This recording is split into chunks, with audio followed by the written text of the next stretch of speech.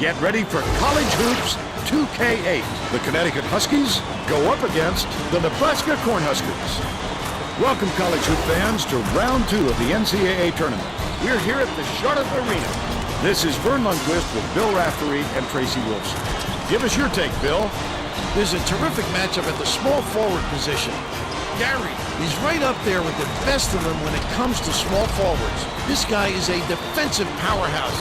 This is the kind of guy you just love to have on your team. Number 11 is also one of the elite small forwards out there. His accuracy on the quick jumper is uncanny. He's deadly from out there. Both of them are great competitors. It should be a compelling game to watch.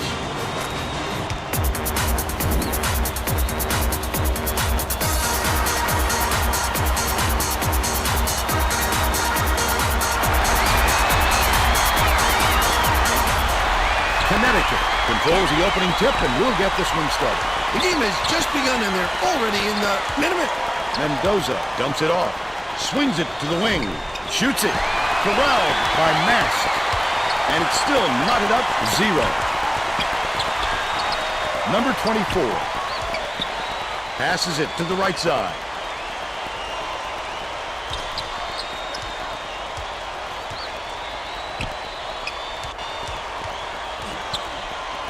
Mast takes the shot. Williams keeps it alive on the offensive end. Has it left wing. Ross passes way down court. Anticipates the pass. I'd love to see that. He was lurking around, then pounced. Such a defense. Passes down low. Gary. Williams gets it on the corner. That last tray, no good. That was a much quicker shot than they might have liked, but it was a pretty open look, so it's tough to fault him. Last shot laid in by Mendoza. Gary inbounds the ball.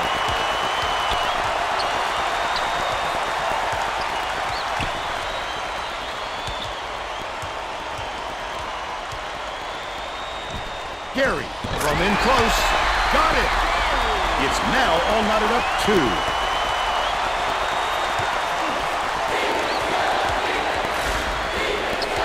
Number 20, nice little crossover.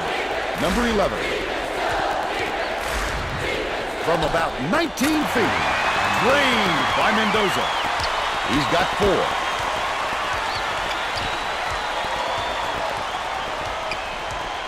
Catches it on the elbow. Gary skips it to the baseline. Mast fires from 11 feet out. It's a little short, but he gets the friendly goal. It's now all knotted up. Let's check in with our sideline reporter, Tracy Wolfson, who has some info for us. Well, just before the game, I talked to the Cornhuskers coach. He told me that nobody expects them to go far in the tournament, so they've got a little bit of a chip on their shoulder. He said, we're going to get a big kick out of proving people wrong and getting to the Sweet 16. All we have to do is play up to our capabilities. Well, guys, he's either using the oldest motivational trick in the book, or he really believes it. Thank you, Tracy. Outright. From the right block, he was hacked and will go to the line for a couple.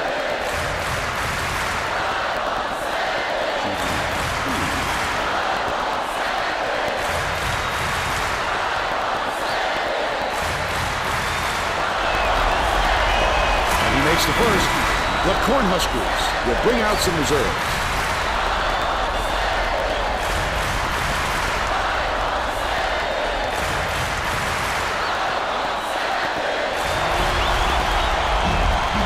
Gets them both. Morgan inbounds the ball. Just over 12 minutes left in the half.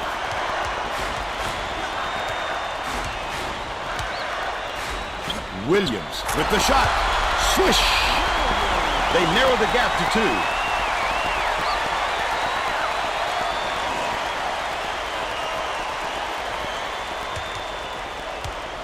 2. Mendoza passes it up court. Takes it up.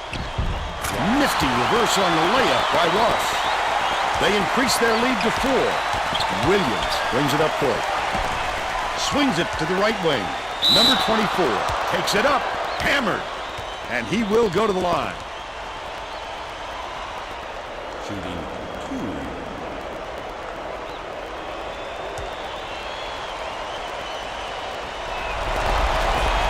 Knocks down the first one.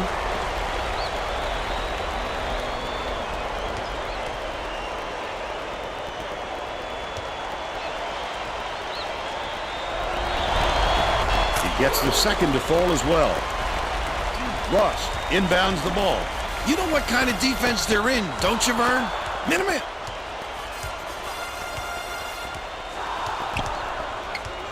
Baseline jumper. It was nailed by Mendoza. And they're up by 4. About 11 and a half minutes left in the half. Goes to the crossover. Take it to the 10, young fella. What speed this kid has. He's double teamed. Ross hands it off. Number 11. Mendoza launches one from beyond the arc. Stops it. And they now go up by 4.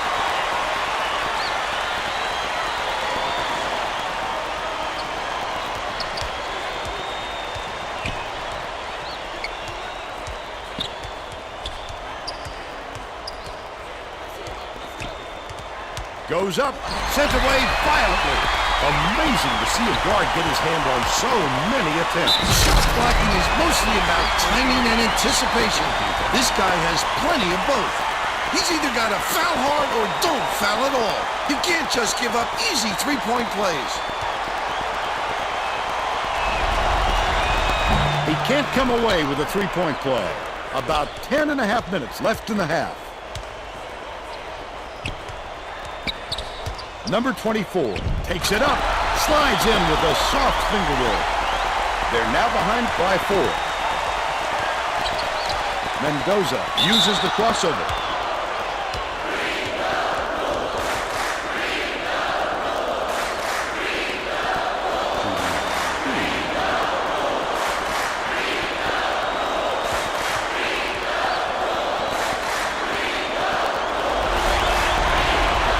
Down the first one.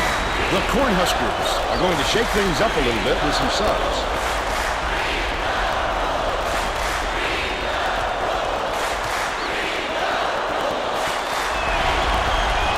And he'll come away 1 of 2. For 3. Snatched inside by number 34. That's exactly why you don't quit working once the shot goes up. You keep fighting for those offensive boards to help your team out. The crossover. The layup flipped in by Mendoza. They're in front, 19-14. Under 10 minutes left in the half. Number 1 puts it up. Misses the three-pointer.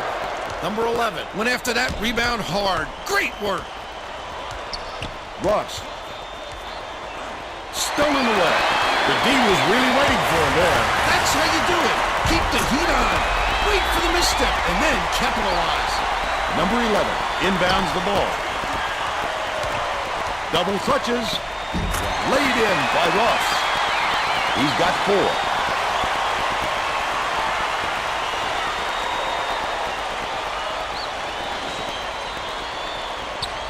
Deflected, but it's recovered by number 10.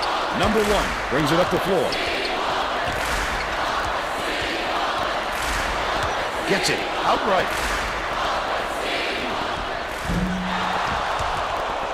Number 5 passes it up court. Number 11 bounces it cross court.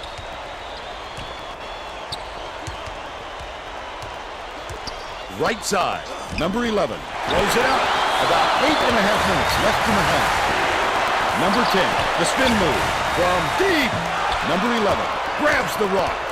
He might have been thrown off by how wide open he was. Mendoza, the crossover, passes to the right wing. The last trade is cashed in by number 20. Sweet! He put that bounce pass right in his hip pocket. He has great court sense.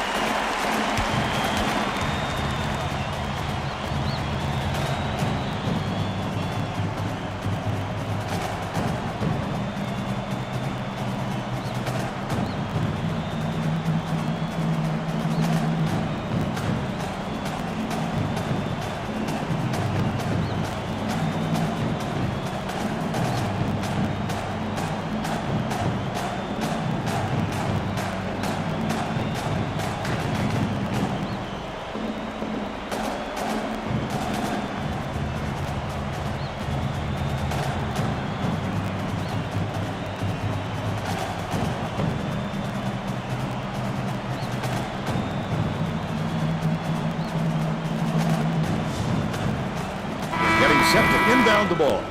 Both teams are going to make some substitutions.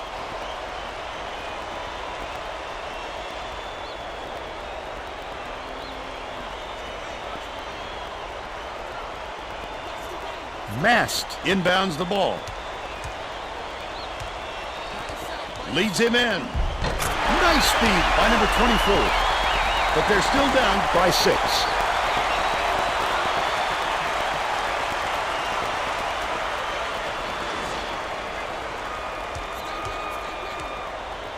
It looks like they're playing man-to-man. Uses the crossover. Number 11. Skips it to the left side. Tosses it up. Yanked down inside by number 24. A superior effort to fight through the foul and put it down. Strong move, Vern. Number 34 will head to the bench.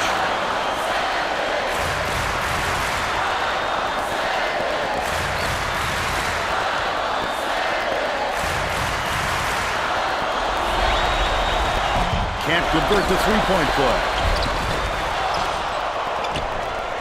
Under 8 minutes left in the half.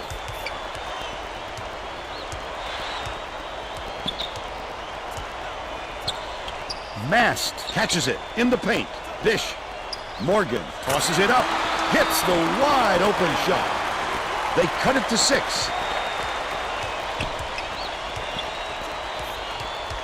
Mendoza. Nice little crossover.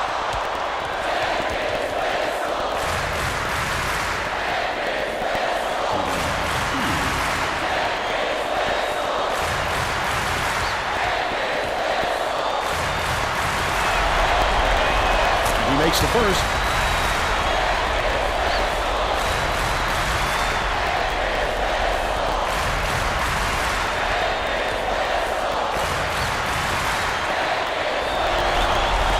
He gets the second to fall as well. Morgan inbounds the ball. The Cornhuskers with some difficulties.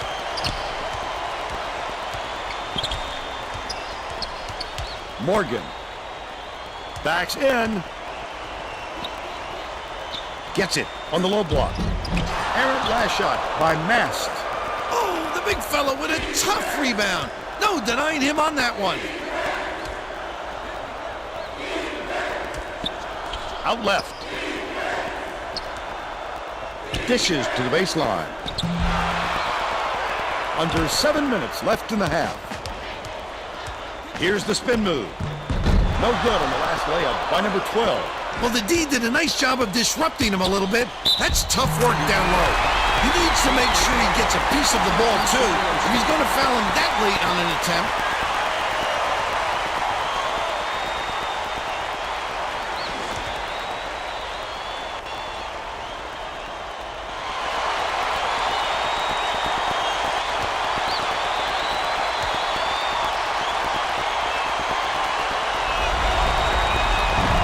Can't complete the three-point play. Morgan inbounds the ball. Nebraska has had serious problems with their interior defense. And Tracy has a report from their bench. The Cornhuskers coach is definitely aware of that problem. He told his assistants that they have to bring more defenders into the paint, even if it means leaving the perimeter open. Desperate measures here, Vern. All right, Tracy.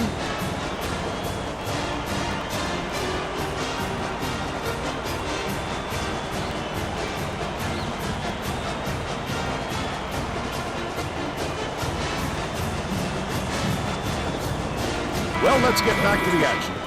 The Huskies are making a few lineup changes.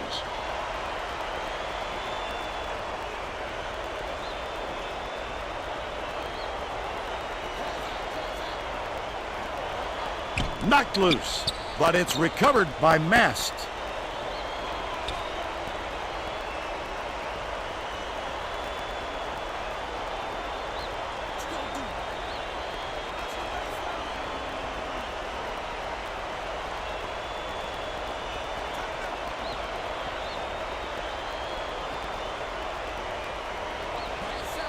They're going to have to hurry. Takes the shot. Couldn't get the shot off in time, and they end up turning it over. Someone's got to take charge out there, Vern, and make sure they find a good shot.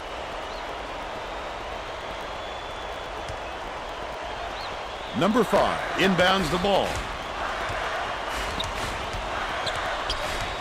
Stewart. Great pass. Russ behind the arc. Gets it to go. They just keep rolling. 16 unanswered. The Cornhuskers will try to put a stop to this run. Passes it to the left. Hangs in the air. Collected inside by number 20. Credit to D there. They reacted quickly enough to throw him off. Russ to the rack. Lays it right in. They bring their lead to 17.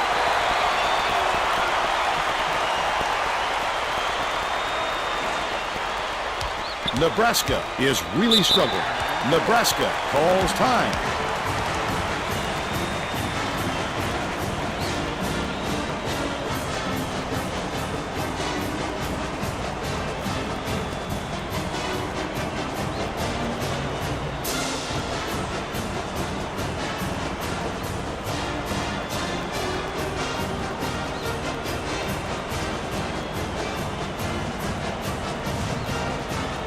Well, it looks like they're getting set to inbound the ball.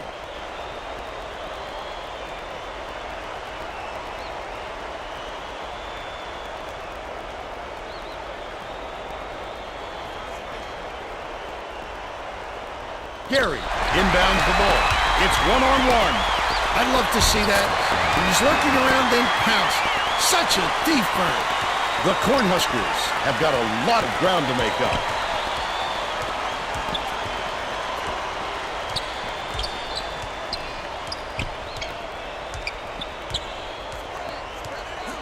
Swing pass, right wing. It's blocked. You have to love a 3 who can swat shots like a big man. He has the length and quickness to do that for you and to do it in style. Goes to the crossover. Number 20. Has it. Left side. Number 5 feeds it to the baseline. The Cornhuskers will try to end this run. Down low. Gary hits the layup, and they're now behind by 17.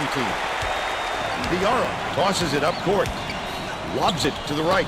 Goes up. They prevented the dunk, but they needed to foul to do it, and he'll head to the line.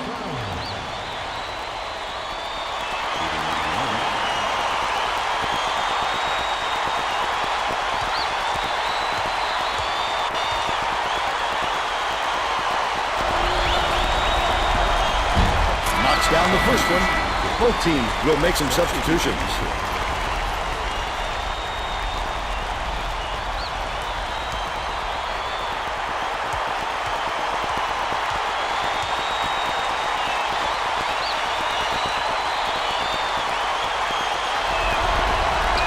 He's off on the second. Just over 4 minutes left in the half. Williams dishes it to the left side. Gary gets it. High post. Pulled in by Masks. And the ball will land out of bounds after the errant shot.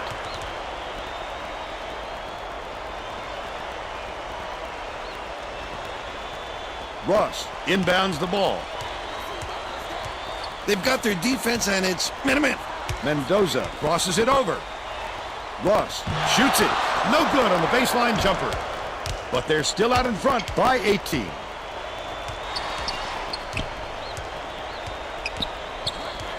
Skip pass, outright. The shot down low. Didn't fall by Williams. The defender did a great job keeping with him. Terrific D. Mendoza gets a piece of it. I think these fans are getting excited, Vern. They're making some noise now. Stolen by number 5. The lay-in was good by number 11. By 20. Nebraska is really struggling.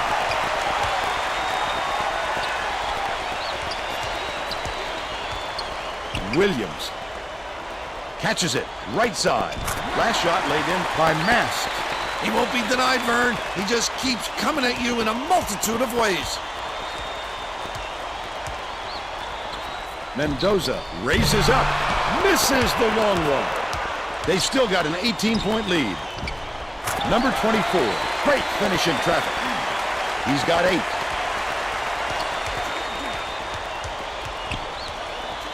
Mendoza bounces it to the wing.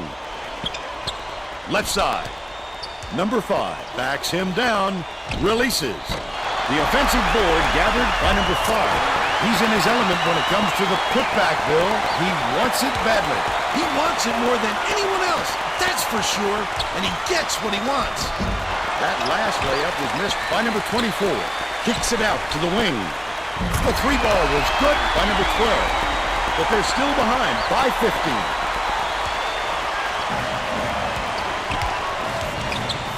Number 5. Hammered in on that last dunk. Poster shot. You love to see someone take it that hard to the tip. Just a blink of the eye, and there he is, hanging on the rim for 2. Leads him with the pass. Masked, all net. And they're now behind by 15. Number 11 inbounds the ball. It's tipped, but it's recovered by Connecticut. Good job on the layup by number 5. And they're now out in front by 17. 1:22 left in the first half. Passes to the right side. Number 24 has it. Right wing. The last shot missed from 3-point range. Well, the D got lucky there, Vern. You can't expect many misses when you're that open. Pass, right side. Mendoza, nice move. Fouled hard, and he'll take a trip to the line.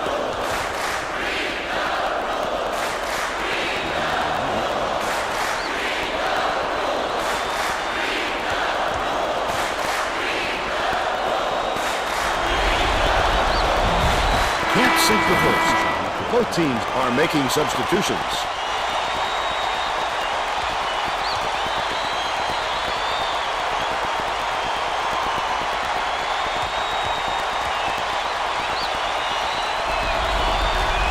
Good on number 2.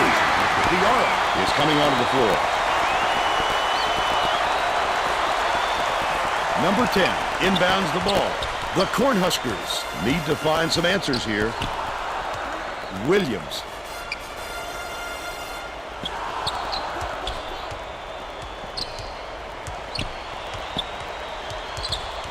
Williams. Here's the spin move. That last shot was made from 19 feet. He just rose up and nailed it. That silky smooth release does it well from that distance. That last long 2 was missed by Ross, but it's recovered by Williams. Great job to swarm the jump shooter on that play. That's how you lock your man up.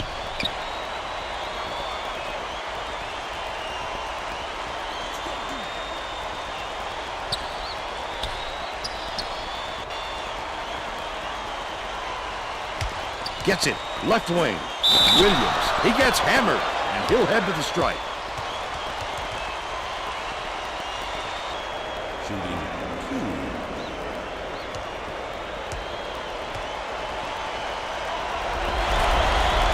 2. He misses the first.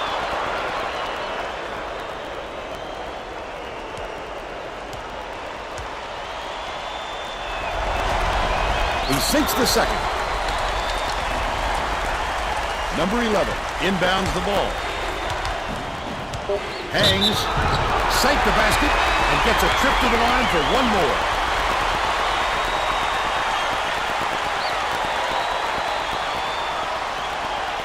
Gary is needed out on the floor. He didn't get much of a rest.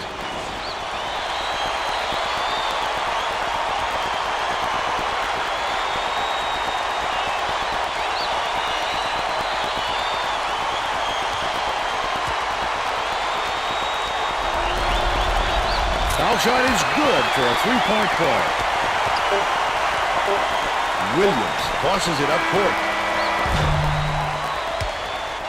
And we're headed to halftime with the score 52-34. What do you think of the first half, Bill? If we don't see some improvement soon, this could be even further out of reach. They need to make some adjustments.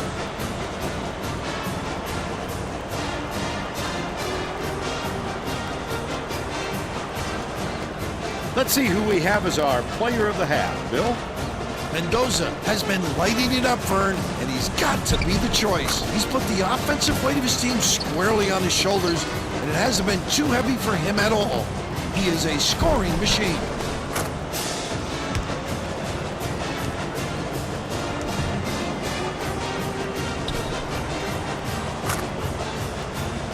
Tremendous effort from our player of the half.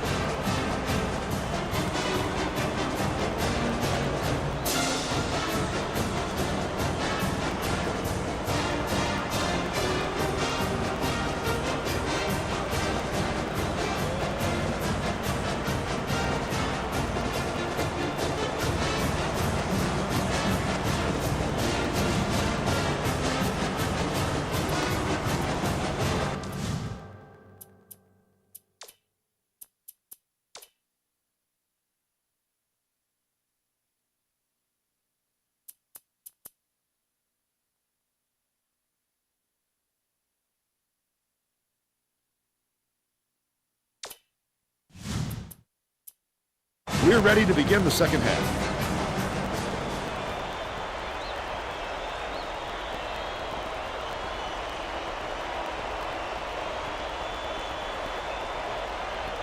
Gary inbounds it to start the second half. Number 24 dishes to the top of the key. Missed shot in the paint by Williams. Let's send it down to Tracy Wolfson. Thanks, Vern. During halftime, I spoke with the head coach. He said he was pleased with how the game was going, but was going to tweak some things to cover up some weaknesses. He went on to say that he wasn't going to mix up his rotation, even though he knows he has talent on the end of his bench. He felt that the players he used in the first half give him the best chance of winning this game, and he won't stray from that game plan. Back to you. Okay, Tracy. We'll see if he's got the message across. And he makes the first.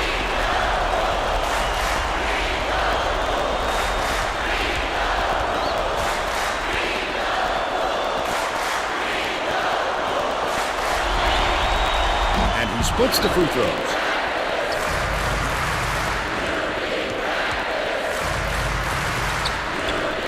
Gary hangs, lays it up and in. He's 3 for 5 for the game.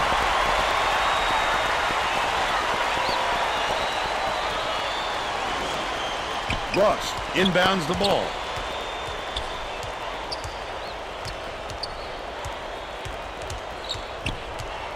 Puts it up.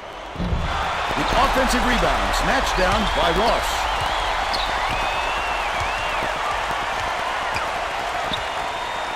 Number 20. Ross corrals the miss inside. Finished nicely down low on that last shot. Oh, yeah. How about that taking on the big fella and winning the battle?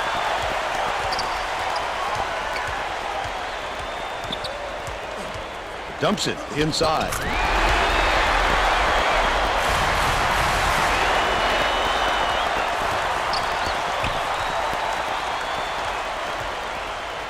With the crossover, number 11 catches it, baseline. When you're a player of his caliber, it's really comforting when you can have an off night every once in a while, and your teammates are there to support you. Number 24 pulls the trigger. Number 34 snatches it down inside. The last bucket down low was dropped in. Number 11 inbounds the ball. Just over 13 minutes left in the second half. Mendoza, the crossover. Please throw a pump fake or something. Mix it up. This team's been all over every shot, and it doesn't look like they're going to let up anytime soon. Lead pass to the inside.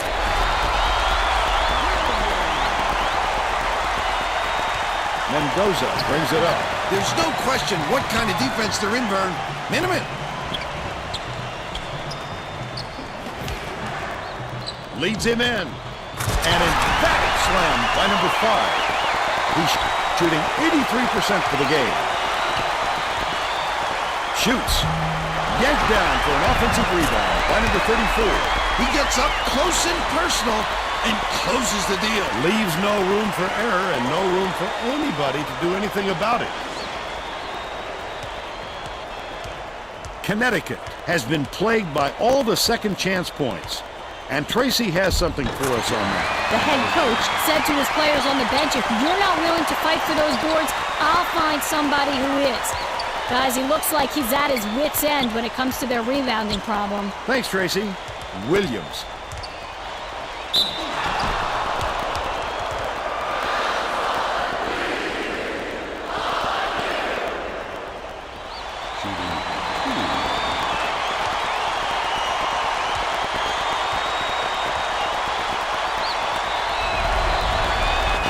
Makes the first.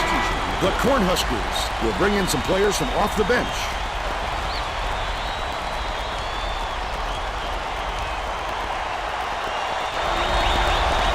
He gets them both. Number 5 inbounds the ball. Right around 12 minutes left in the second half.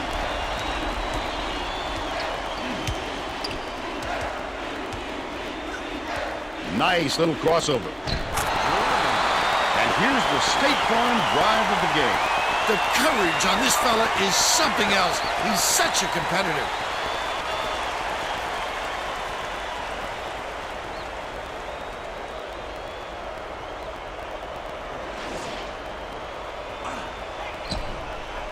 Nebraska calls time.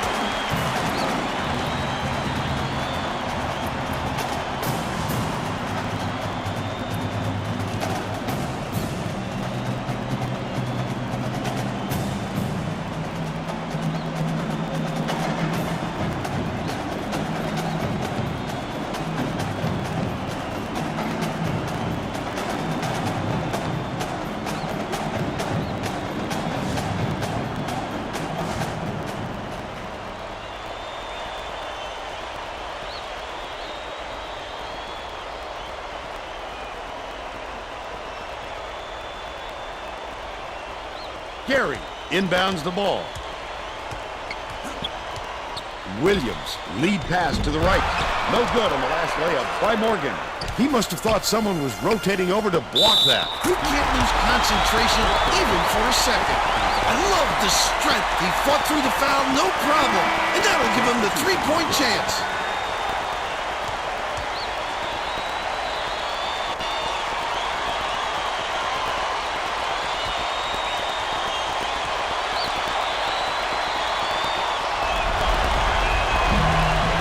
On the free throw for the three-point play.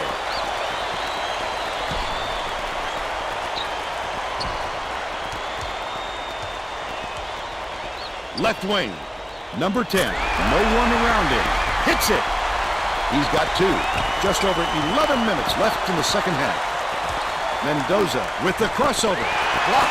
He just exploded off the floor to time that block. Wonderful anticipation by the defender. Morgan hits the left rim and out.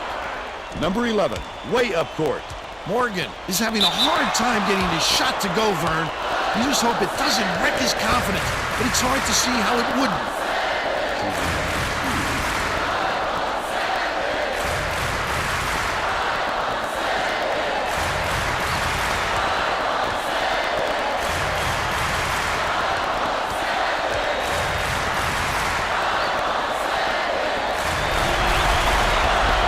Down the first one.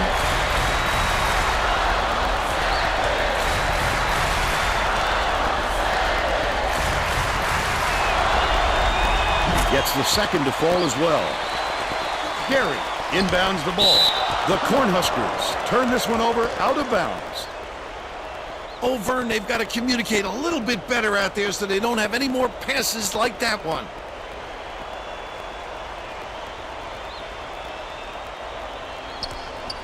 The quick shot. Hooks free. And it's picked up by Nebraska. The break is on. A little too much activity down there, and he forgot to squeeze it. Always protect the ball, Vern. But they still trailed by 16. About 10 and a half minutes left in the second half. Goes to the crossover. Number 11. Skips it to the baseline. Backs down. Fires. Nails it from the wing. They're in front, 68-50. Morgan in the key. Nails it. And they now trail by 16. Here comes the full court press here. They're trying to create some turnovers. Ross got a handoff.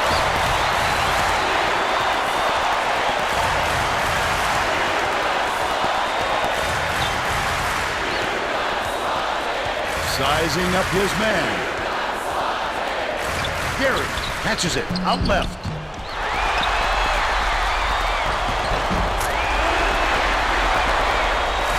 Number 5 inbounds the ball. About 9.5 minutes left in the second half. Bounce pass outright. Takes a three. Ripped down by Gary. I don't think he'll miss many more of those looks. Number 10 dumps it off. Mast gets it down low. Morgan unloads. Sticks it from 14 feet. They got on this roll a while ago and just haven't looked back.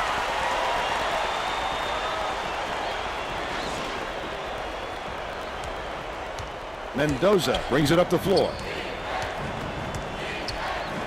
Crosses it over. Goes up.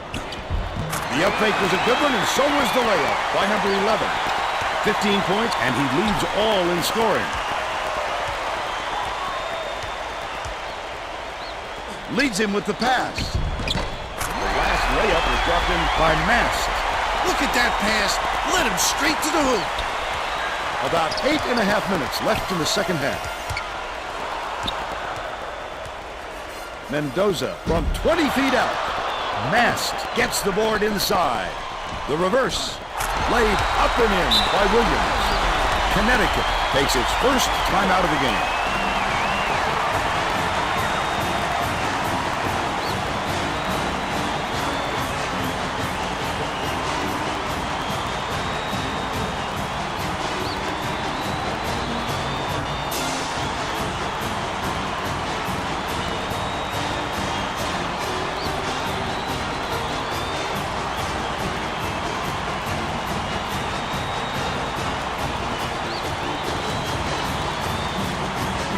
Set to inbound the ball.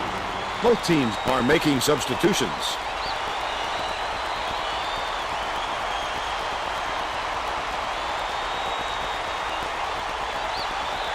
They took too long to make the inbounds pass, and that will be a turnover.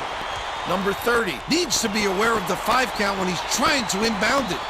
He could have called timeout instead of getting hit with the violation.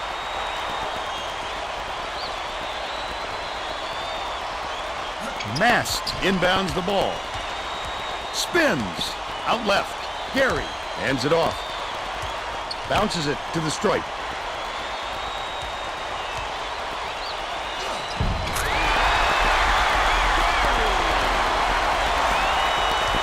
An 8-point differential. Mast takes it up. Buries the two-drop layup. 14 points, and he's his team's leading scorer. The Huskies will try to end this run. Takes it up. Canned by Ross. They extend the lead to 8. Number 10.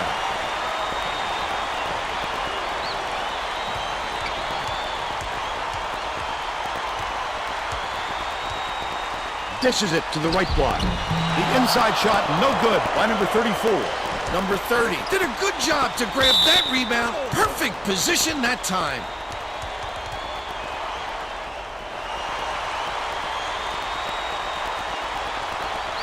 Gary inbounds the ball. Number 10 passes it up court. Williams uses the crossover. Number 34 rips down the offensive rebound. Williams didn't get that rebound by accident. He knew right where to be. Beautiful work to fight through that foul and get to the line for the 3 opportunity.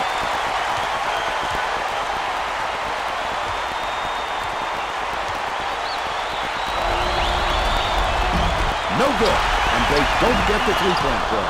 That last layup was missed by number 34. Don't put anything weak up like that. I'm sure his coach will be telling him that. Wow, these fans are going nuts, Fern. Could this building get any louder? Number 34 catches it, left block.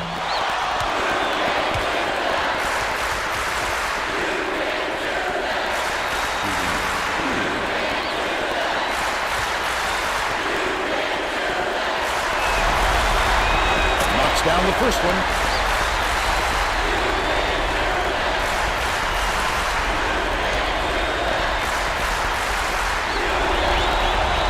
Gets them both. Number 24 inbounds the ball, and it's a 6-point game. Uses the crossover. Mendoza scores after the quick crossover. By 8.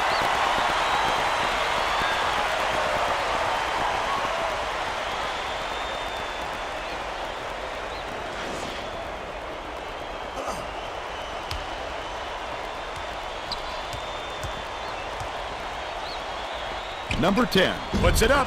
No good from 3-point land. Lucky break for the defense. Whoever was supposed to be guarding him better wake up, because the next time it won't be a miss. 1-on-1. Ross.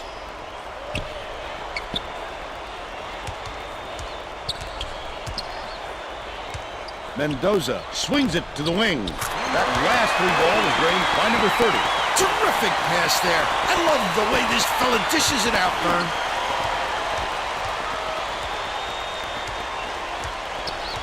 Williams, the crossover. Count it. And he'll have a chance for the three-point play. Terrific work to absorb the contact, hang in the air, and hit the shot. Pretty, Vern. Substitution on the court.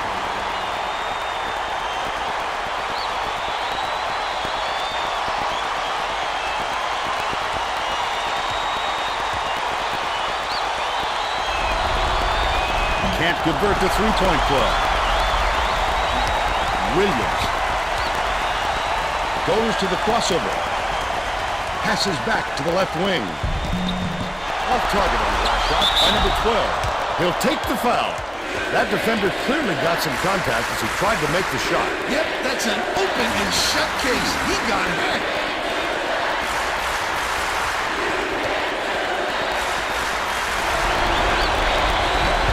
And he makes the first. Number 24 is back in the game after a short rest.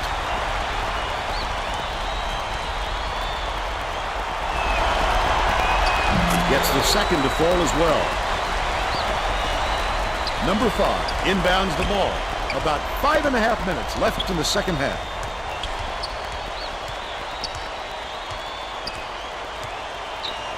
Number 30 gets it, left wing.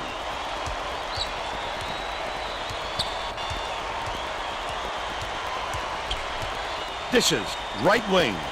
Number 24 gets it, left wing. The three-pointer was drained by number 30. Nebraska calls time. They've got one left.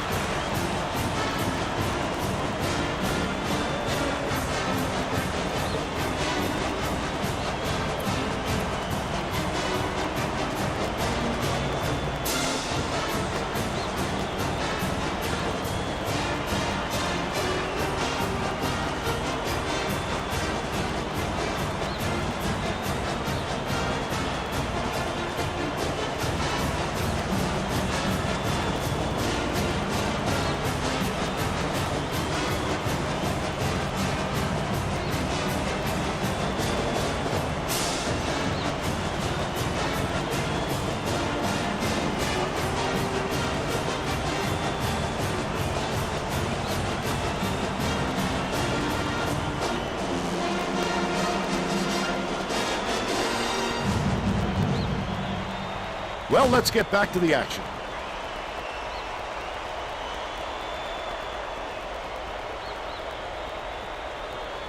Number 12 inbounds the ball.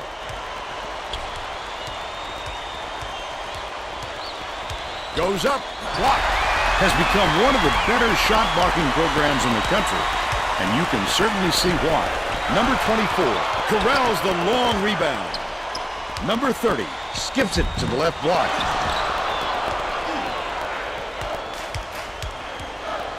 Lobs it up. This has been a superb offensive show from him, but he's going to need some help to dig this team out of the hole they're in.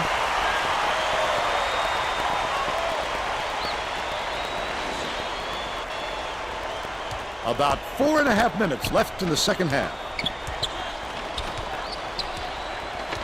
Feeds it to the left.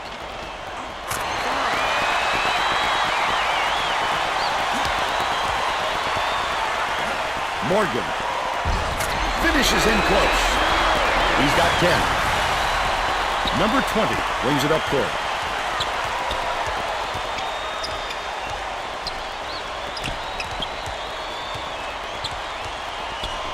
Number 30 catches it, top of the key. Number 11, he rips down the rebound. The D knows he can make that shot unchecked, and he did a good job staying with him on the play. Number 11 inbounds the ball. Passes, left wing. Number 24 has it, right wing. Number 11 lobs it to the paint. Number 30 from 20 feet out. It's off, but they're still up by 6. Number 24 takes it up, can't finish the break. About 3.5 minutes left in the second half.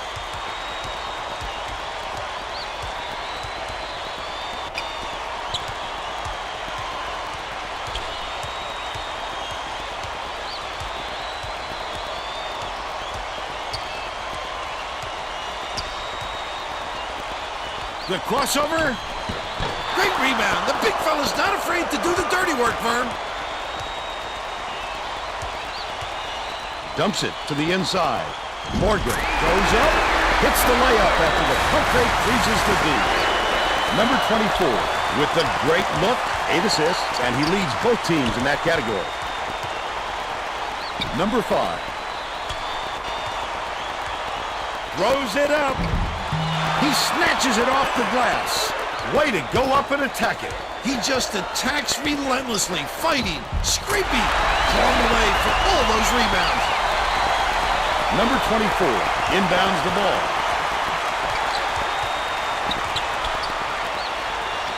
Number 11 catches it, baseline. Pass to the elbow. Number 24.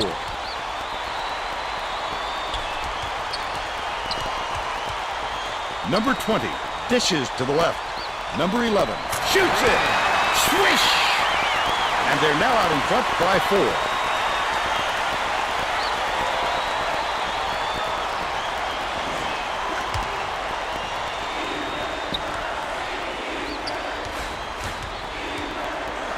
Ripped away.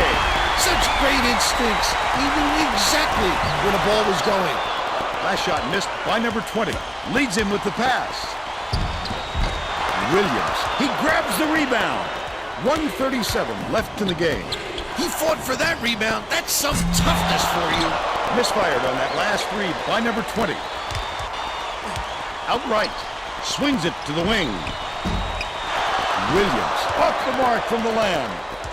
They're still down 7. Number 20 bounces it to the baseline. Number 5 has it. High post.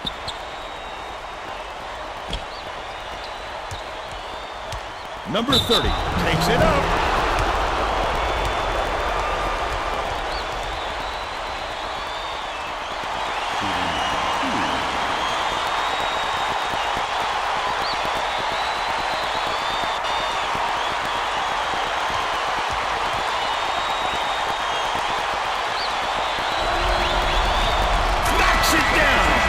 Both teams will bring in some fresh legs here.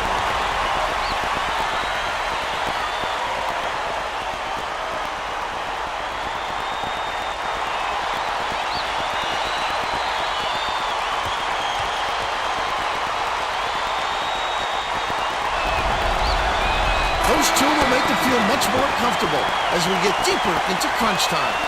Gary inbounds the ball. Number 24.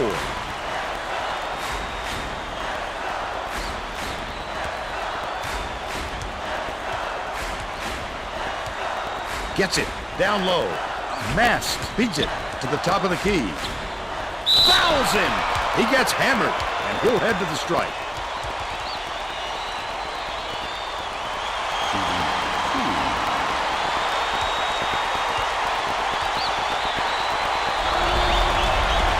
No good on the first.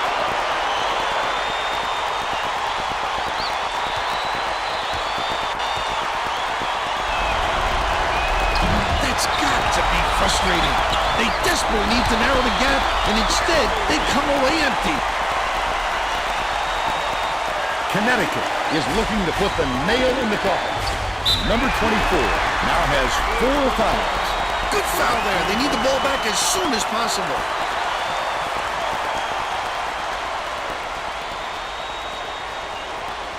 Ross inbounds the ball.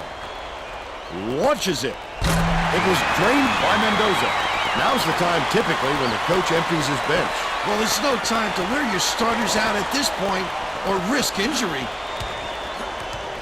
Number 24 tosses it up court. Number 34 with the shot.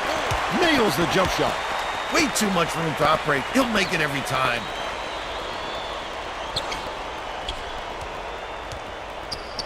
Gary just picked up his 3rd foul of the game. I can appreciate their willingness to keep battling, Vern, but I think it's too late to save the game. Fouling isn't going to do them any good anymore. Williams gets whistled for a foul, and they're in the bonus, and they'll go to the line for a 1-and-1. I think it's a little too late for this, Vern. They're just prolonging the agony by fouling because this game's out of reach. Gets the first, and that increases their lead to 6.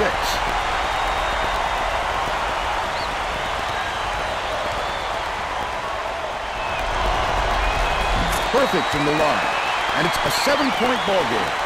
Gary inbounds the ball. Lets it go. Snatched down by number 34. Oh, boy, he had it, and he pulled the string. Yes, that's a shot he very easily could have made. The foul stops the clock, which is just what the doctor ordered. And that's why they did it. Time is not on their side. Very smart play. Sinks the first one, and that stretches their lead to 8.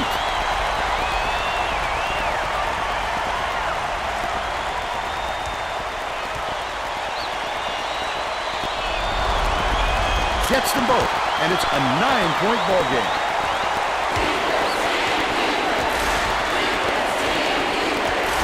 Passes it to the left wing. The baseline jumper made by Williams. They're going to double team him. And that's all for this one. Connecticut defeats the Cornhuskers 95-88. Now we'll bring you our player of the game.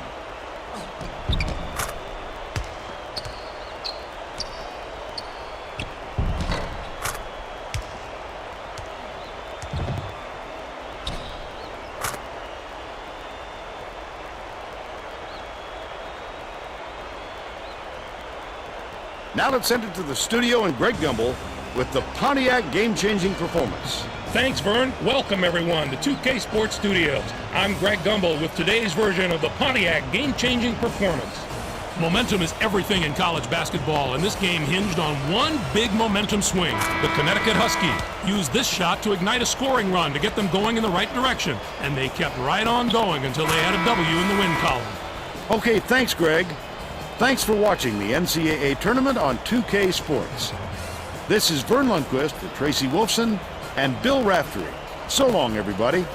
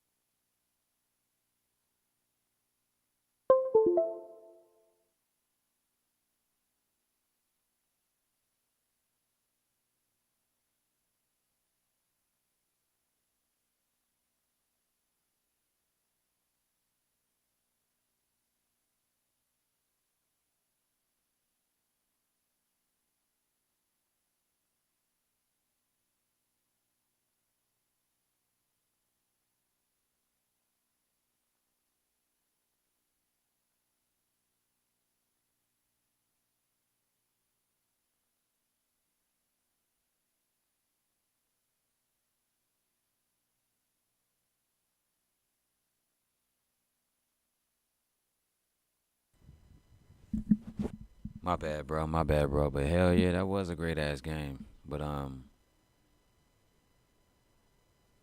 better luck next time. I guess you want to say that. I mean, sometimes it goes like that.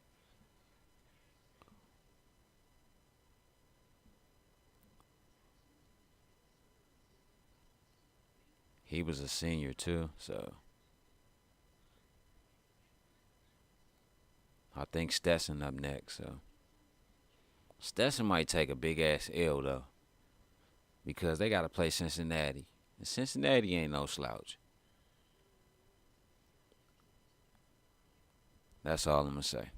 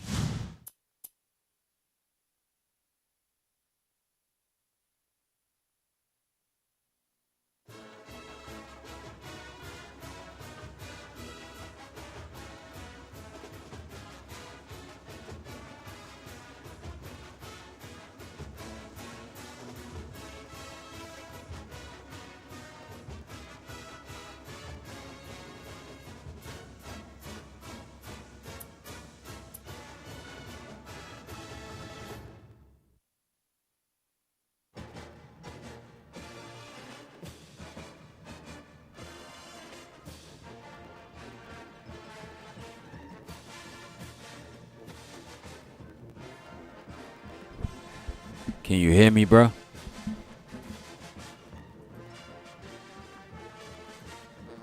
Can you hear me, bro? Yo, yo, yo, yo, yo, yo. Let me know if you can hear me, bro.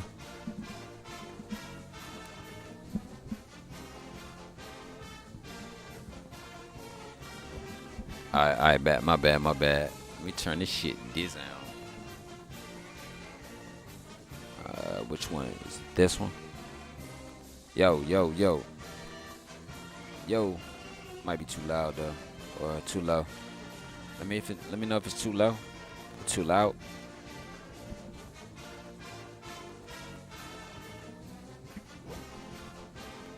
So Connecticut takes on UConn. Kansas plays Wake Forest. Wake Forest is a number 1 seed? Wow, yeah, they did get the number 1 seed. Okay. So, yeah. Alabama lost. Okay. So you got Michigan and St. John's in the Sweet 16 on that bracket.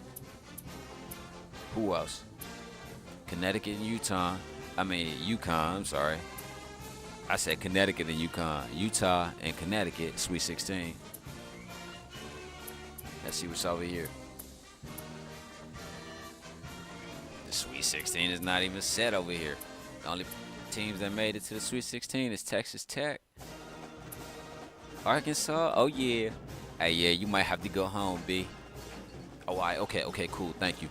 You might have to go home, B, and let them know, like, listen, I'm coming home. And I'm dropping like 35 on my hometown team. So he might be an Arkansas State fan though, so you never know. They beat upset alert. They beat Kentucky. Woo. So yeah, y'all path might be a little easier. Providence and Yale. Okay. So the Sweet 16 is Providence. Man, that's what I'm saying. Providence and Yale. Arkansas is set. So we waiting on Penn State and Weber. That game is later on. That's the last game of the day. And we're here on TruTV. Yes, we are. Texas Tech is locked in. I'm going to say this. If Stetson makes it through, because they're the next game. If Stetson makes it through against Cincinnati, because Cincinnati is 25-6, Stetson is 25-4. The same amount of wins, but not the same amount of losses. But look at this. Stetson only puts up 71.3 points a game. Cincinnati putting up 84. Ooh, Jesus, like.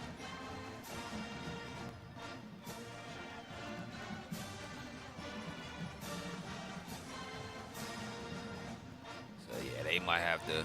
That might be a battle for the ages. So Houston and Auburn, Sweet 16. That should be a great one.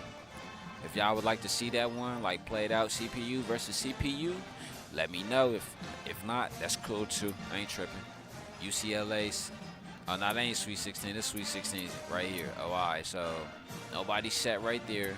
No, only one is Texas Tech, Arkansas, Purdue, Providence. Those are the only teams that are set. So let's get into this round of 32 Stetson.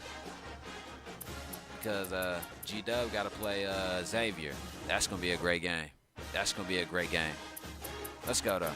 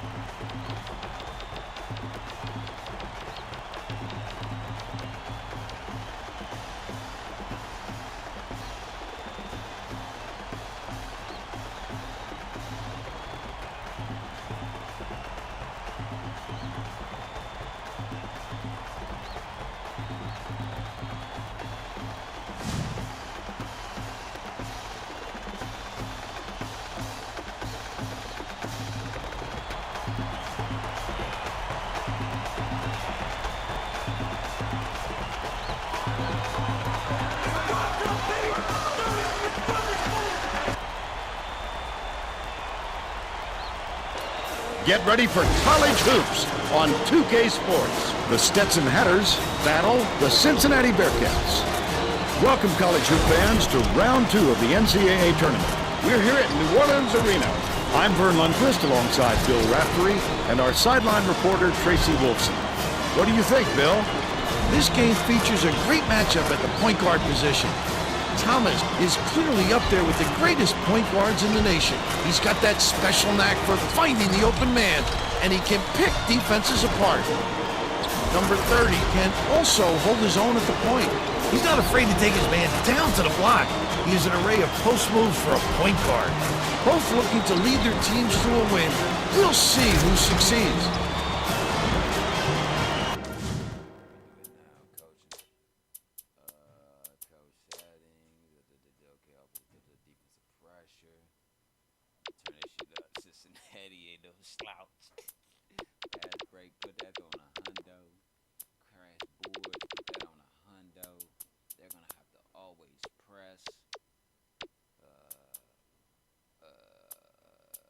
Primary 2-3 matchup. Secondary is going to have to be man-to-man.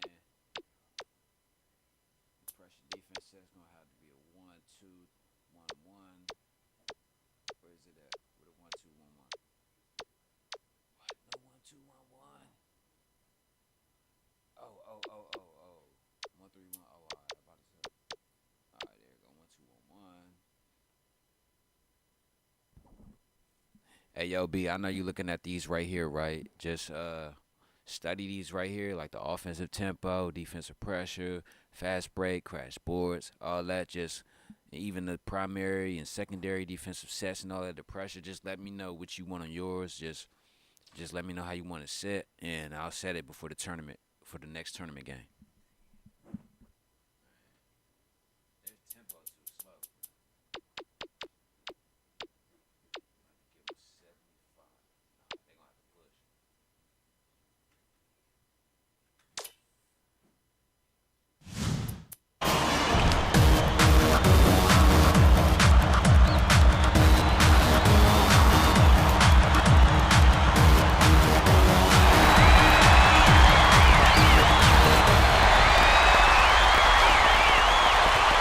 The crossover.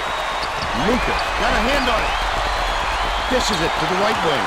Stolen by Thomas. Let's check in with our sideline reporter, Tracy Wolfson, who has some info for us. Just before the game, I talked with Coach Miller. He told me that nobody expects them to go far in the tournament, so they've got a little bit of a chip on their shoulder. He said, we're going to get a big kick out of proving people wrong and getting to the Sweet 16s. All we have to do is play up to our capabilities. Well, guys, he's either using the oldest motivational trick in the book, or he really believes it. Thanks, Tracy. Oh, the quick hands. Before they even knew what hit them, he made off with that one. That last shot netted for 3. Mitchell inbounds the ball. The steal. I'd love to see that. He was lurking around, then pounced. Such a defense. Brown. One-on-one. Leads him in. Puts it up. The jumper was buried by Lucas. They bring their lead to 7.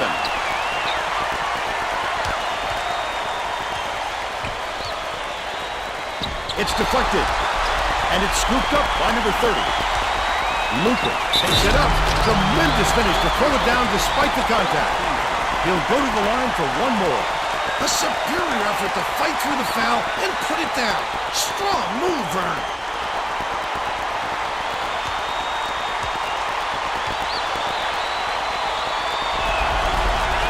Foul shot is good for a 3-point play. Knocked loose. And it's gathered up by number 30. The intercept. What great reflexes. He pounced in and picked that one off easily. The Bearcats will try to end this run.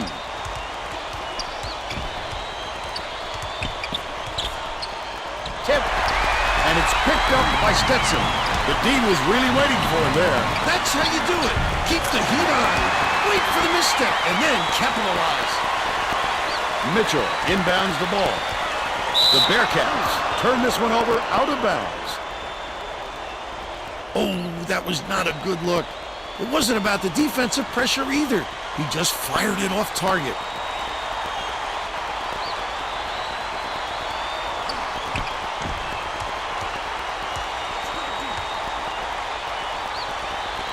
Brown dumps it off.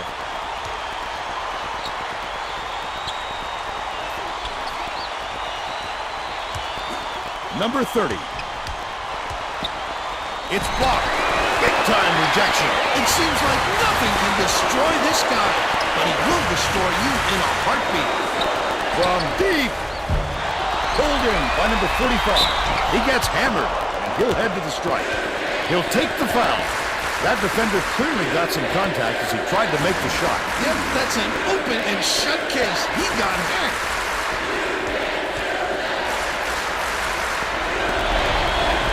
Knocks down the first one.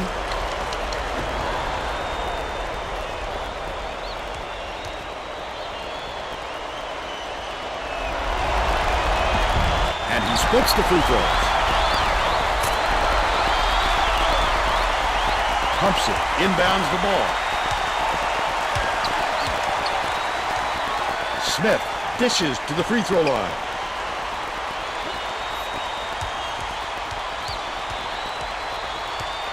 Passes it to the high post. Brown throws it out, follows his miss. Get it out of there, big fella. You have to protect the lane, and that time they tried to sneak one through on him. The big guy has spoken. Misfired on that last three by Mitchell.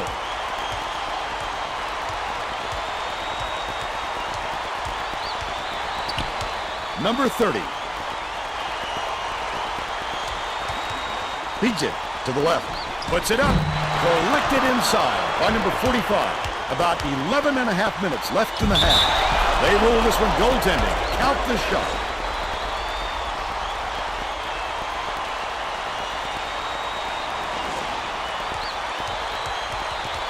Coach Jones wants to shake things up just a little bit, and this could be an excellent move. The group of kids on the floor play with great chemistry.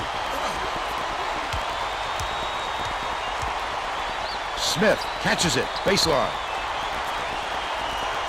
Number 30 unloads, misses the long one, but they're still out in front by 7. Thomas, nice little crossover. The three-pointer was no good by number 24. Might have rushed that one just a little bit. There was plenty of time on the shot clock, but he got a little over-anxious. Nice move in the paint on that last shot by Lucas. 0 brings it up the floor. The Bearcats take their first time out of the game.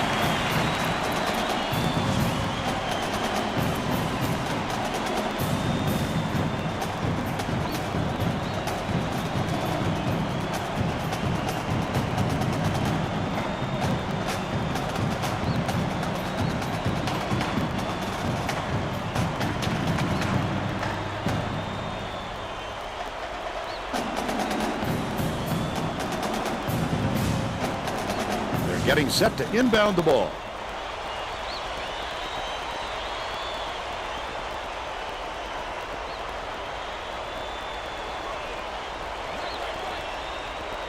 Number 24 inbounds the ball. Intercepted by Lucas. That's his second steal of the contest. Number 30. Got it. They're in front, 16-5. Under 11 minutes left in the half.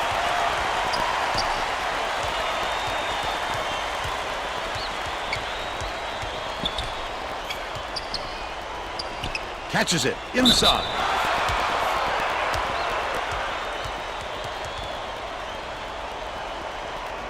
Shooting 2.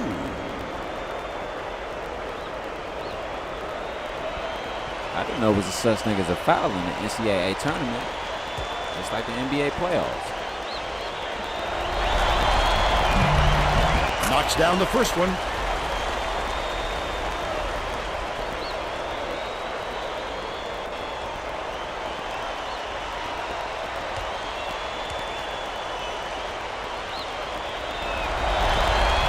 Gets the second to fall as well. Smith inbounds the ball.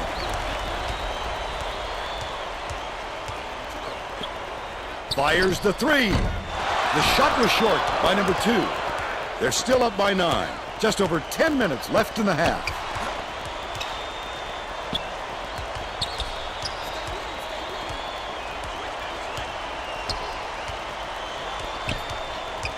Dishes it to the wing. 0 with the shot. No luck on the three-point attempt. They're still down 4.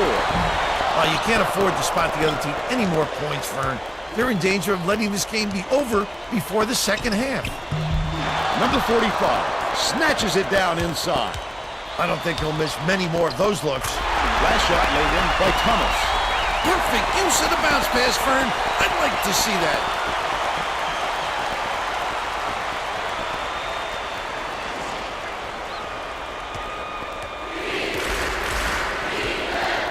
One-on-one from downtown. Grabbed by number 45. But they still lead by 7. Hackman the way up, and he'll get 2 shots at the line. Second personal foul. Third team foul. Shooting 2.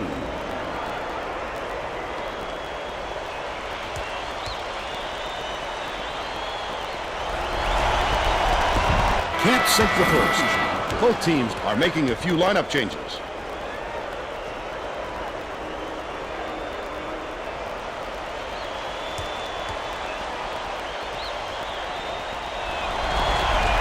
Good on number 2.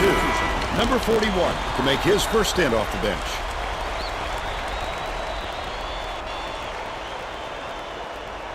Thompson inbounds the ball. Brown shoots it. Thompson pulls it in.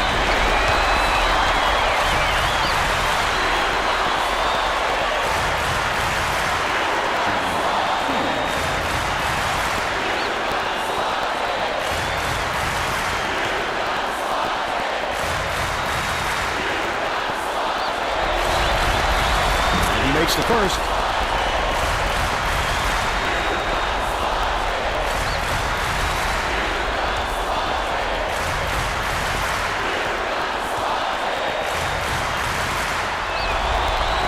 He gets them both. Just over 9 minutes left in the half. 0 ends it off.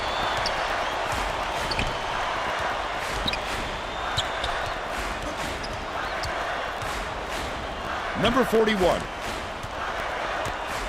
passes to the elbow, leads him with the pass.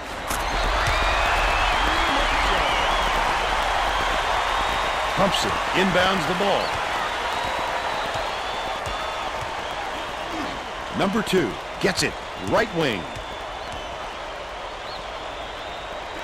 Number 10. Stolen away by Cincinnati. These people are loving it. You think it's getting loud in here or what? Last basket on the mark by number 2.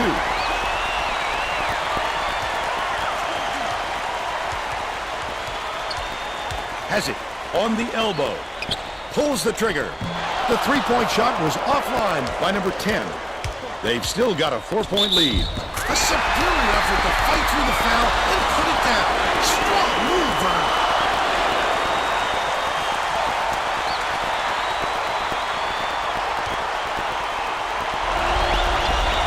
Good for the three-point play. They're coming with a little half-court trap defense right here.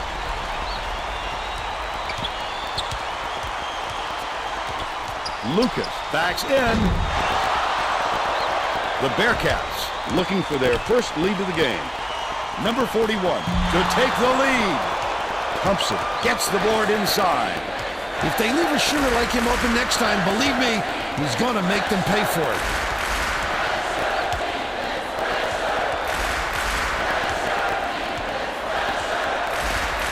To put an end to the run. Pulled in by number 45. That's his 8th rebound of the contest. 0 bullseye. And they're now out in front by 1. Stetson takes his first timeout of the game.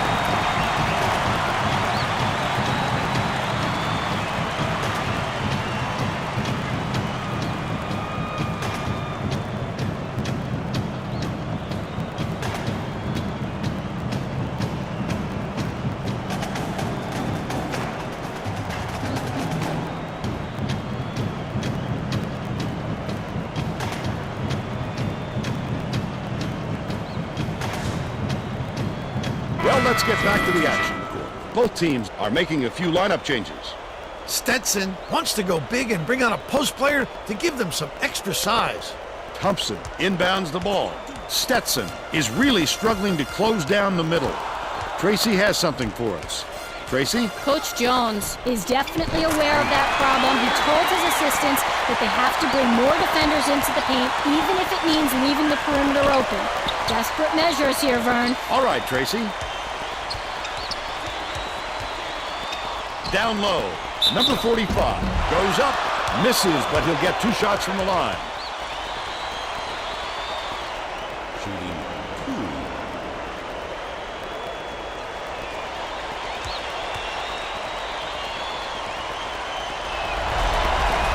Knocks down the first one. Number 35 makes his first appearance.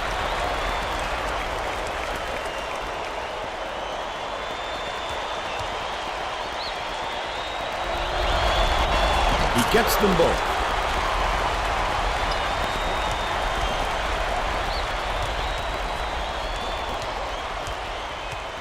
Uses the crossover. Errant last shot by Brown. Cincinnati carries it up. They're on a 16-5 run. That last shot good by number 41. Stetson calls timeout.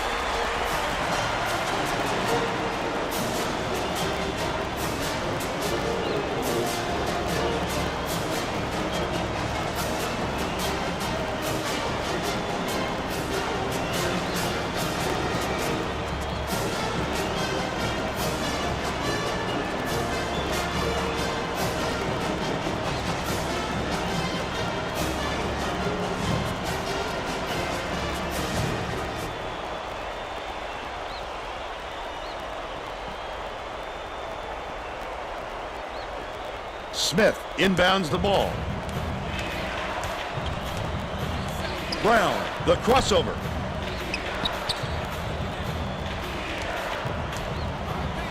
Number 10.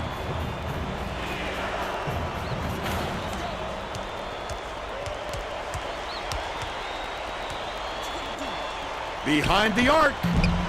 Snatched inside by number 10. That's exactly why you don't quit working once the shot goes up. You keep fighting for those offensive boards to help your team out.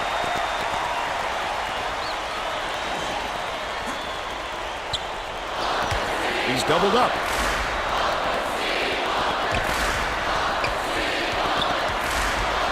Bounce pass to the elbow. Number 41 puts it up. Number 10 hauls it in. That's his 3rd rebound of the contest. Look at the D. What a great job bothering them underneath. That stop might boost their confidence. Smith has it. Right wing. Number 10 passes it to the top of the key. Dishes to the left side. Number 35. Only a few seconds left of the shot clock. Skips it to the left. Shoots with the clock winding down. Thomas grabs the rock. Look at this little guy, getting it done down low. You'll love to see him in there. Shoots. The wing shot knocked down by number 41. And they lead by 2. There's no question what kind of defense they're in, Vern. Minute. Brown goes up. The Bearcats with a lot of momentum.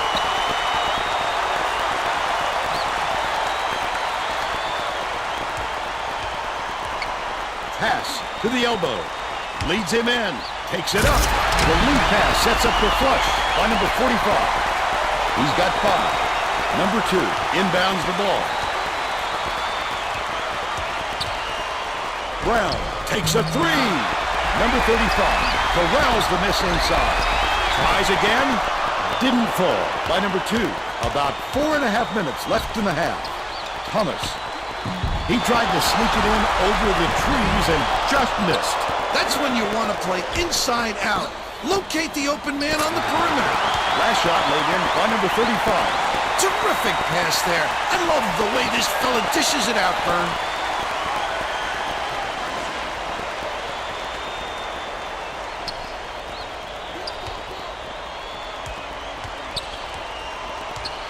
Catches it.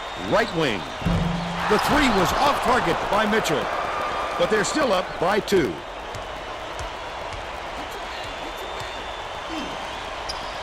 Number 10 releases.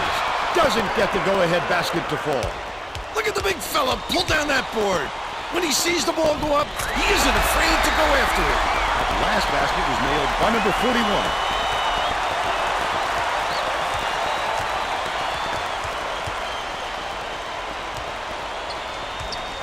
Number 10 dumps it off. Top of the key. Swings it to the corner. Brown. Block. Sends it back with authority. Boy, he really reshapes what you hope to do on offense.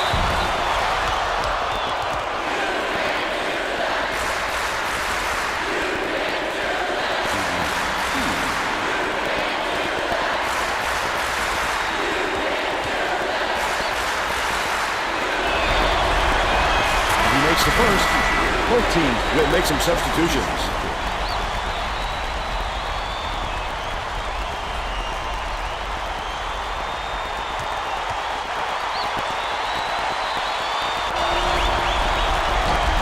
Gets the second to fall as well. Number 35 inbounds the ball.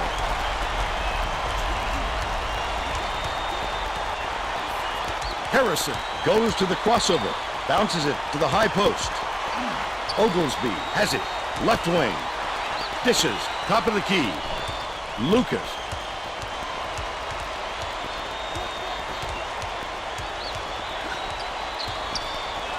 Pokes free, but it's tracked down by Oglesby. Gets it. Top of the key. The last play was cashed in by Harrison.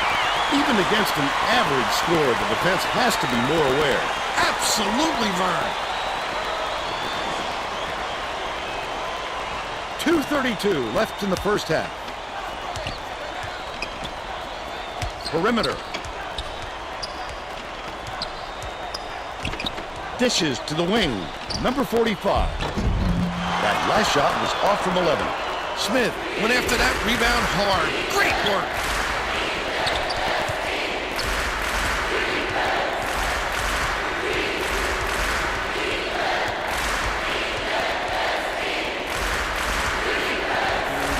Uses the crossover.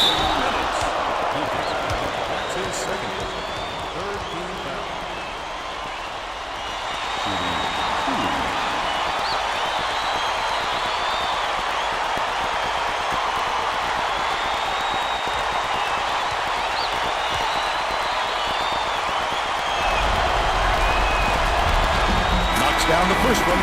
Number 41 is needed out on the floor. He didn't get much of a rest.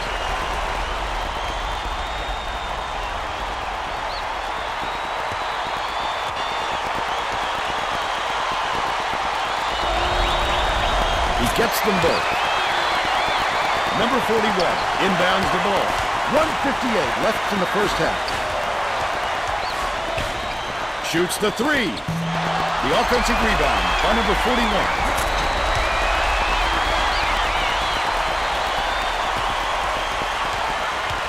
They're going to try to disrupt the flow of the offense with this half-court trap.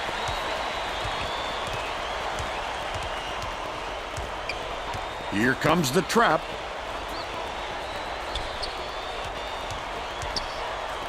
Smith has it in the paint. Flip up and in on that last layup. He has a great feel for the game and its timing. He is such an outstanding passer. The last layup is dropped in by number 45. Number 35.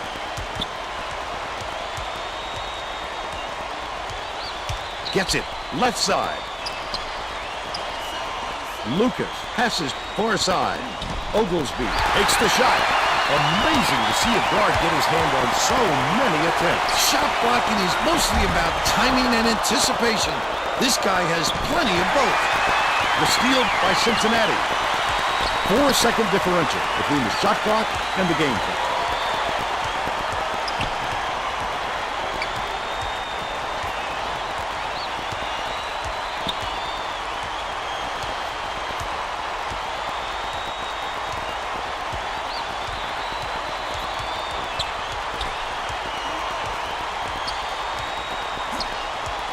Sizing up his man. Dishes it to the left. Releases from 16 feet. Too long, and it was missed by Mitchell. They still have a 3-point lead. That takes us to halftime with the score 35-32. What do you think of the first half, Bill? Both sides look like they're pretty evenly matched, Vern. This could be shaping up to be a real classic.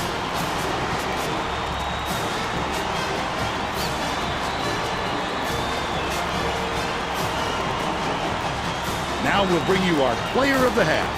Who's your pick, Bill? Number 41 is my pick, Vern. He's finding ways to score every trip down the floor, and he's carrying his team. He's been a force on the offensive end and is putting on a show for everyone here. A phenomenal performance.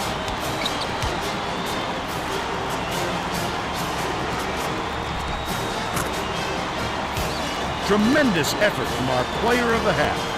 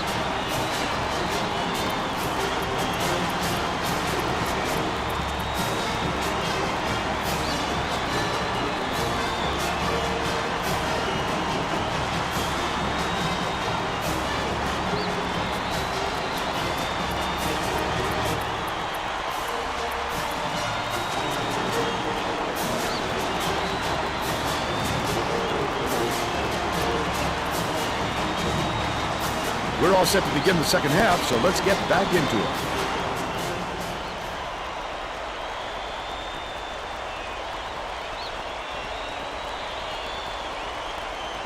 Mitchell inbounds it to start the second half.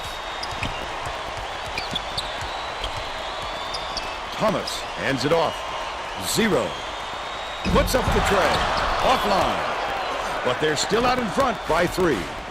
Let's check in with Tracy Wolfson. Well, at halftime, I talked with Coach Jones. He said that he was going to stir the pot a little bit and hope that it helps them come back in the second half.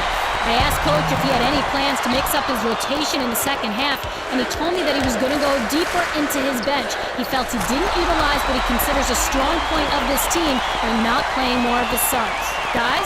All right, Tracy. We'll see if they can do that. Smith catches it on the inside. Feeds right wing. Brown misses the tying basket. The break is on.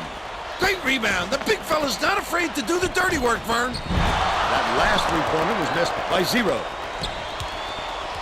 Brown crosses it over. Oh, my goodness, the D was there, but there's nothing you can do when he makes that kind of adjustment.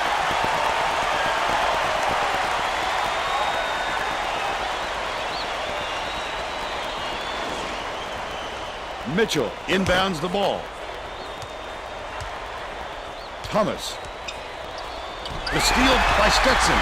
Such great instincts. He knew exactly where the ball was going. Number 30 dumps it off. Gets it. Baseline. Smith kicks it out to the left wing. They're in the lead thanks to the basket by Brown. He's shooting 28% for the game. Stolen away by Cincinnati. Wonderful job of denying the basketball that time. Great pick. Out left. Passes it back to the wing. Thomas goes up. Smith pulls it in off the glass. It's one-on-one.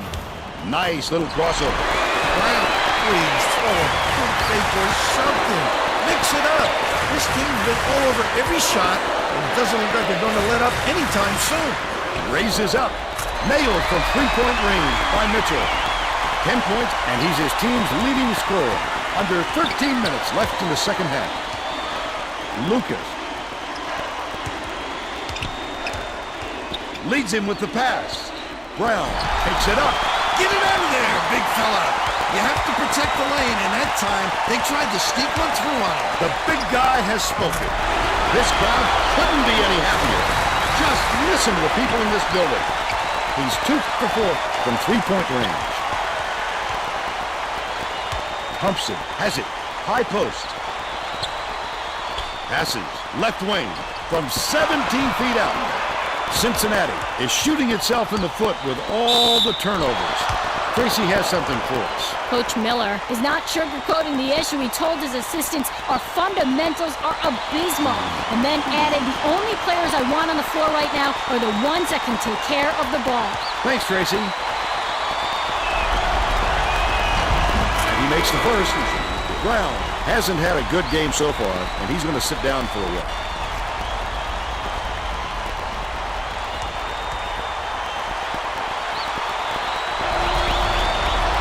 Gets the second to fall as well.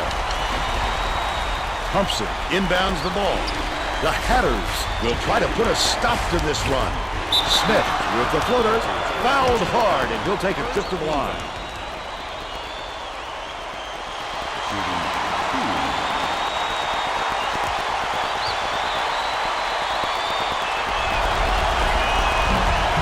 And he makes the first.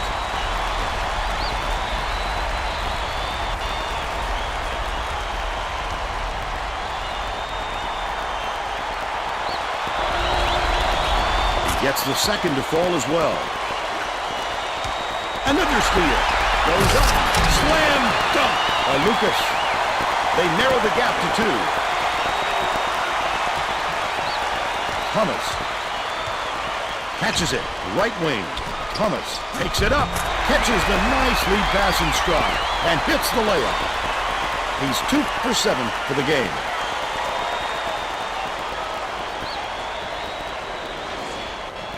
Thompson inbounds the ball.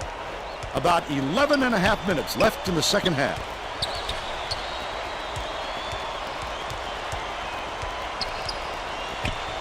Number 30 goes to the crossover. For a scorer like him, those kind of chances are like taking candy from a baby.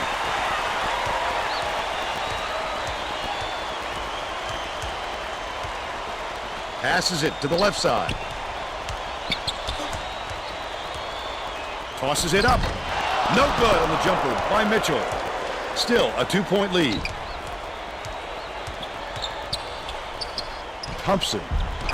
The last bucket down low was dropped in. He's a player, Bill, who can put the ball exactly where it needs to be. No doubt, Fern. He leads his man so well, he couldn't help but drop it in. Last tray off the mark by Thomas. Thompson way up court. That was a much quicker shot than they might have liked, but it was a pretty open look, so it's tough to fault him. Throws it up.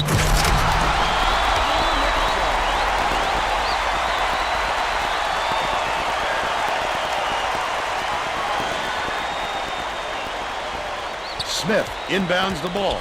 About 10 and a half minutes left in the second half. They're coming up with a little half-court trap defense, hoping it will force some turnover. Thompson goes up. Count it, and he'll have a chance for the three-point ball. He needs to make sure he gets a piece of the ball, too, if he's going to foul him that late on an attempt.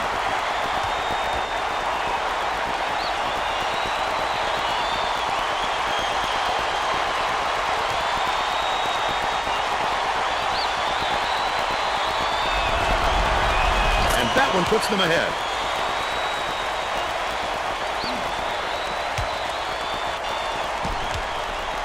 Lets it go. The three was drained by number 24. They take a 2-point lead. Brown brings it up. Number 10 hands it off. Feeds it to the left wing. Lucas from 20 feet out. It falls short. Oh, the big fella with a tough rebound. No denying him on that one. Number 41 has it. Left wing. That last tray, no good. He'll make that one most of the time. Well, the D got a break on that one. Crosses it over. Fires. Draws the foul, and he'll get a trip to the line.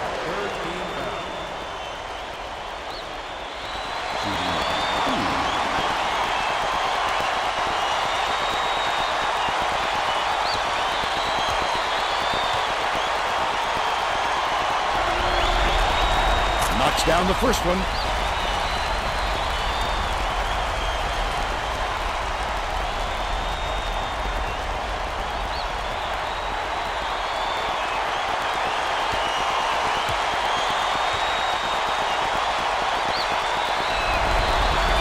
He gets them both. Number 41 inbounds the ball. Dishes, left block.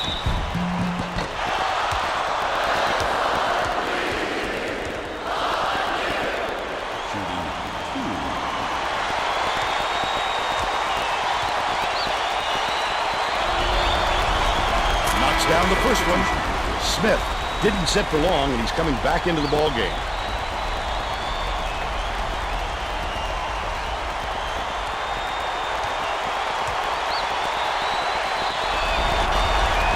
Gets them both. About 9.5 minutes left in the second half. Lucas. From about 19 feet, number 24 snatches the rebound. They're still down 5. Number 41 dumps it off. Brown brings it up the floor. Lucas takes it up. His eyes lit up when he saw that shot go up. I love when guys get that excited about defense. And here's the State Farm drive of the game. The courage on this fella is something else. He's such a competitor.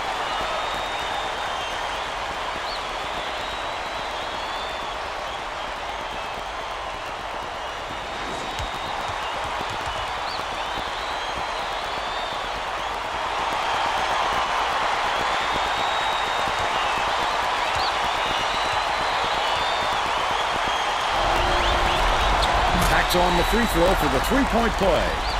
Smith inbounds the ball. The Hatters are really struggling.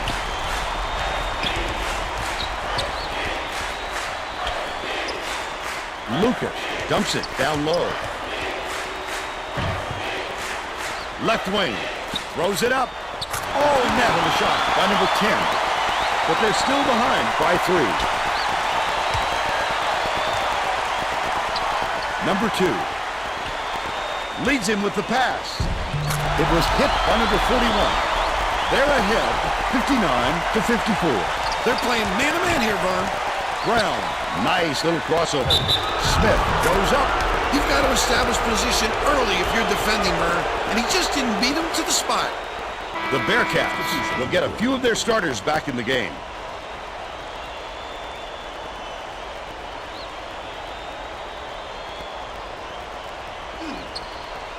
On the inbound play.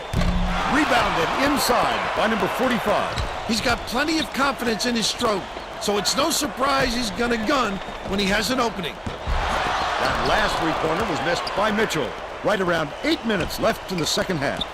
He's giving it all today. He also anticipates the ball coming off the rim, depending on the angle and trajectory. Great work rebounding. Lucas takes it up. The break is on. With the teardrop, laid up and in on number 41. And they now go up by 7. Brown has had some difficulties. Smith gets it outright.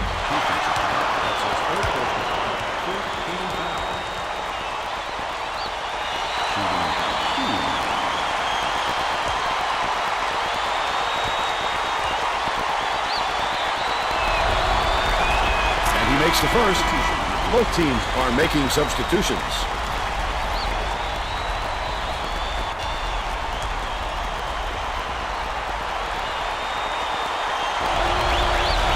He gets the second to fall as well. Pumps it. Got a quick breather, but they need him back on the floor. Thomas passes it up court. Number 45 goes up and in off the glass. And they go up by 7.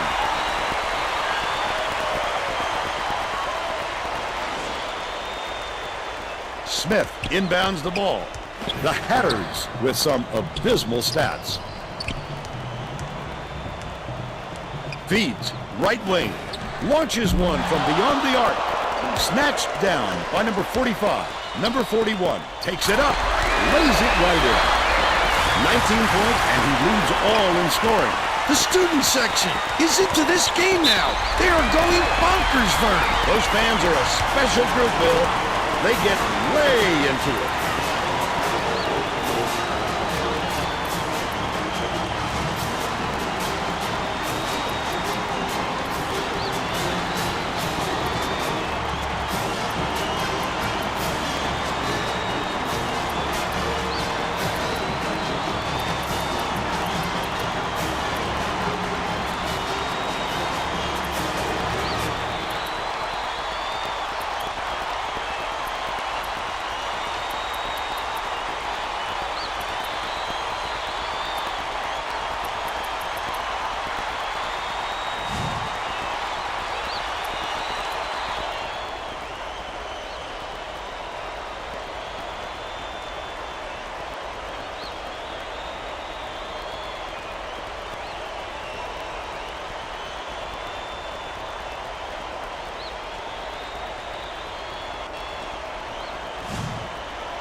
Well, let's get back to the action.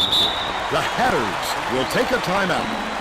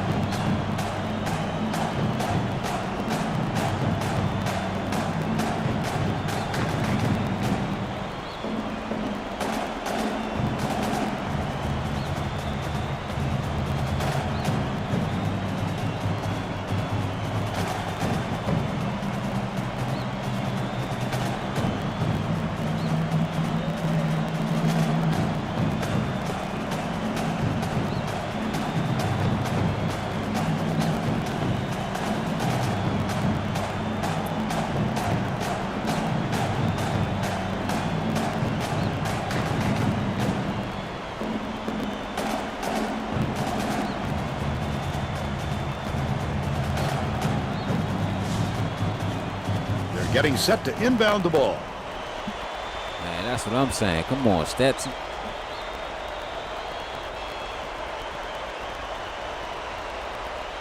Smith inbounds the ball on the inbound play. Off the front rim and in on the shot by Lucas. They're now behind by 6.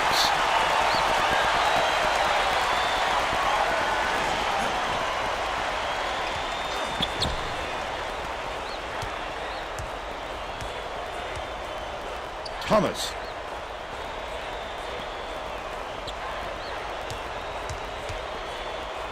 Has it on the corner.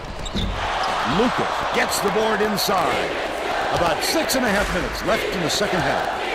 Lucky break for the defense. Whoever was supposed to be guarding him better wake up, because the next time it won't be a miss. That last 17-footer was canned by number 2. He has a great rhythm from there. It's kind of a lost art in this world of dunks and triples. It's 2-on-1.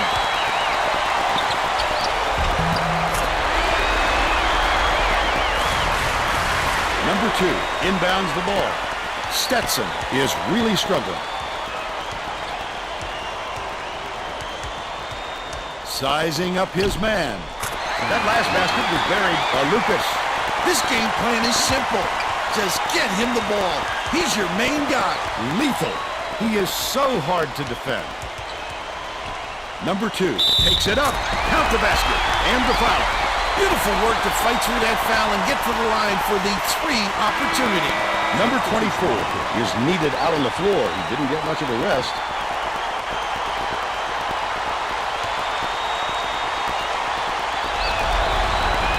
He completes the three-point play. About 5.5 minutes left in the second half. Tosses it up. No luck on the three-pointer by Lucas. Leads him in. Number 2 goes up. Slides in with a soft finger roll. The Hatters call time. They've got one left.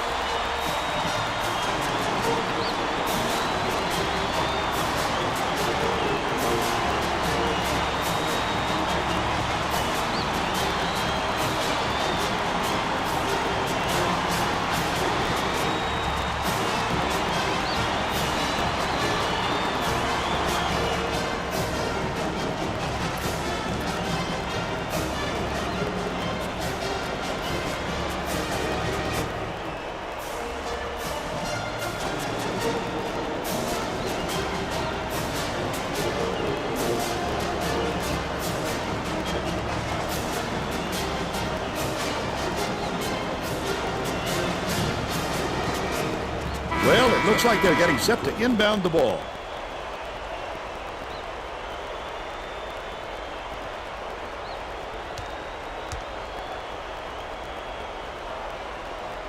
Number 2 inbounds the ball. Stetson is really struggling. Lucas dumps it to the paint. Puts it up. That's a costly foul right there. He'll get 3 shots at the line.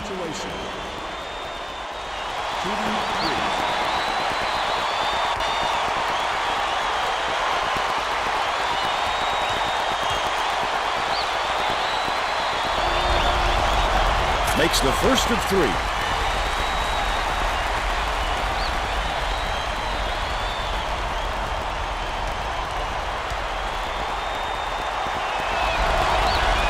He sinks the second.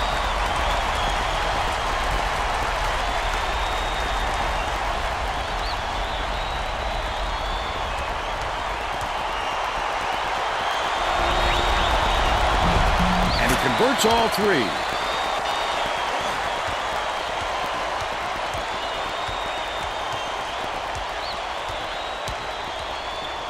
The crossover. Thomas from deep. Lucas corrals it, and that's his 4th rebound thus far. He did a real good job to stay that close on a shooter. Just getting a hand up will bother most players enough to make them miss. Goes up, gets a piece of it. Left side. Lucas raises up, gets the rebound. Lucas is in a pretty cold stretch right now, Vern, and there's a danger that it's going to start to rub off on the rest of the team. About 4.5 minutes left in the second half. Launches it. The shot was knocked down by Lucas. Cincinnati calls time.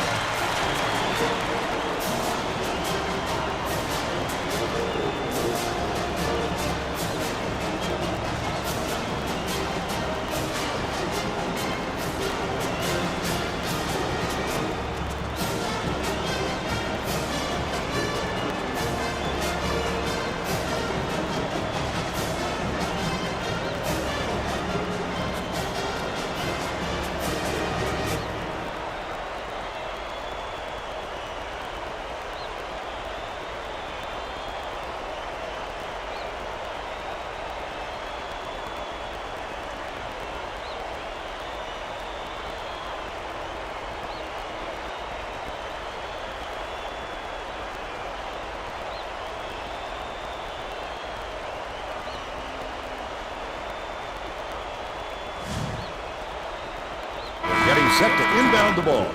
Both teams are going to make some substitutions. Mitchell inbounds the ball. Thomas.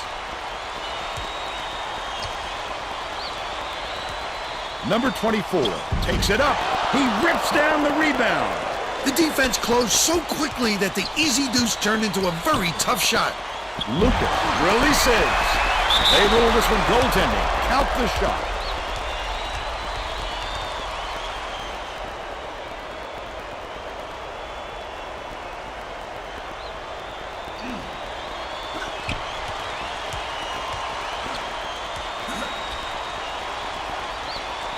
Pass to the elbow. He snatches it off the glass. It doesn't matter how far you've got to go to get them, Vern. Every rebound is essential. I think these fans are getting excited, Vern. They're making some noise now. Backs him down. Takes it up. He fouls him. Shot's good. And he was fouled. Oh, look at the physicality. Powered it through the contact and hit.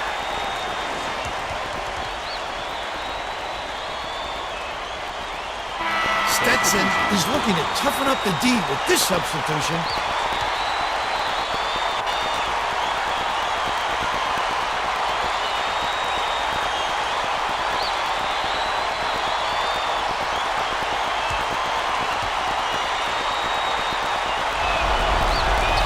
He gets it!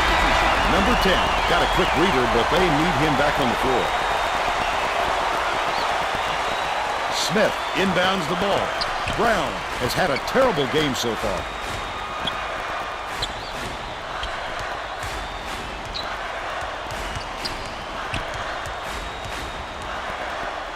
The crossover. Luka ducks in the pretty layup. He's shooting 43% for the game. Stolen by Lucas. The D was really waiting for him there. That's how you do it. Keep the heat on. Wait for the misstep and then capitalize. Smith beats it to the elbow. Lucas goes up. That wasn't even his man, Vern. It's just a terrific defensive play. I'd love to see that kind of help. Out left. Zero. Foul. Hammered. And he will go to the line.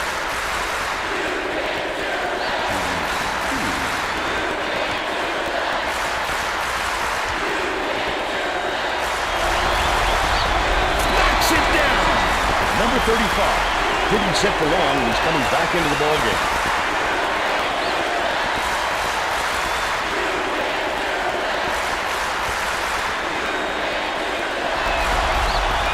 He gets them both. Number 10 is needed out on the floor. He didn't get much of a rest. Smith inbounds the ball. 2:43 left in the game.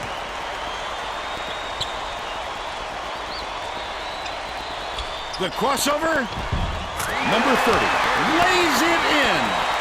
They cut the lead to 8.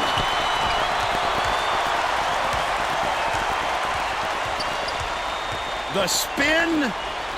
Thomas leads him with the pass. That last layup was missed by Zero. Stetson is really struggling. Credit the D there. They reacted quickly enough to throw him off. Dishes to the elbow. Lucas throws it up. It's money from deep. He's 3 for 5 from downtown. Intercepted. Such great instincts. He knew exactly where the ball was going. It's blocked. Dish, left wing. Lucas pulls the trigger. The three is no good. They're still down 6. Stolen by Lucas. Oh, the quick hands. Before they even knew what hit them, he made off with that one. Misfired on that last 3 by number 30. The crossover. Mitchell. Bro, they just can't hit the shot. That's what's going to kill them. Bad shooting. Mitchell inside. It's off. But they still lead by 5. Lucas shoots it up. Can't hit the three-pointer. Mitchell fought for that rebound. That's some toughness for you. Pass basket is made by Thomas. Smith inbounds the ball. The Hatters carry it up. Looks like the clincher with that make. There's still some time left on the clock, and they're going to have to work quickly or this game will be over. Number 10. There's a whistle. Bonus situation in effect. So they'll head to the line for a 1-and-1. Substitution.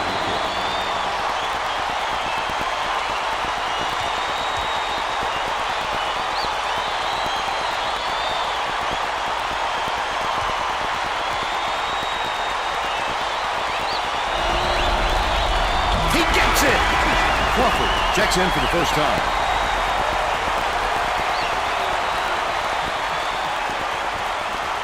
All their shots were wide open bricks. Let me know if the mic too loud too, bro. Oh, that might have been the nail in the coffin if he could have knocked that one down. 9-second differential between the shot clock and the game clock. Boy, they've had no answer for the three-point shot this half. They've dominated from out there. 2-point game. 2-point game. Let's go. 2-point game. Let's go. Number 35 is back in the game after a short rest.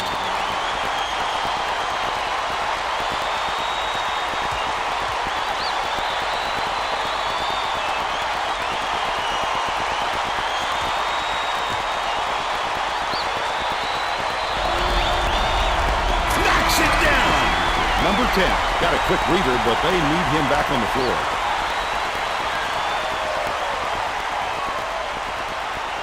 Look, bro, they on the sideline praying. Look at the play.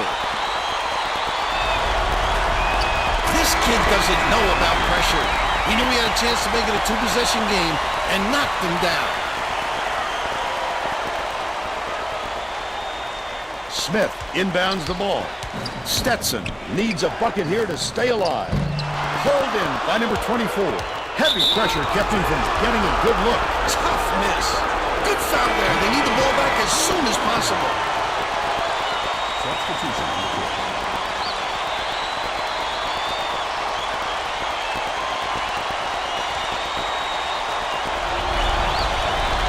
No good on the first.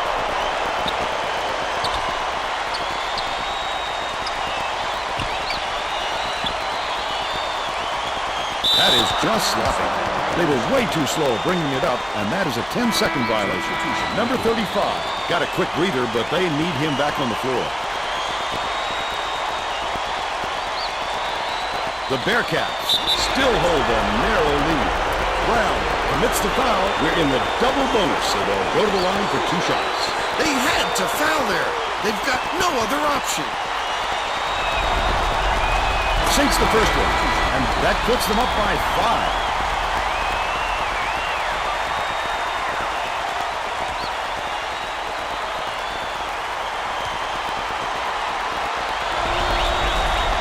Perfect from the line, and it's a 6-point ball game. Smith inbounds the ball. 18 seconds left in the game. Fires. Buried from beyond the arc by Lucas. That's a go-to guy right there, partner. Ripped away.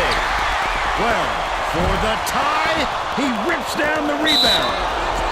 Lucas fouls him. They're in the double bonus. This happened. They'll go to the line for 2. It just No cheat. choice but to foul. They've got to stop the clock and get the ball back right away.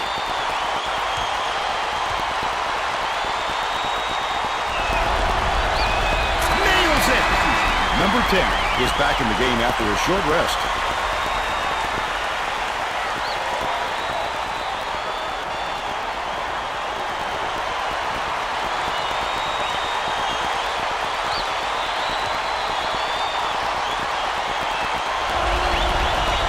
Even though he didn't get all of them, I think you can still put this one in the books.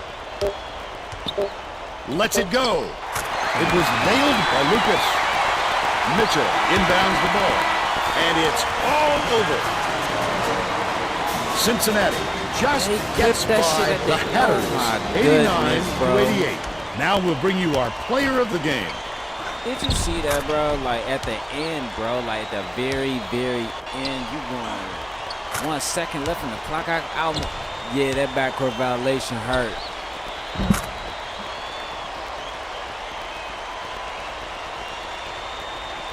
It's the because my damn TV went Now out let's go again, back bro. to Greg Gumbel with today's version of the Pontiac game-changing performance. Hi, and welcome everyone to the 2K Sports Studios. I'm Greg Gumbel, and we're going to bring you our Pontiac game-changing performance. Momentum is everything in college basketball, and this game hinged on one big momentum swing. The Cincinnati Bearcats Jumped off to a big run after knocking down this shot to take control of the game. With the energy and tempo from the run, they were able to parlay it into a victory. Okay, thanks, Greg. Thanks for watching the NCAA tournament on 2K Sports. This is Vern Lundquist for Tracy Wolfson and Bill Raftery. So long, everybody. Stetson over there crying. They fell on the floor and everything.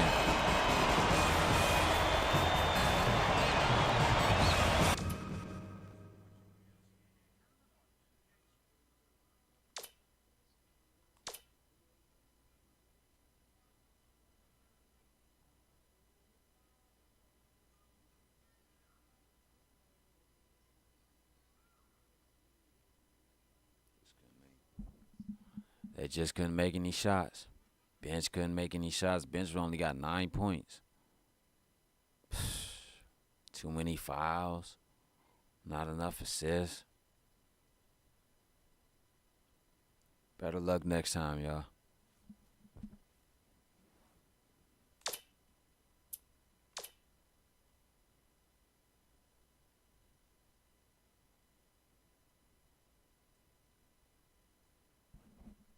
Man, they beat y'all with a 7-man rotation. Now that hurts. You said that backcourt violation hurts? No.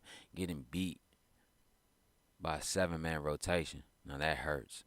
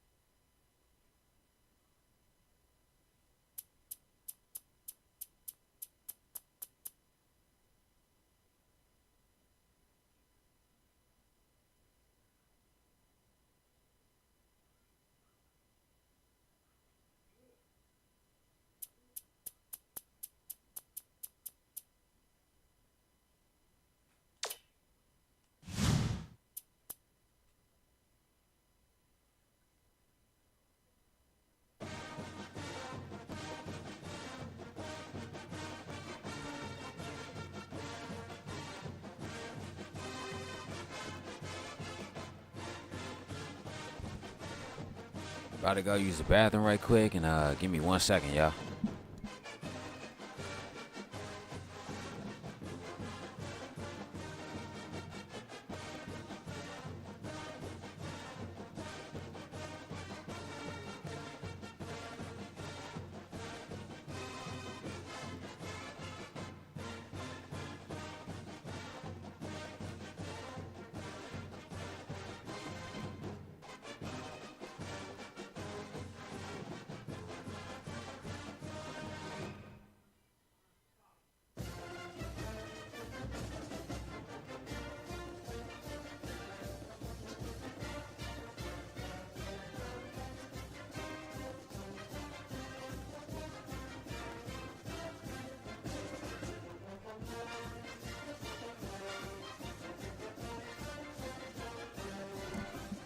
No, fool. Shows how much you know. I'm right back. And don't ask, did you wipe yourself? Because I didn't even do that.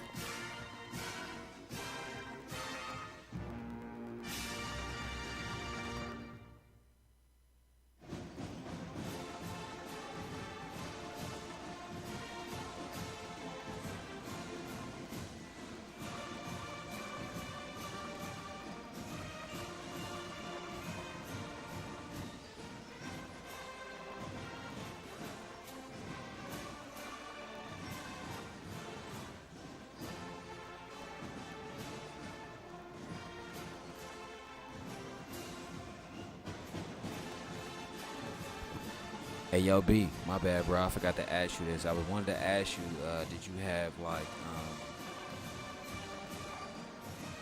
3 more beats that you could send me? Maybe 3 or 4 more beats to send me? Because out of those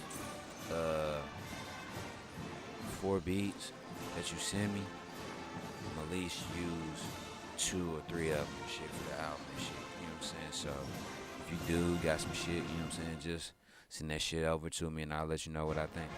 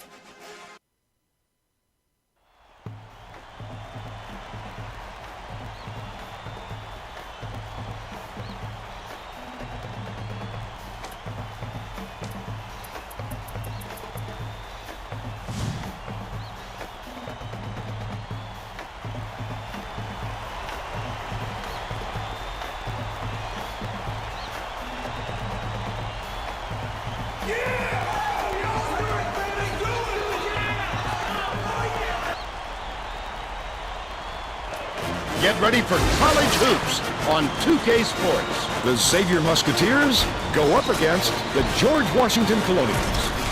Welcome, college hoop fans, to round 2 of the NCAA tournament. We're here at the Verizon Center in Washington, D.C. I'm Vern Lundquist here with Bill Raftery and Tracy Wolfson. What do you think, Bill?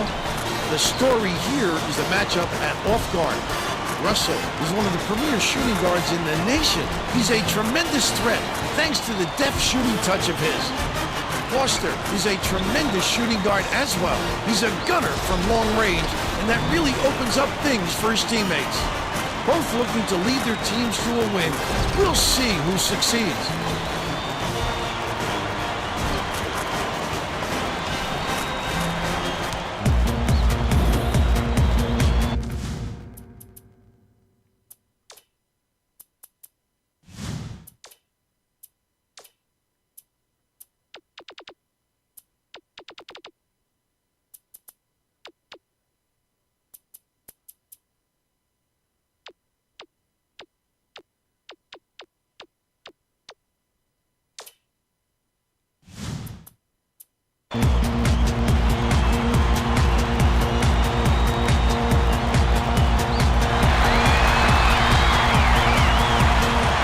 The Colonials control the tip-off, and we'll get this one started. And it looks like they'll start the game in minute. Hunter rips it down. They're up 2-0. McKnight fires the 3. Rose pulls it in. What a good job on the defense to make him think about that shot. The last play was cashed in by Prince. Number 32 inbounds the ball. He gets the job done almost every time, Vern. We're talking about a fellow with onions.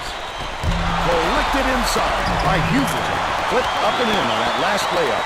What a nice play. Saw the mismatch. Exploited it. Way to use that extra height, young fella. Carter, nice little crossover. That last shot from 12 feet, made. He leaned in and followed through. Set up his man beautifully. Skips it to the free throw line. Number 32 has it down low. First team foul.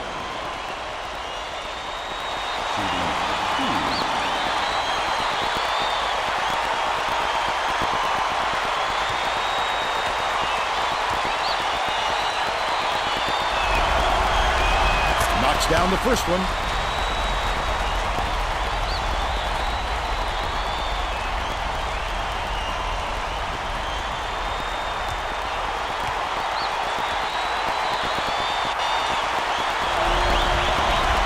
Off on the second. Let's go to our sideline reporter, Tracy Wolfson, for an update. What do you have for us, Tracy? Just before the game, I talked with the Colonials coach. He said this team we're facing has already shown what they can do when they get on a roll. So we'd like to come out aggressively and not allow them to get comfortable. He clearly wants to take the thought of back-to-back upsets out of their head right away, guys. Thank you, Tracy. Tacks on the free throw for the three-point play. Hughley inbounds the ball.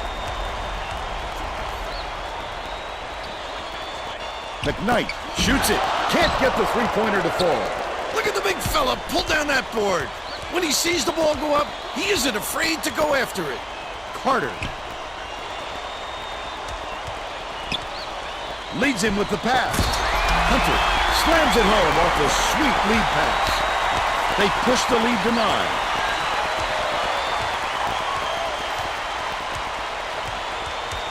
Takes it up, turned away. Get it out of there, big fella. You have to protect the lane, and that time they tried to sneak one through on him. The big guy has spoken.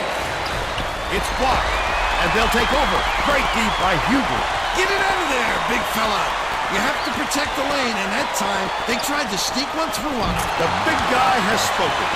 That last free ball was drained by Foster. Under 13 minutes left in the half. Prince passes it to the right. Carter goes up, fouled hard, and he'll take a trip to the line. Shooting 2.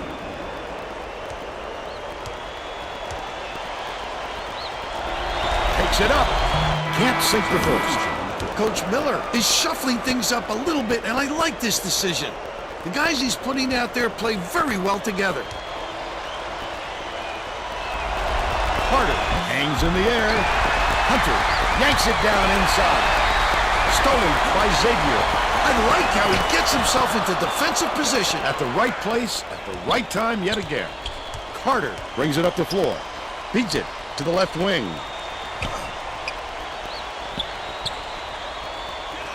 Russell. Goes up. He gets hammered, and he'll head to the strike. Shooting 2.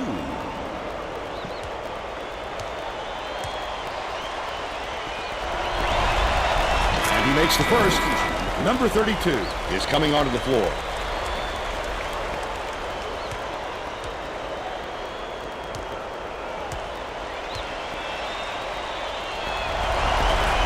Gets the second to fall as well. Iverson makes his first appearance. Traore inbounds the ball.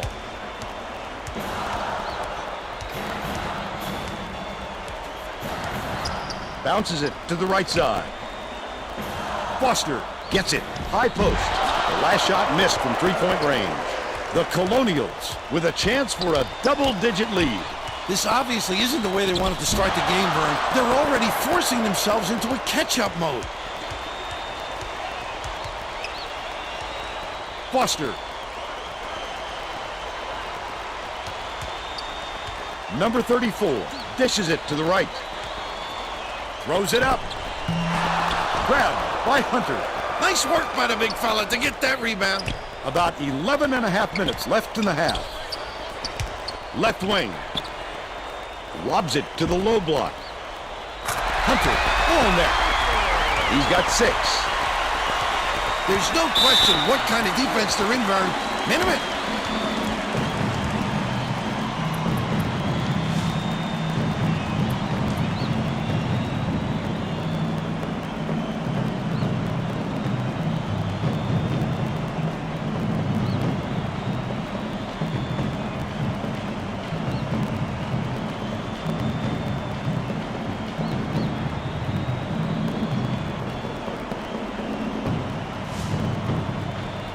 Getting set to inbound the ball.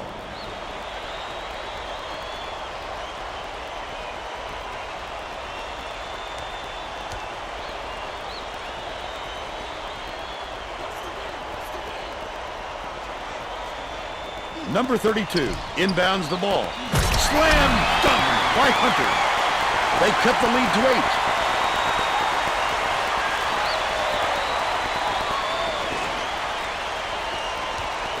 Right around 11 minutes left in the half. Prince.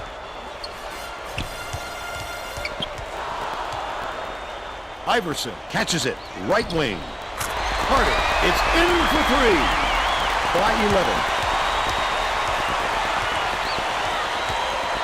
Pass to the elbow. Backs down.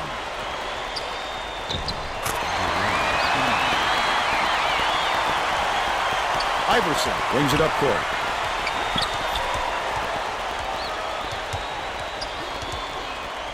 Hunter. Number 32 gets the board inside. A little sloppy on the release. You're right. Just a little, but it cost him there. Nice touch on that last three by number 34. Everybody in the arena could see that coming. Except the defense, apparently.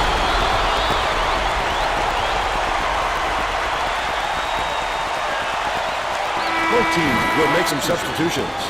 He'll have a tough time playing at full speed with that injury.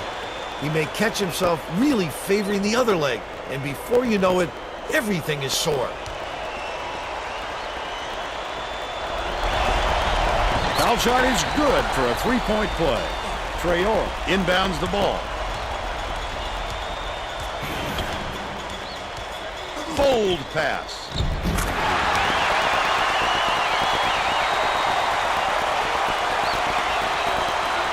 Under 10 minutes left in the half. Gets it. Middle. Left wing. Williams tosses it up. Rowe grabs the wall. They rule this one goaltending. Count the shot.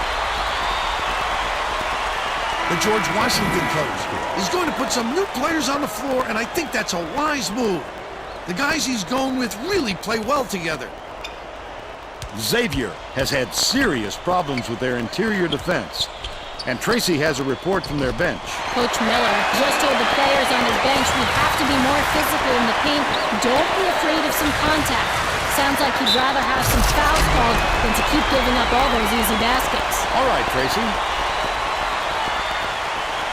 Number 5 to make his first stint off the bench.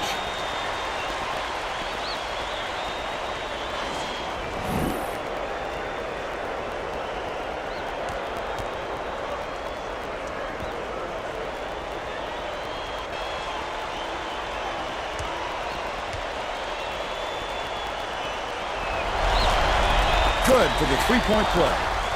Swain inbounds the ball.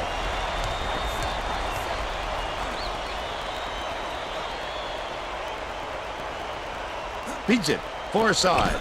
Shoots the three. The shot was knocked down by McKnight. But they still trailed by 9. Right around 9 minutes left in the half. Thielen launches it, hits it, and they now go up by 12. Number 34 puts it up, answers right back with his own 3. And they're now behind by 9. Carter brings it up. Hits the three-pointer. He's 2 for 2 from downtown.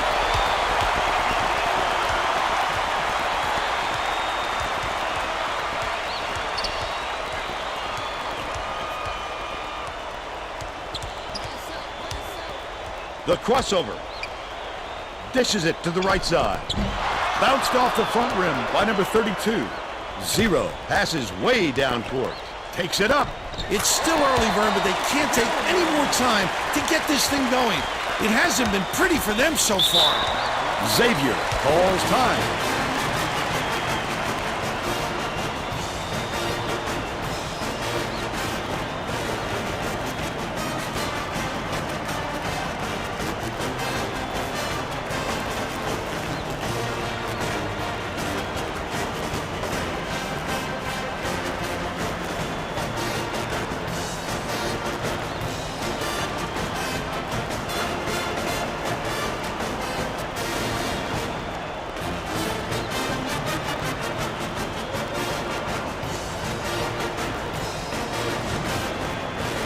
Well, it looks like they're getting set to inbound the ball.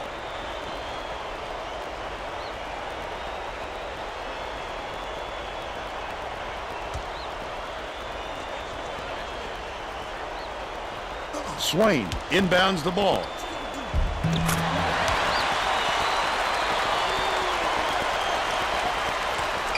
Under 8 minutes left in the half. They're set up in minute. Hunter catches it, high post. Skip pass, cross court. Thielen dumps it off. Williams knocks it down from three-point line. They push their lead to 15. Here comes the double team.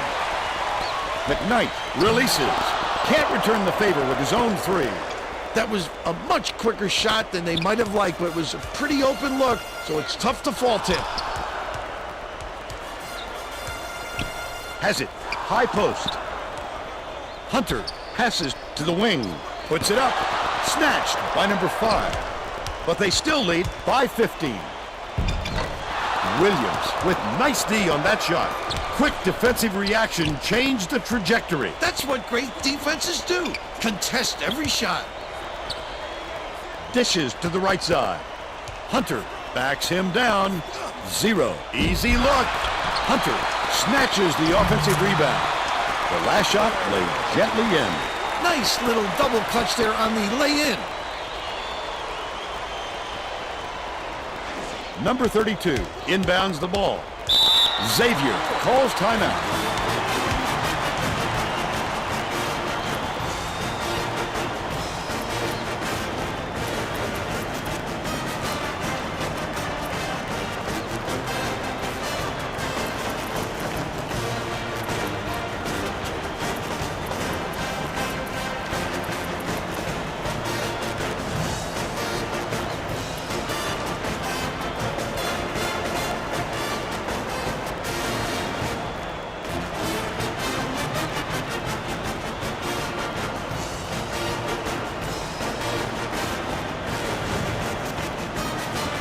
Well, let's get back to the action. Both teams are making a few lineup changes.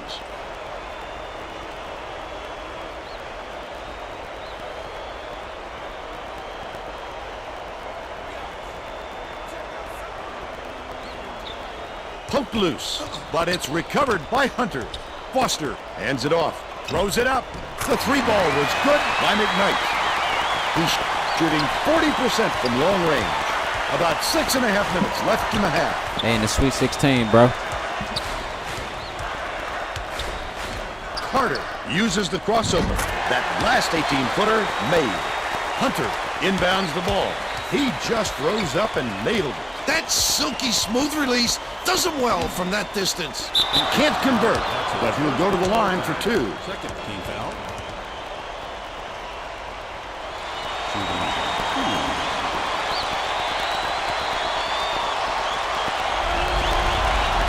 And he makes the first.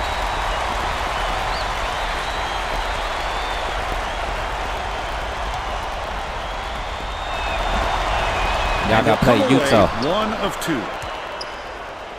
Leads him in. Williams with the shot. Connects from 10 feet out. He's got 7. McKnight.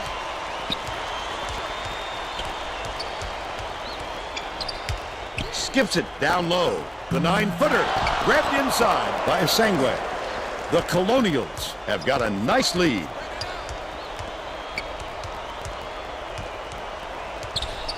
Zero catches it down low, hammered in on that last dunk. Great assist on that hoop. He's seeing the floor well and making some beautiful deliveries. Hunter inbounds the ball.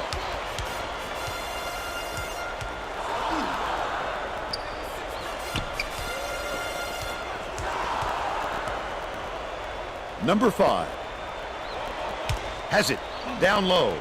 McKnight puts it up. Good look by Swain. But they're still behind by 17. Right around 5 minutes left in the half. Carter passes it to the high post. From downtown. Got into the paint. And the offensive board by Asangwe. Stolen by Xavier. These people are loving it. You think it's getting loud in here or what? That last three-pointer was missed by number 5.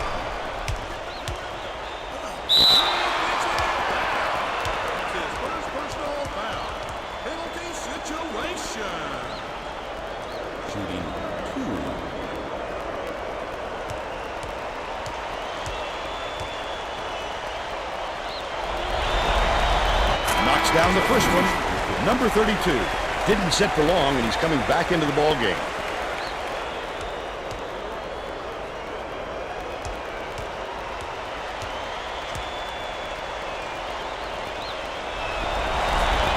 He gets them both. Number 32 inbounds the ball.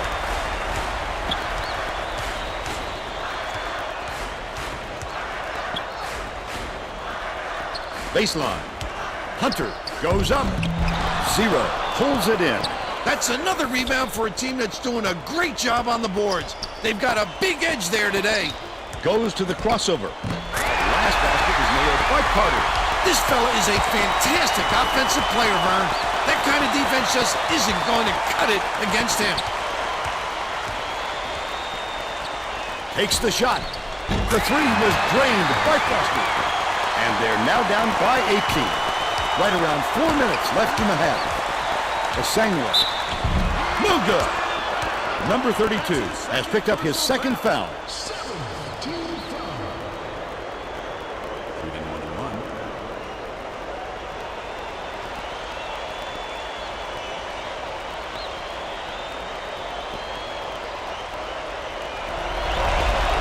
He can't get the first. Both teams are going to shake things up a little bit with some subs.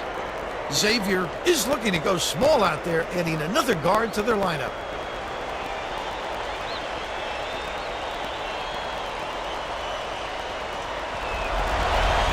Good on number 2. Rowe is needed out on the floor. He didn't get much of a rest. Hunter inbounds the ball. They're playing man-to-man here, Vern. Feeds it to the right. Swain hits the wide open shot. He's got two. The Colonials with a comfortable lead. From downtown, Hunter rips it down.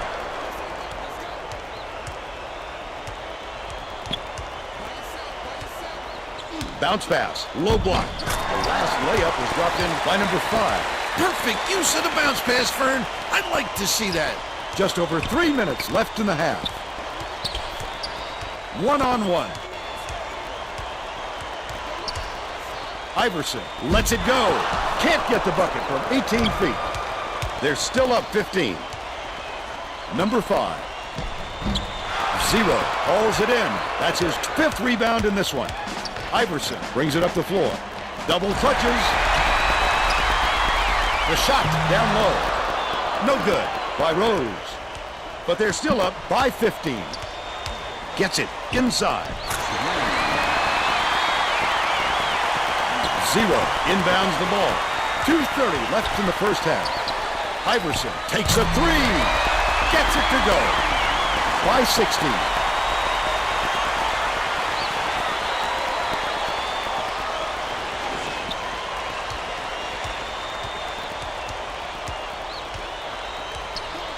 Fires. The tray was missed by number 34. Xavier is not doing a very good job on the boards today, and Tracy has a report from their bench. Coach Miller just told his assistants if we have to defend with 5 guys in the paint, then let's do it. But I'm getting very tired of seeing us getting killed on the boards. That sent them scrambling to the chalkboard, Vern. Thanks, Tracy. The shot was short by 0. They've still got an 18-point lead.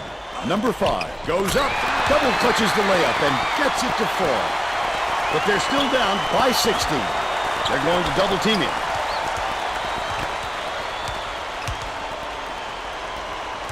Takes it up. The basket was buried by Iverson. They're now out in front by 18. Iverson gets the reach-in ball. That's his first foul. It takes quick hands to get the theft, and he was too slow that time. Hunter inbounds the ball.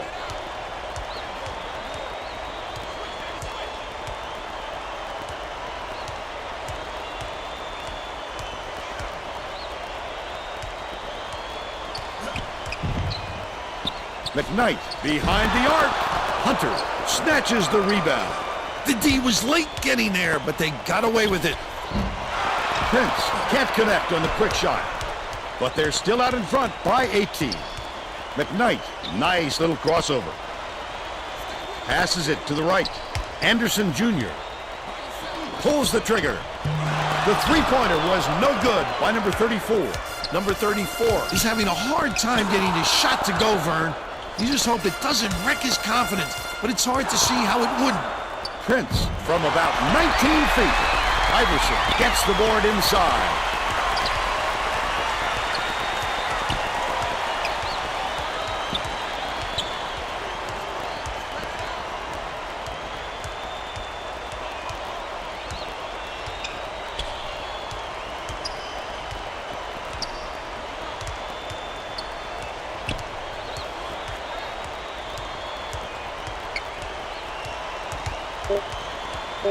Goes to the crossover. That last basket was buried by Iverson.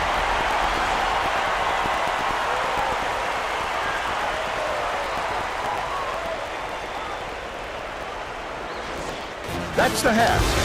We're headed to the locker room with the score 60-40. What do you think of the first half, Bill? I can't think of too much good to say about this game, so Vern, maybe you can do play-by-play and color.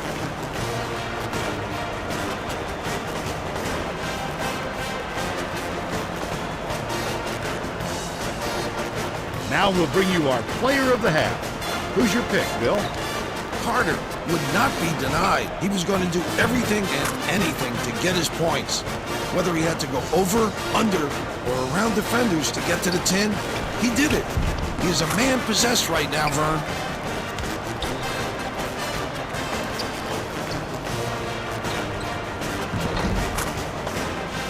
Tremendous effort from our player of the half.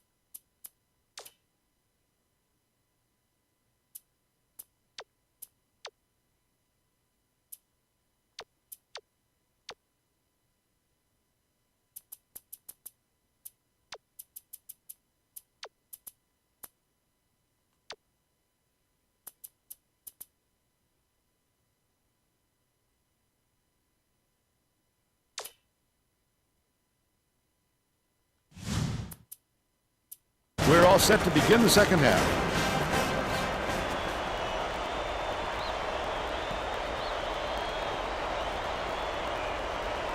Number 32 inbounds it to start the second half. Hughley catches it in the paint. What a great setup on that delivery. What a play. Tracy Wolfson has more on what went on at halftime. Tracy? At halftime, I caught up with the Colonials coach. He felt it wouldn't be classy to run up the score and was going to change things in a way to make sure that doesn't happen. Coach told me that he wasn't going to play this next half by the book and that he'll try things that some might call counterintuitive. I guess we'll see what he means soon enough. Back to you. Nice work, Tracy. Dishes, baseline. McKnight. Got it. He's 5 for 10 for the game.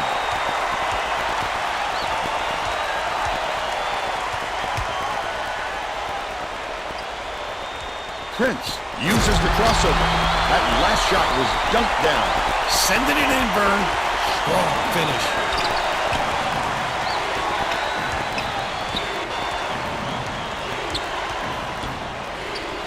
Shoots. 12-footer made by McKnight. 14 points, and he leads all in scoring. Crosses it over. And in fact, slammed by Iverson. He's shooting 66% for the game.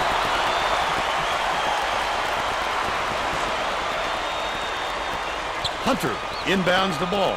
Tipped. But it's retrieved by Foster. Stolen away by George Washington. Baseline.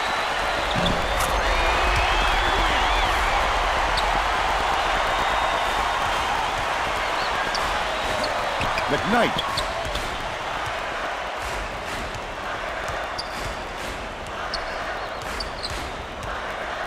Passes to the wing. Hughley is tagged with the loose ball foul, and that is his 3rd foul so far. Hughley will head to the bench.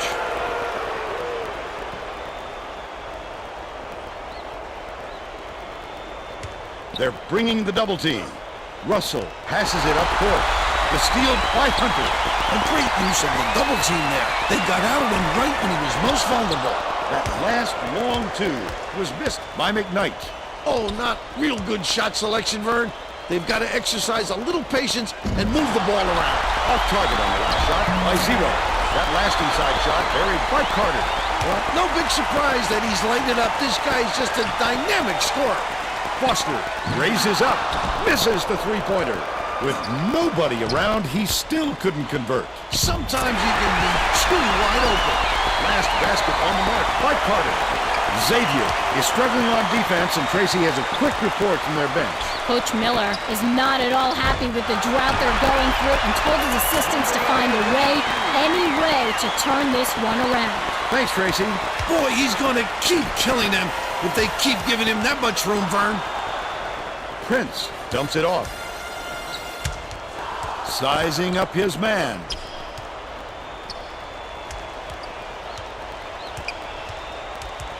Feeds right wing. Tosses it up. The three-pointer hit by Carter. He's 3 for 3 from downtown. Xavier is really struggling.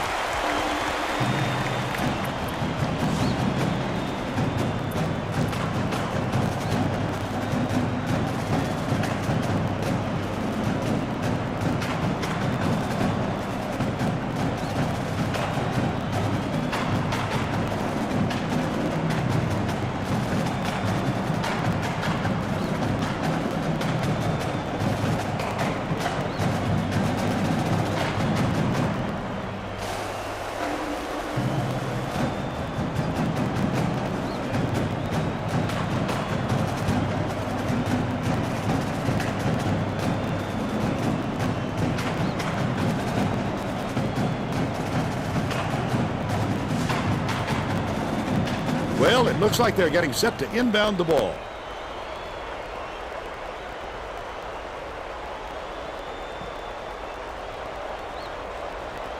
Number 32 inbounds the ball. Traore backs in. Gets the shooter's roll off the front of the rim. And they now trail by 23.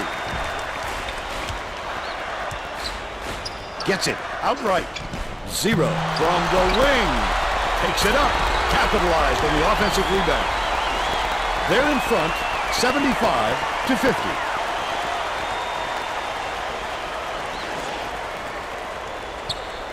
Picked off by Iverson.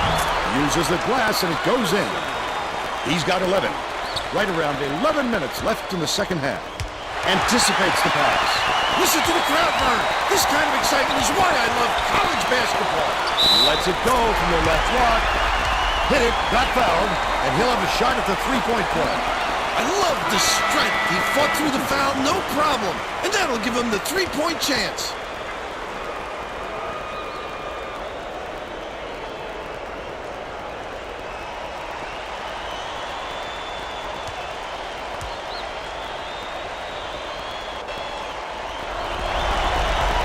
Shot is good for a three-point play.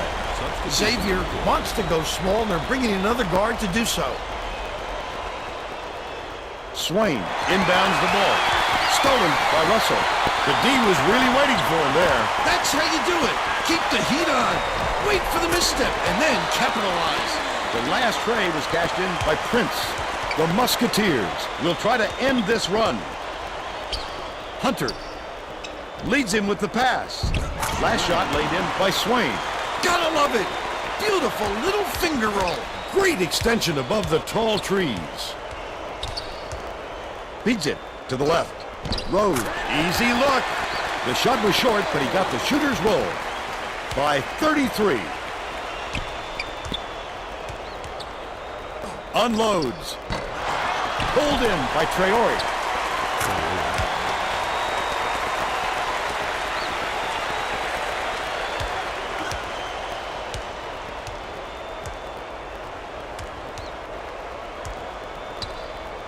Passes, top of the key. Hunter shoots it, hits it from three-point lane. And they're now out in front by 34. Swain inbounds the ball. The Musketeers with some difficulties.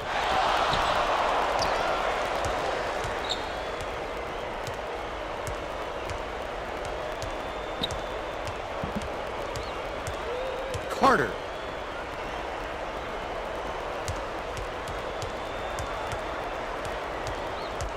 Carter dishes to the wing.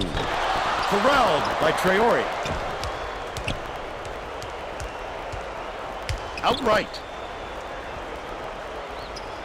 Passes to the top of the key. Dicey pass. Traore from 12 feet away. Get it out of there, big fella. You have to protect the lane, and that time they tried to sneak one through on him. The big guy has spoken. Goes up. Hatton on the way up, and he'll get 2 shots at the line. First team foul. Shooting 2. My man said everyone's going to the NBA. Hell yeah, even you. And he makes the first. Both teams are making a few lineup changes.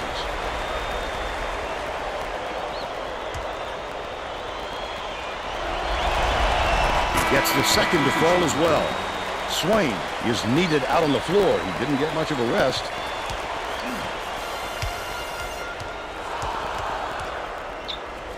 Feeds it. Cross court. Prince for 3. McKnight pulls it in. But they're still up by 32. Takes it up. Nice floater back there. Unloads. Misses the long one. The D wasn't too worried about that one. Gave him room to get it off. Mainly because they prefer the long three over him driving it in. Xavier is really struggling. Right wing. Lead pass to the paint from 18 feet away. On the mark by Swain. He's 4th for 6th for the game.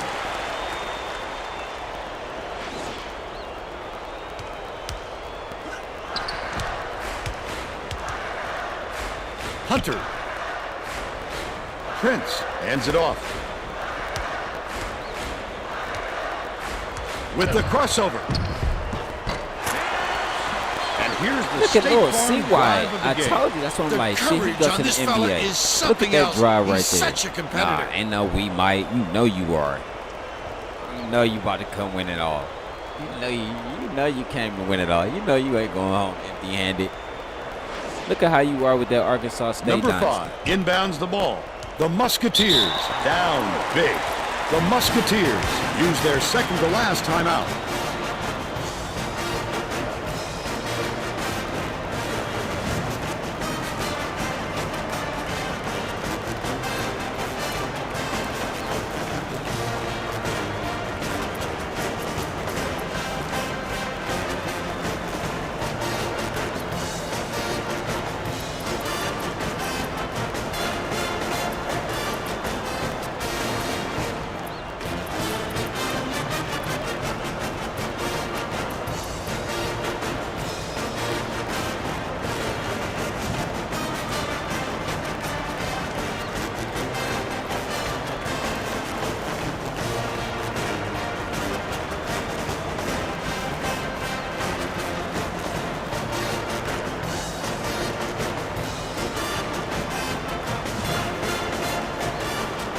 The Colonials will bring out some reserves.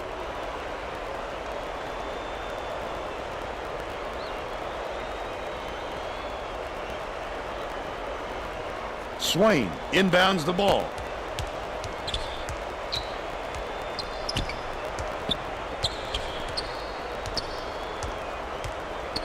Skip pass, outright. McKnight from deep. On the money. 17 points, and he's his team's leading scorer. Iverson tosses it up court. Catches it on the inside. The last layup was dropped in by Hunter. Boy, what a delicate finger drop. He's one of the best. Just sit back and enjoy the show. Number 34 bounces it to the elbow. McKnight buries it. He's shooting 50% from three-point range.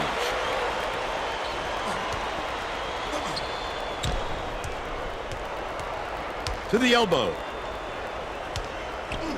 Feely. Feeds it to the left side. That's his first personal foul. 13 foul. Shooting 2.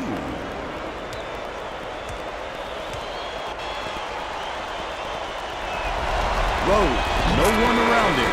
The Musketeers will get a few of their starters back in the game.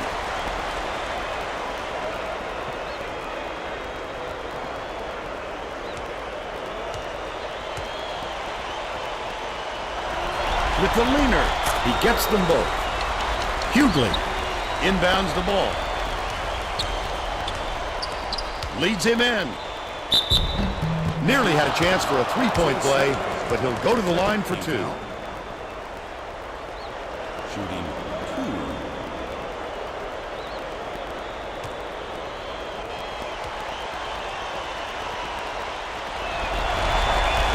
And he makes the first.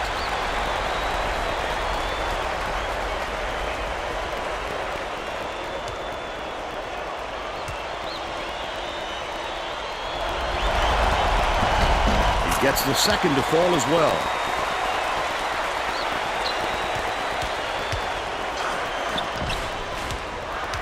Russell hangs, hits the layup.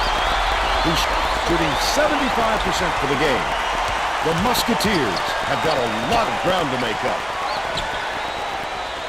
Pass, baseline. Foster has it, baseline. McKnight dishes it to the left. Rose wipes the board off the window. 9 times out of 10, he makes that.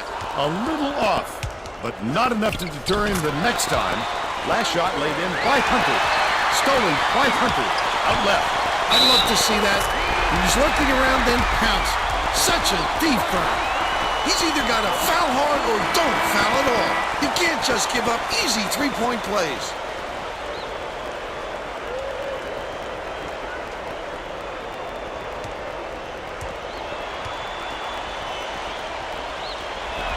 Pulls the trigger. No good, and they don't get the three-point play. Count it, and he'll have a chance for the three-point play.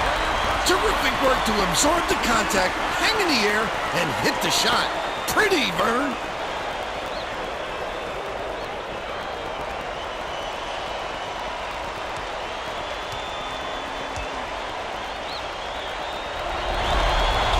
He can't complete the three-point play. Rose hangs in the air, finishes in close. He's got 10. The Musketeers will try to put a stop to this run. Skips it to the wing. Shoots. The three-point attempt missed by Swain. Hunter passes it up court. They can't seem to put an end to this run. They need to get their offense going, and soon. Feely with the crossover. Iverson. Hunter from 20 feet out. Bangs off the side of the rim and out. But they're still out in front by 40.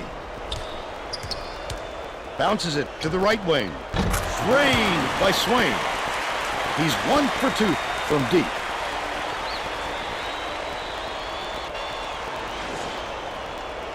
Feely inbounds the ball. The Colonials will take their first time out.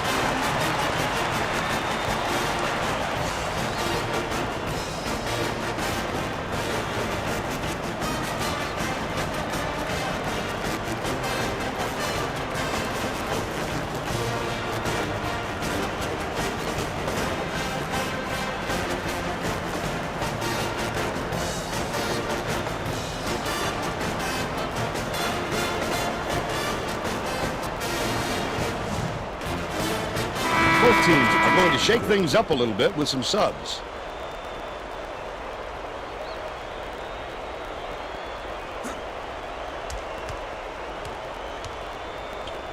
Zero gets it.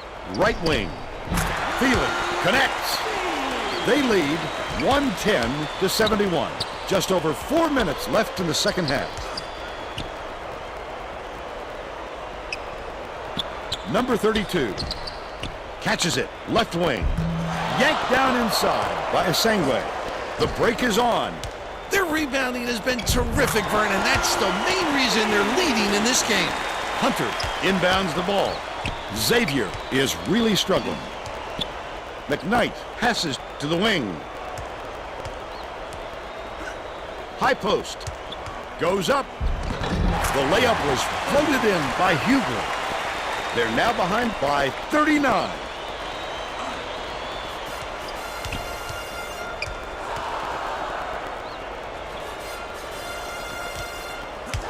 Feely. Dishes to the right wing. Zero catches it on the free throw line. That last shot offline from 20. Nice move in the paint on that last shot by Asangwe.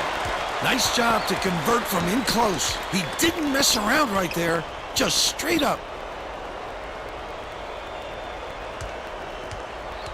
Dumps it down low. Number 32 puts the hammer down. He's got 5.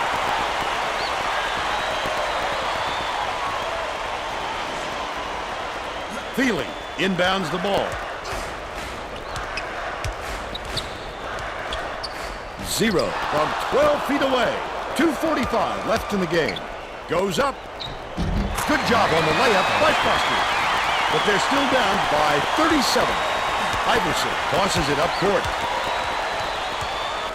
Asangwe.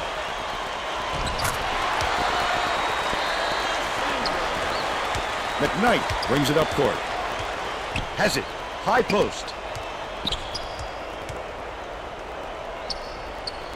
Number 32 passes back to the low block. No good on the last layup by McKnight. Don't put anything weak up like that. I'm sure his coach will be telling him that. That last three ball was drained by 0.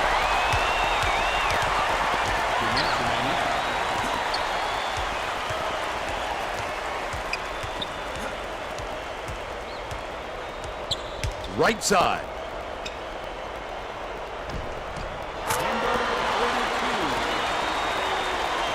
Feely inbounds the ball. 0 dumps it off. Williams raises up. No good from three-point land. But they still lead by 40. Dumps it inside. McKnight. There you go. Bring the D in close and then kick it out to the open man for the open shot. And the defense a half a step behind. Passes it to the left. Esangwin gets it. Right block. The last shot laid gently in. Now's the time typically when the coach empties his bench. Well, there's no time to wear your starters out at this point or risk injury. The last basket was made by Hunter.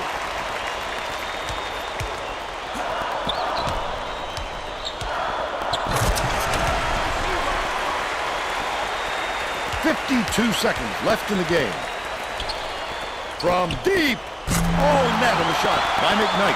Had this story come at a different point of the game, it might have changed the outcome there. Vern, there wasn't any chemistry. They needed a better start and a flow to their game. One-on-one. Iverson. From 20 feet out. Hughley grabs the rebound inside. I think this game is out of reach, Vern. There's just not enough time left for a comeback. Catches it inside. Foster puts it up. Nails the jump shot. You have to keep your head up and eyes open at all times playing with this guy. That's right, and you never know when or where he'll find you.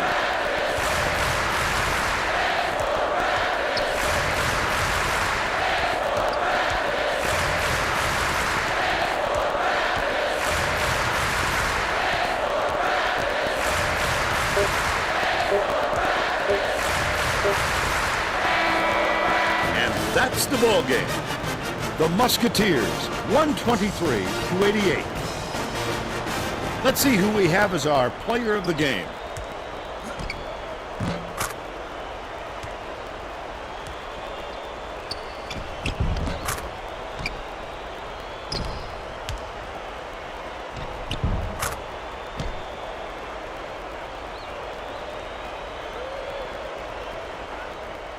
Now let's go back to Greg Gumbel with today's version of the Pontiac game-changing performance. Hi, and welcome everyone to the 2K Sports Studios. I'm Greg Gumbel, and we're going to bring you our Pontiac game-changing performance. A slam dunk that brings the crowd to its feet, always a fan favorite. The George Washington Colonial had their way on the inside today, and this tremendous slam sums up their dominance. Get a load of this monster dunk. With intimidating moves to the hoop like this one, it's no wonder the score was so one-sided. Okay, thanks, Greg. Thanks for watching the NCAA tournament on 2K Sports. This is Vern Lundquist for Tracy Wolfson and Bill Raftery. So long, everybody.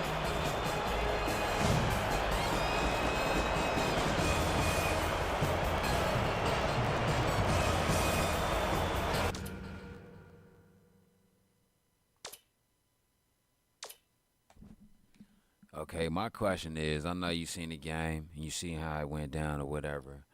My question is, for next year, for year 6, Underclassmen Dynasty, as we're moving towards the end of year 5, do you, and you seen the game and you seen these players, do you think guys like Allen Iverson, Chance Carter, Luke Feely, the Jay Williams, Tariq St. Patrick, do you think these certain guys should stay another year in college and play? Because the reason I ask is, okay, Tariq St. Patrick, you got 13, right? Boom, you got 13 in this game. Okay, that's cool, but if you can get 13 a game in college, just imagine how much you're only going to average in the NBA. You know what I'm saying? Not saying that you can't get better, not saying that you can't grow, whatever, but what I'm saying is maybe, it's been games where he's dropped, 26, 28. I'm like, okay, but that was against teams that were just barely scraping the top of the A10. My question is, if you're put on the floor as a starting, you know what I'm saying, as a starting player on a team that really needs you, that could use your skill set of athleticism. I'm not saying he's a bad player. He has great athleticism, speed, height. He can jump. His vertical is out the roof. He can rebound and he can shoot. But if he can't do that shit at a high clip, and you're a starting player, like, come on, man. Like, what if teams want to build around you because they like, oh, I like what I see. You know what I'm saying? It's easy to do that in the A10, and but it's hard to do that in the NCAA tournament. Okay, yes, Xavier, it's not really a good team or whatever. I mean, but they made it to the NCAA tournament, so let's give it to them. They're the number 8 seed. They're number 8 seed in the tournament, so you got to give it to them. You can't take nothing away from them. But George Washington shot 10 for 16 behind the line. That's all right right there. But what I'm saying, you can't take nothing away like Luke Feely. You dropped 11 coming off. But this is the things I'm saying. Iverson, you dropped. Hold on. Shit. Iverson, you dropped 11 coming off the bench. Come on, man. Stay another year, because why? You're coming off the bench. Tariq St. Patrick, you dropped 13 coming off the bench. Stay another year, because why? I know the New York Knicks are scouting you, but stay another year, because you want to know why? Get another ring. If you win a ring this year, get another one, and then bounce and go to the NBA. Because I look at it like this. Anyone can win a ring in the NCAA. It's just all where you put yourself at and who you surround yourself around on your team. So then you can get a ring. But 2 rings back to back, prove yourself. Because I feel like if you put these guys in the forefront, Iverson, Tariq St. Patrick, because I feel like Chance Carter should go to the NBA. That boy is solid. You know what I'm saying? He's NBA talent, NBA ready. I feel he should go. Jay Williams, stay a little bit. Averaging, you know what I'm saying? Let's see how much Jay Williams is averaging. He's averaging 4.3 points off the bench. Let's see. Luke Feely, 7.1 off the bench. Iverson, 6.3 off the bench. Tariq St. Patrick, that's nice. 9.6 off the bench. Oh, I'm sorry. His career high was 22 and 17, 6 and 4. But still though, you know what I'm saying? That's, you know what I'm saying? Like, what if you're a star player dropping that? Can't nobody deny you in the NBA. Your stock will go so fucking high. You be like, damn. So if these guys stay next year, your starting 5 would be Allen Iverson, Tariq St. Patrick, Luke Feely, Jay Williams, and whoever else, and then you build around that. Because what do you still got left on the bench? Not nothing, for real. They're going to have to build the bench. Because if they don't build that bench, you won't see them guys back. But LaShawn Jackson already made up his mind. He was like, man, listen, if we don't win it all this year, I might come back to run it back, or I might go to the NBA.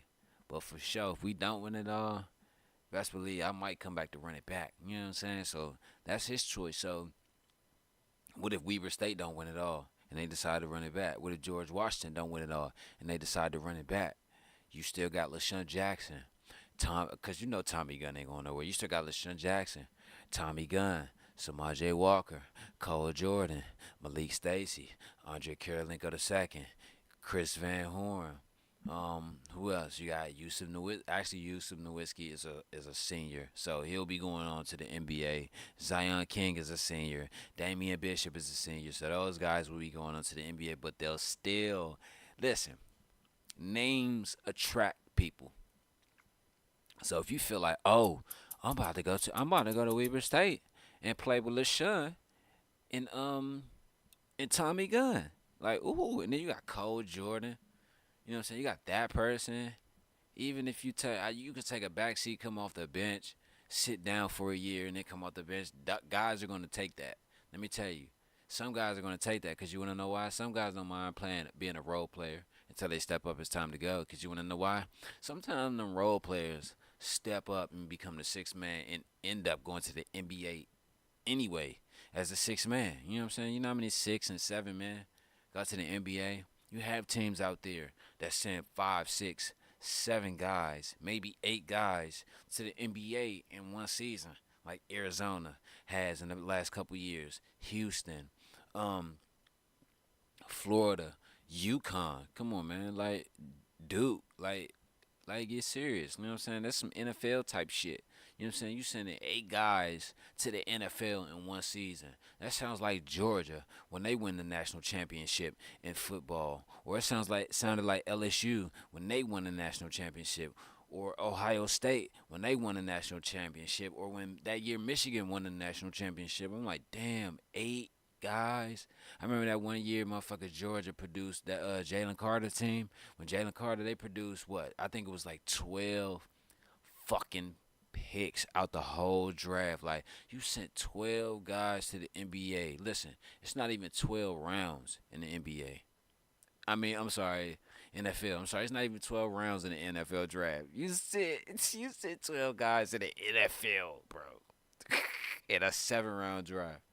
Like, come on, man. You're producing talent, but that's how it is on the Dirty Creek Sports Dynasty. Like, I gotta get in contact with my homeboy Lucas because they just took a 2nd-round loss. I gotta find out if he's trying to move, if he want to stay or move on to the NBA. I gotta ask my homeboy Jeremy Mendoza, like, do you want to stay or move on to the NBA? Like, that's what I'm saying. We produce talent over here, so it's recruiting time and all that shit for college hoops, even though it won't look like this anymore because I'm going to get me a whole new PlayStation 3. Forgive me, my HDMI port went out, so I had to go back to the old school way, the RGB cords. Like, I'm trying to get it as best as I can, but if it can't, then I apologize.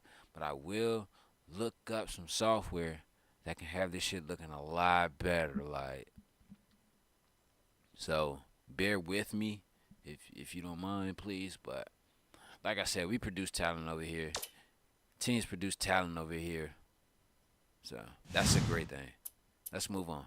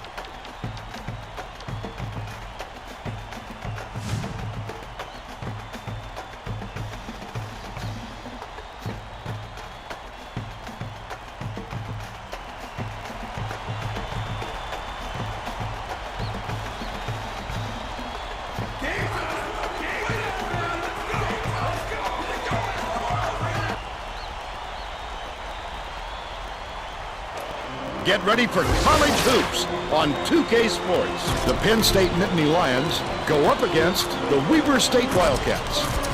Welcome, college hoop fans, to round 2 of the NCAA tournament. We're here at the Pepsi Center. I'm Vern Lundquist here with Bill Raftery and Tracy Wolfson. Give us your take, Bill. This game features a great matchup at the point guard position. Walker is clearly up there with the greatest point guards in the nation. He's got tremendous hops, and I'm sure it won't be long before we see him send it in with reckless abandon. Number 1 is also among the nation's elite point guards. He's a gunner from long range, and that really opens up things for his teammates. Both looking to lead their teams to a win. We'll see who succeeds.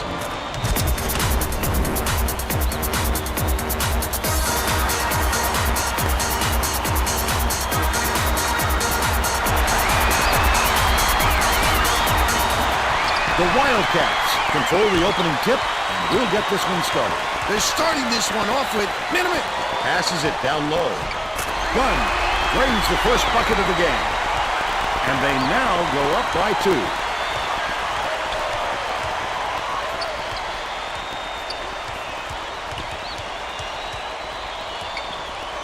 Puts it up.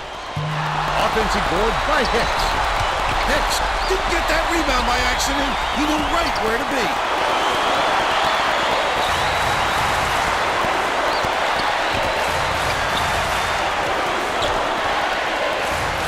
Jackson blows it up. Gets the nice tip in. They're in front, 4-0.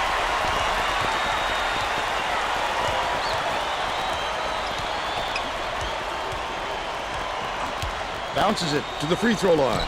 Number 4 from about 19 feet. And they're now behind by 2.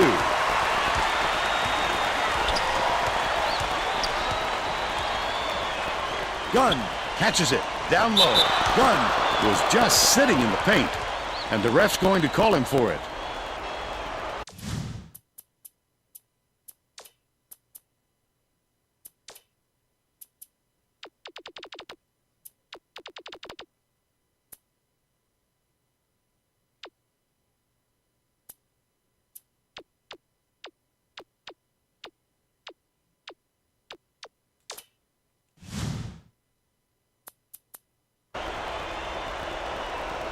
Hicks inbounds the ball.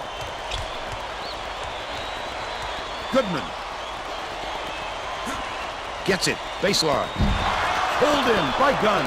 Might have rushed that one just a little bit. There was plenty of time on the shot clock, but he got a little over anxious. Errant last shot by Jackson.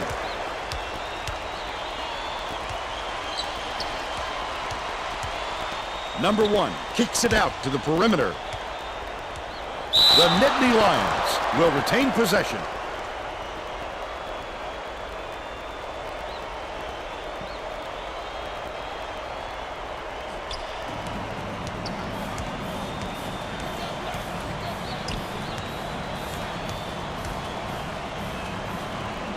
From deep. Tapped the front iron and bounced in. Soft touch by Johnson. He's got 3. Right around 13 minutes left in the half. Walker goes up. He gets hammered, and he'll head to the strike. Shooting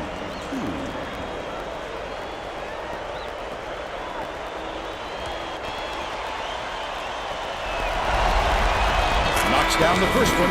The Penn State coach is shaking things up, and this could spell trouble for the other team. This group has a lot of team chemistry. He gets the second to fall as well. Johnson inbounds the ball.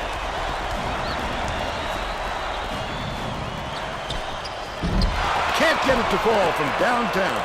Nice work by the big fella to get that rebound.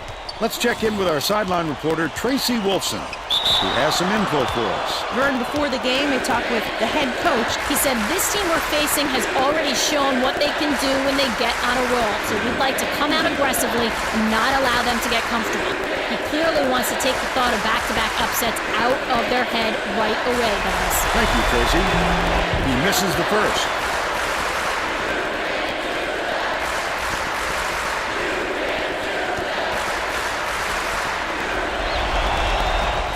number 2.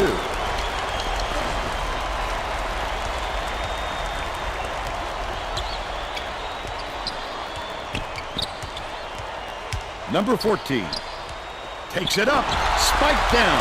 Get it out of there, big fella. You have to protect the lane, and that time they tried to sneak one through on him. The big guy has spoken. Unloads. The 3 was off target by number 3. They're still down 8. Just over 12 minutes left in the half. The crossover. Jackson hammers it in. And they're up by 4. They're playing man-to-man here, Vaughn. Swings it to the wing.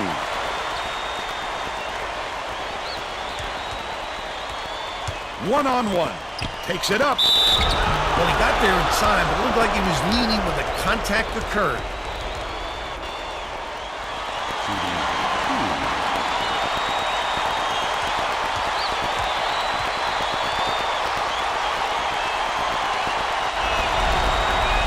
And he makes the first. The Wildcats will bring in some players from off the bench.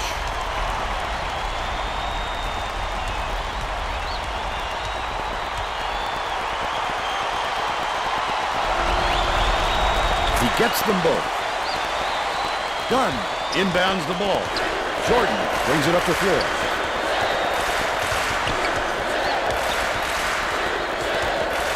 Pass, baseline. Number 53 puts it up. All net. They increase their lead to 4.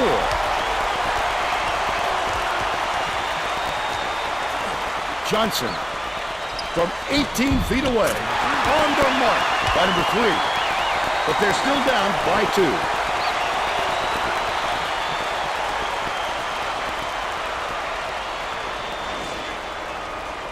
Just over 11 minutes left in the half.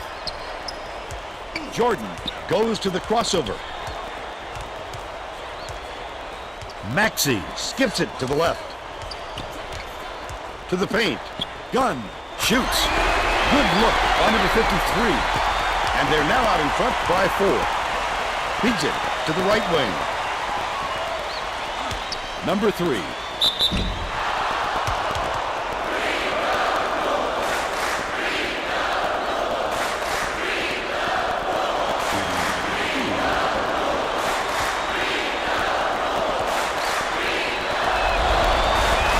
Can't sink the first. Both teams are making a few lineup changes.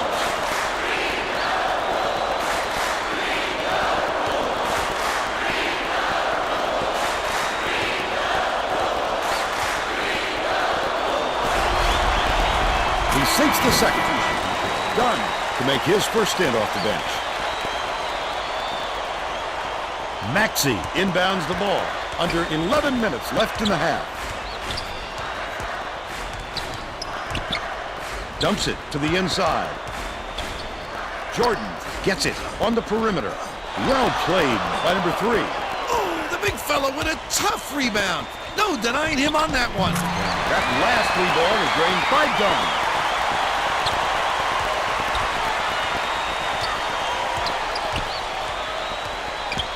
Dishes, left wing, number 53.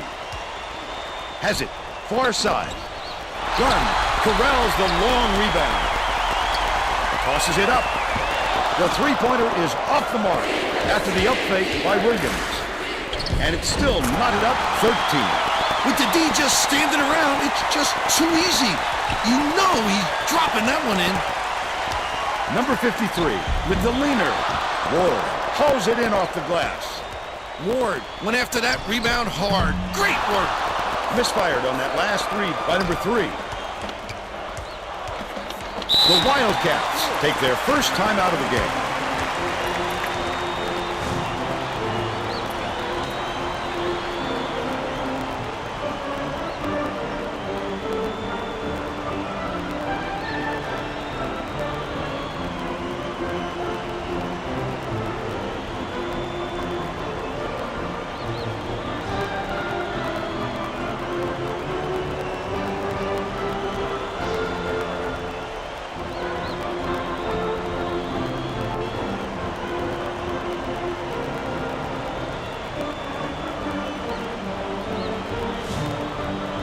Well, let's get back to the action.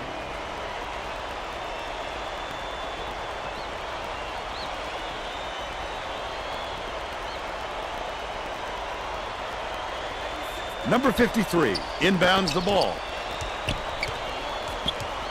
Jordan passes it to the left corner. Left wing releases. That basket came off the feed by Maxey. And we're now all tied up 50. Number 1 passes it back to the high post. Hit the front of the rim and bounced out off the mark by number 3. And it's still all tied up 50. Number 53 catches it on the free throw line. The last tray was cashed in by Williams. The Nittany Lions will take their first timeout.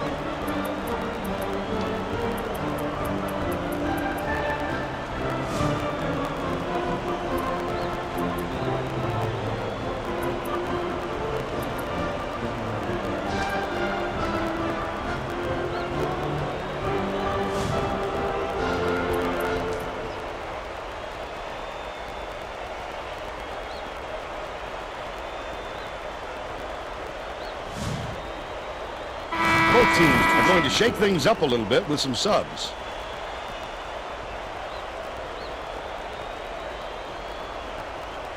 Hicks inbounds the ball.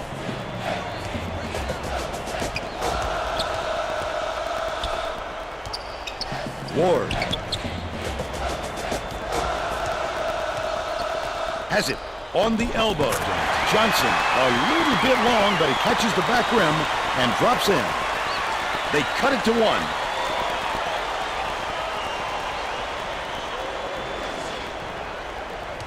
Under 9 minutes left in the half.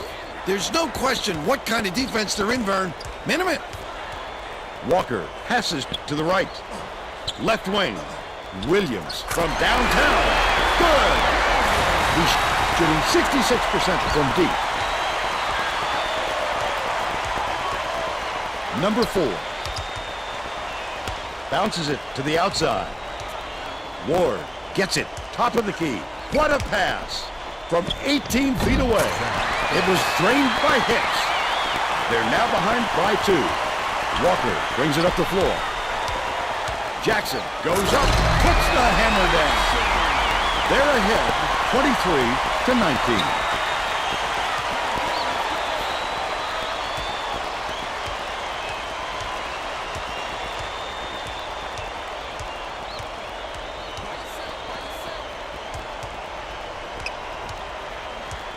Backs him down.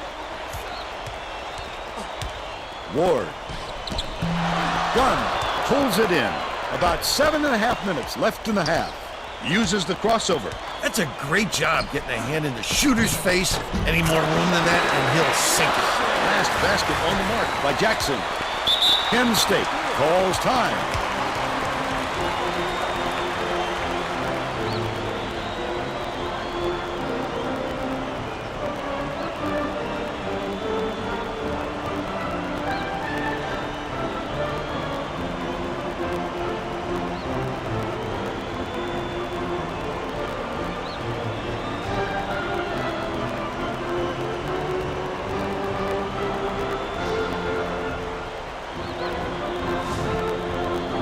Well, it looks like they're getting set to inbound the ball.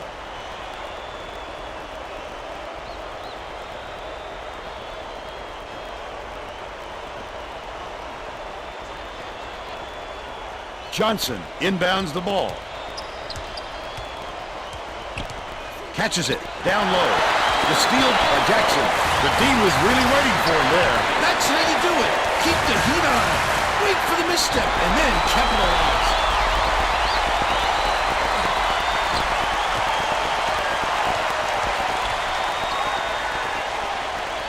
Dishes it to the low block. Johnson passes it back to the top of the key.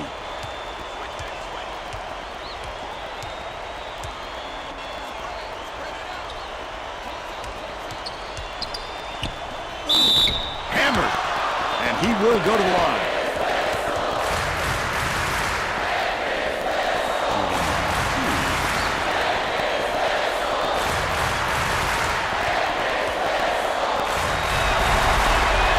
Knocks down the first one. Both teams are going to make some substitutions. Penn State wants more experience out the floor, and they're bringing on the senior.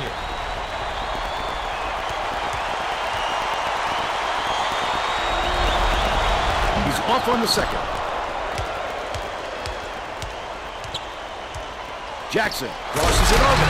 That last shot was dunked down. Oh, look at this young fella. Take it up strong.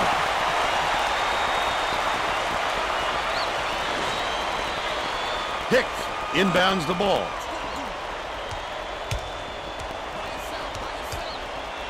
Feeds left wing. The shot down low. Sight the basket and gets a trip to the line for one more. I love the strength. He fought through the foul, no problem. And that'll give him the three-point chance.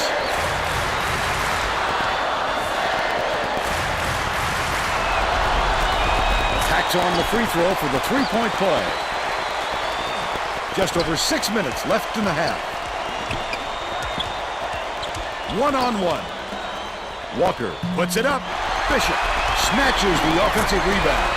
Put up and in on that last layup. He won't be denied, Vern. He just keeps coming at you in a multitude of ways. Hicks catches it. Left wing. Raises up. Gets the three-pointer to go. He's got 9. Walker brings it up court.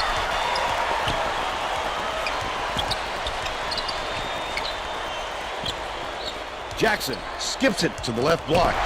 Stolen by Penn State.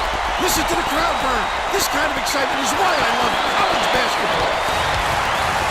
Nice little crossover. The last layup is dropped in by Williams. Boy, what a delicate finger drop. He's one of the best. Just sit back and enjoy the shot. Here's the spin move. Launches one from beyond the arc. Missed shot by Hicks. Just over 5 minutes left in the half. Great rebound. The big fella's not afraid to do the dirty work, Vern. Walker uses the crossover. Passes to the free throw line. Williams dishes to the top of the key. It's blocked. Get it out of there, big fella. You have to protect the lane, and that time they tried to sneak one through on him. The big guy has spoken. Jackson inbounds the ball. Walker passes it up court. Williams has it out left. Passes right wing. Jackson takes it up. Hits the layup after the pump fake freezes the D.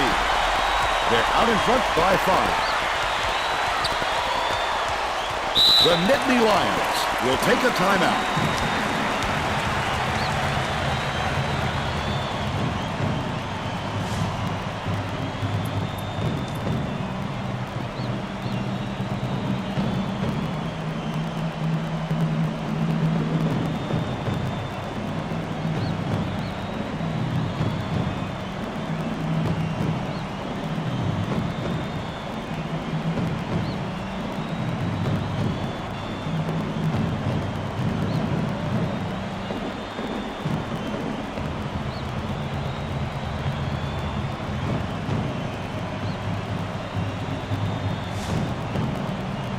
Getting set to inbound the ball. The Nittany Lions will bring out some reserves.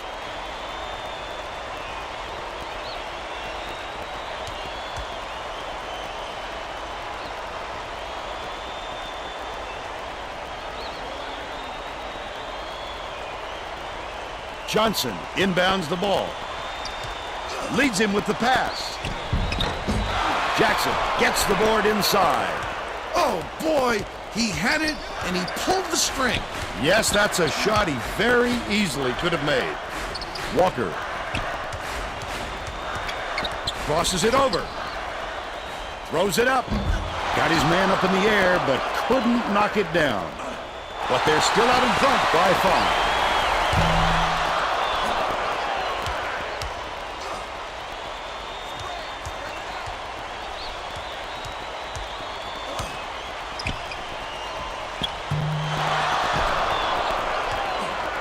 The steal by Walker. They're still down 7.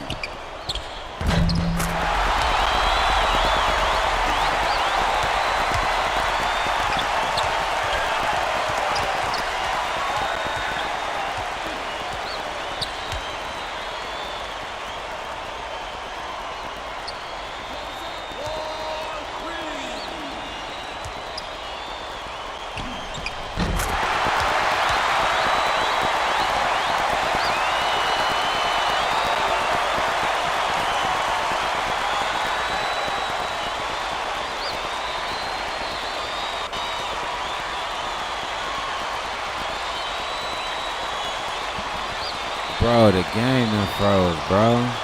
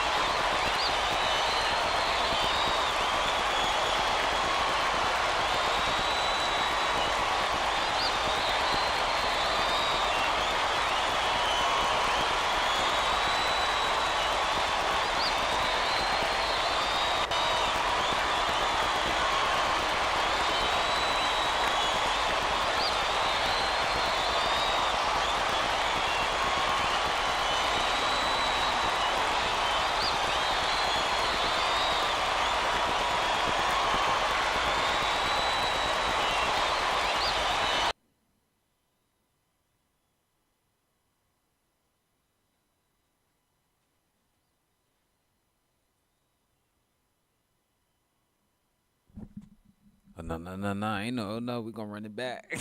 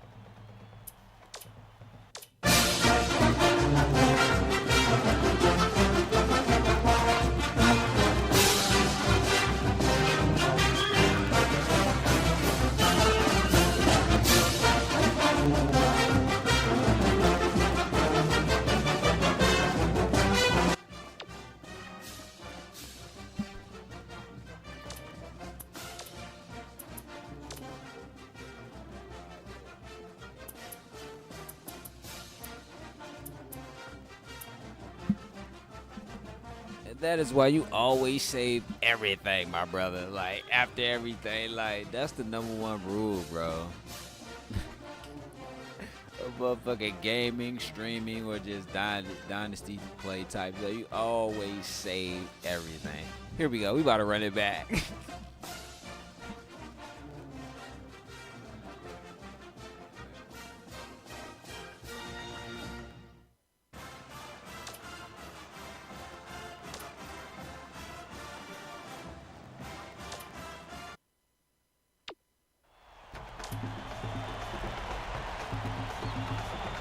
hopefully everyone plays a little bit better this game.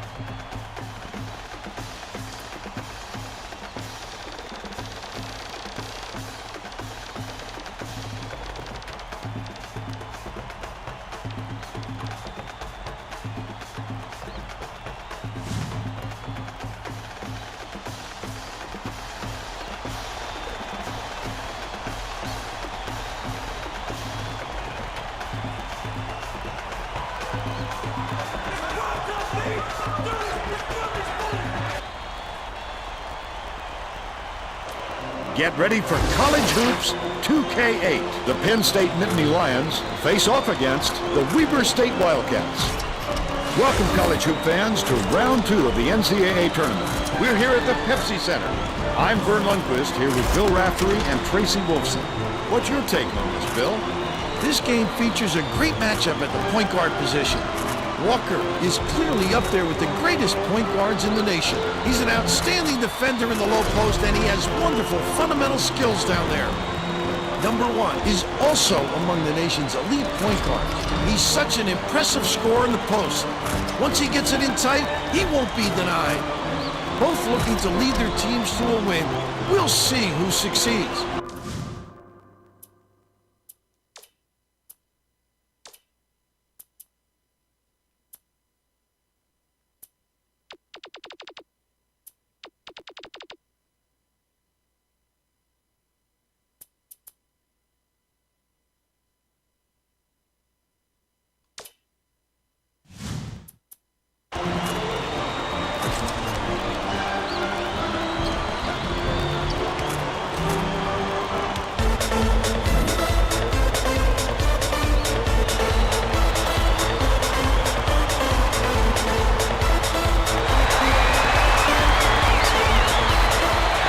The Wildcats control the opening tip, and we'll get this one started. And it looks like they'll start the game in a minute.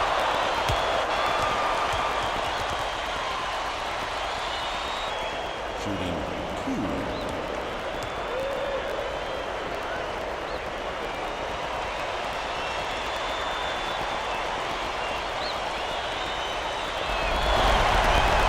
Knocks down the first one.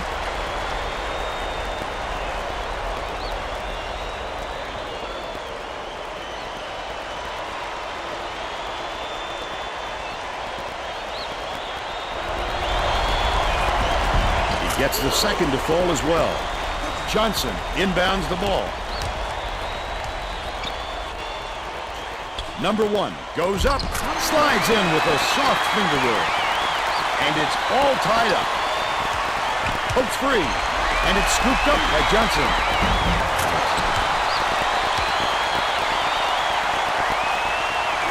Let's go to our sideline reporter, Tracy Wolfson, for an update. What do you have for us, Tracy? Guys, earlier today I caught up with the head coach. He said this team we're facing has already shown what they can do when they get on a roll. So we'd like to come out aggressively, not allow them to get comfortable. He clearly wants to take the thought of back-to-back upsets out of their head right away, guys. Thank you, Tracy. Knocked loose. The Nittany Lions will retain possession.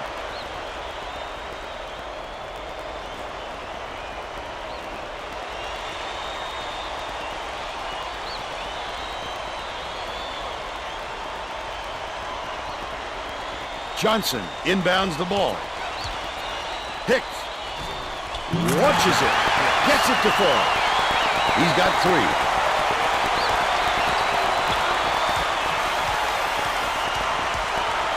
Launches one from beyond the arc. The offensive rebound corralled by number 53. Jordan tosses it up. Great offensive rebound. He works so hard to establish position. They lead by 1.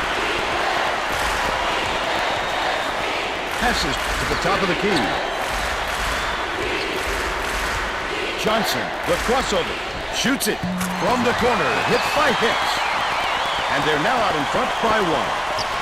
About 13 and a half minutes left in the half.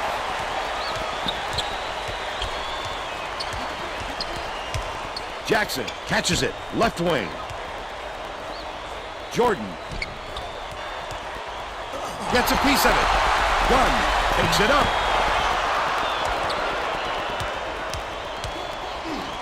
poked away. And it's picked up by Weber State. The intercept. What great reflexes. He pounced in and picked that one off easily. Has it. Top of the key. The three was drained by Walker. He's shooting 66% from deep.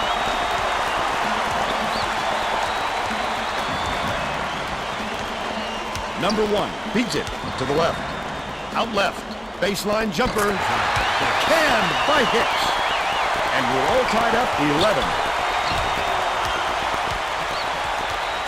Kicks it out to the wing. Jordan throws it up. No good from three-point land. And it's still all tied up 11. Number 4. The last layup, no good. Just throw it down. His coach is going crazy on the sidelines. With the shot. The tray off the mark by Jackson. And it's still a tie game. Hicks puts it up, knocks it down from three-point land. They're ahead, 14-11. Under 12 minutes left in the half. It looks like they're playing man-to-man. Takes it up. The finger roll was flipped up and in by Walker. They cut it to 1.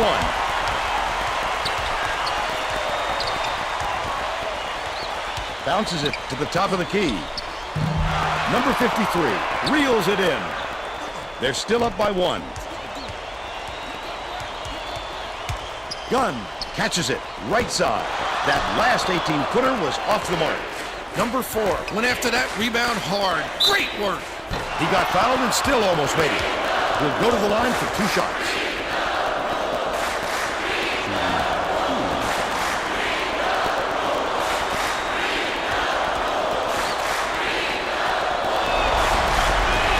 He makes the first. Both teams are going to shake things up a little bit with some subs.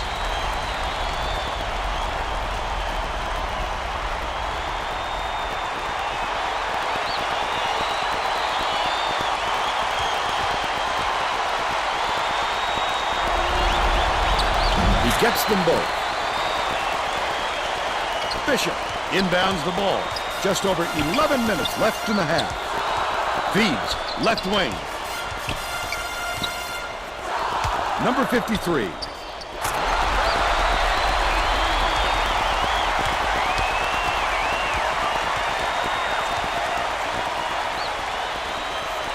Hicks lobs it down low. Cuts off the pass. I'd love to see that. He was lurking around, then pounced. Such a defense. Last shot dunked down by Maxey.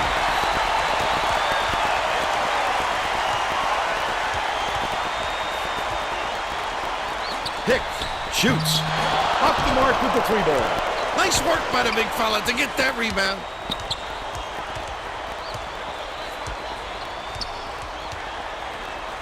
Sizing up his man. Nice move in the paint on that last shot by number 53. Both teams come fast and hard out of the gate. Which one will start to wear out is my only question. Number 14. Right around 10 minutes left in the half. Maxey goes to the crossover. Henry in on that last dunk. The Penn State coach felt the momentum slipping away from his team, and I'm sure he's hoping this time out will straighten them out. Let's go. That's what I'm talking about. Let's go. Come on, B. Put the ball in the Whiskey's hands. Watch what he do. I'm telling you. I see how to play with him now. I see how lethal he is. He ain't lethal off the first step, but he is lethal off that dribble and bang and take it to the hall. I see how to use him now.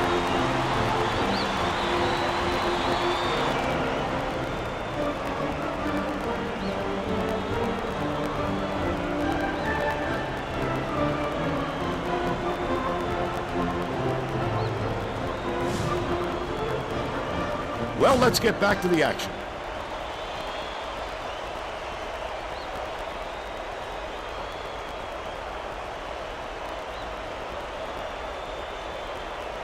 Number 14 inbounds the ball.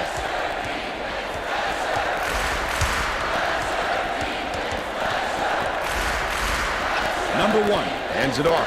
Takes the shot. Buried from beyond the arc by Hicks. He's 3 for 4 from three-point range. About 9.5 minutes left in the half.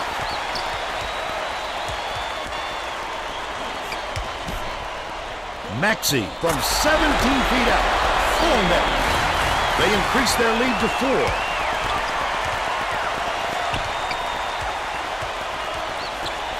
Johnson has it on the free throw line. Hangs in the air. Pulled in by Bishop. He tried to get fancy. He was looking for the highlight reel finish there. That last basket was buried by Jackson. Penn State calls time.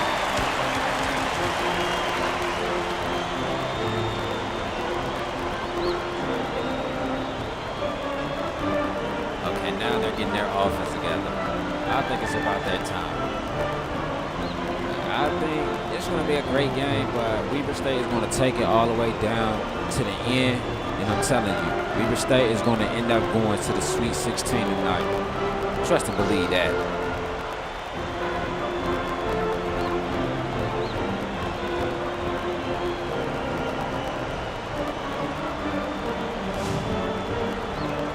Well, let's get back to the action. Both teams are going to shake things up a little bit with some subs.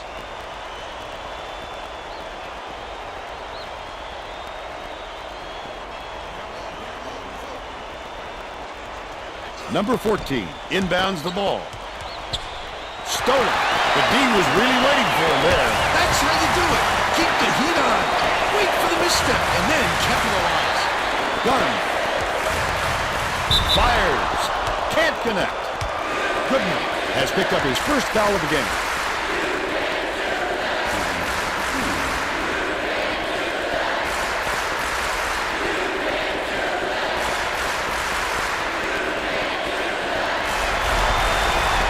And he makes the first.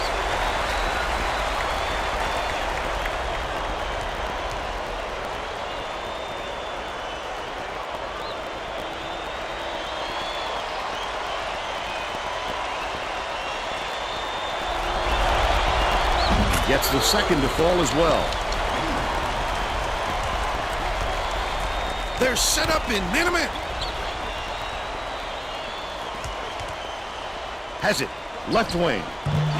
Number 1 reels in the offensive rebound. Get it out of there, big fella. You have to protect the lane, and that time they tried to sneak one through on him. The big guy has spoken. Last shot laid in by number 53. Penn State has had serious problems with their interior defense. And Tracy has a report from their bench. The Nittany Lions coach is definitely aware of that problem. He told his assistants that they have to bring more defenders into the paint, even if it means leaving the perimeter open.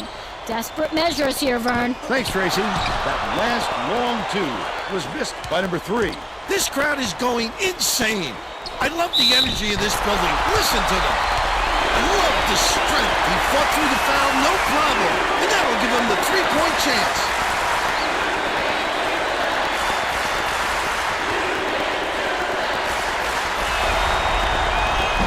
Can't convert the three-point play.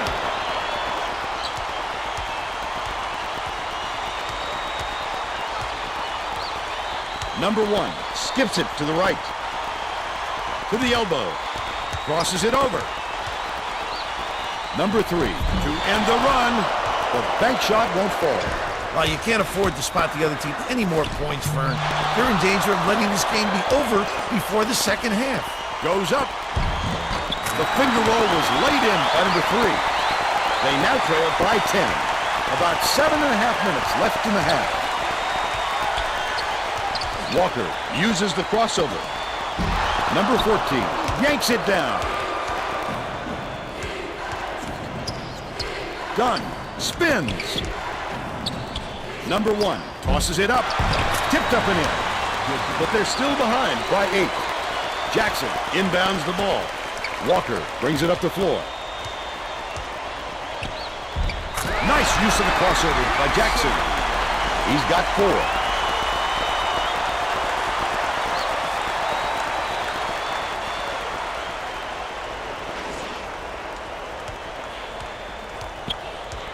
Penn State calls time.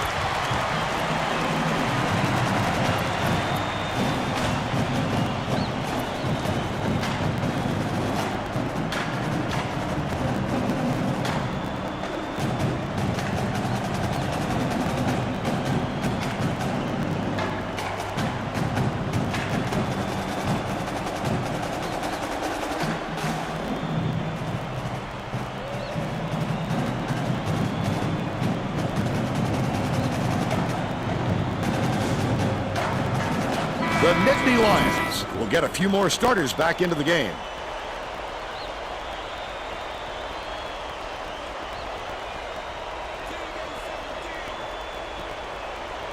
Johnson inbounds the ball. Number 4. They roll this one goaltending. Out the shot.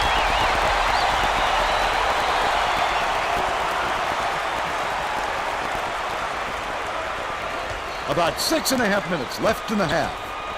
Dishes to the top of the key. Gunn gets it on the low block. Yanked down inside by Gunn. In the key. That's what I call a little intimidation. Didn't go up strong enough, and you saw the result. Gunn misses the long one. Number 53 tosses it up court. Rebounded by number 4. That's his 3rd rebound of the contest. Bounce pass, right wing.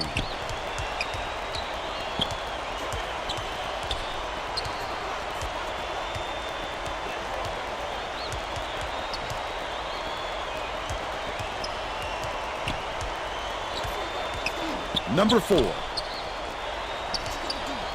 Gunn lets it go. Johnson pulls it down inside. That last shot was dunked down. No soft stuff for him, Vern. Send it in with power. Walker passes it to the high post. 1-on-1. Takes it up. It's blocked. Gunn unloads. Capitalized on the offensive rebound. By 8.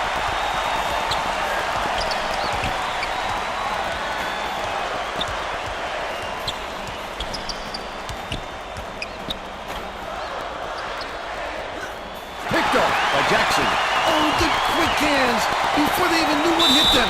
He made off with that one. That's his 2nd personal foul. 4th team foul. Shooting 2.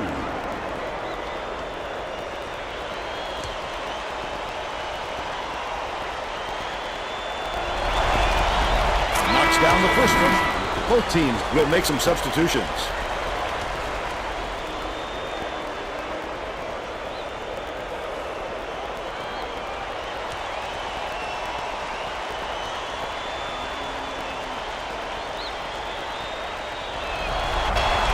He gets them both. Johnson inbounds the ball. There's no question what kind of defense they're in, Vern. Minimum. Johnson can't connect from the wing. Under 5 minutes left in the half. With the crossover. Last basket on the mark by Walker. Boy, what a delicate finger drop. He's one of the best. Just sit back and enjoy the show.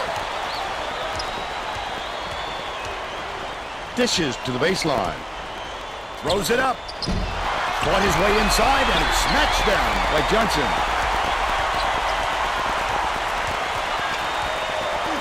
Johnson gets it. High post.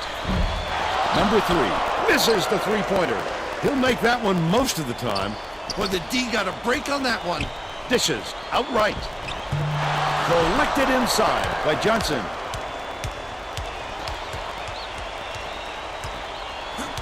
Hicks.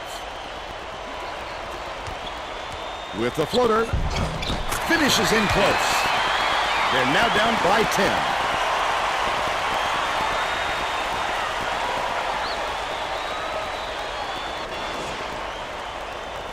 Bishop inbounds the ball. Under 4 minutes left in the half.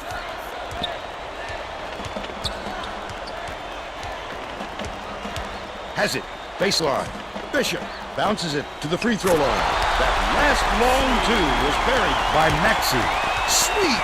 He put that bounce pass right in his hip pocket. He has great court sense.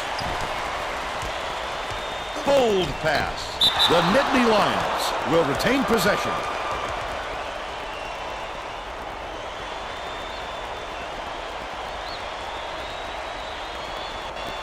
Inside.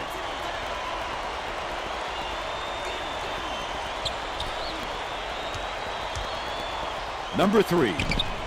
Releases. Pick. Gets the board inside. Off target on the last layup. Flipped it up and out. His team really needs him to hit that. dumps it down low. Gunn raises up, uses the glass, and it goes in. And they're now up by 14. Goes up, can't convert, but he'll go to the line for 2.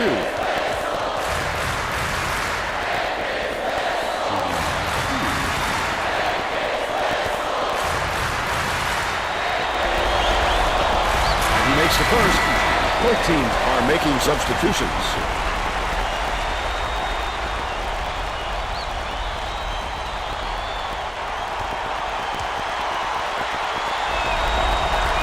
He gets the second to fall as well. Bishop inbounds the ball. 2:55 left in the first half. Number 53 catches it. High post. One-on-one. Buries it. They lead 45-31. Pass, top of the key. Rice puts it up. It's in for 3. But they're still behind by 11. Walker brings it up court. Number 53 catches it on the inside. The last layup is dropped in by Bishop. He is so smooth taking it in. When a guy goes that hard to the hole, somebody's got to step in and stop him. From downtown. Rebounded inside by number 14. That's what I call a little intimidation. Didn't go up strong enough, and you saw the result. 2 minutes remaining. Right side. Almost a three-point opportunity. Instead, he'll go to the line for 2. Shooting 2.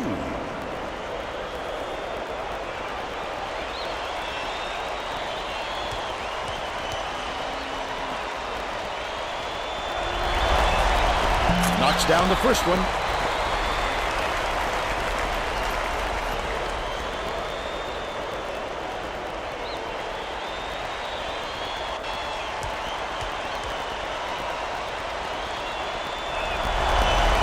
He gets them both.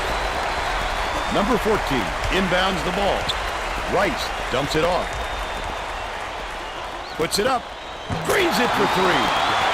He's shooting 100% from downtown. 1:41 left in the first half. Feeds it to the left wing. Walker dishes it to the high post. Maxey has it outright.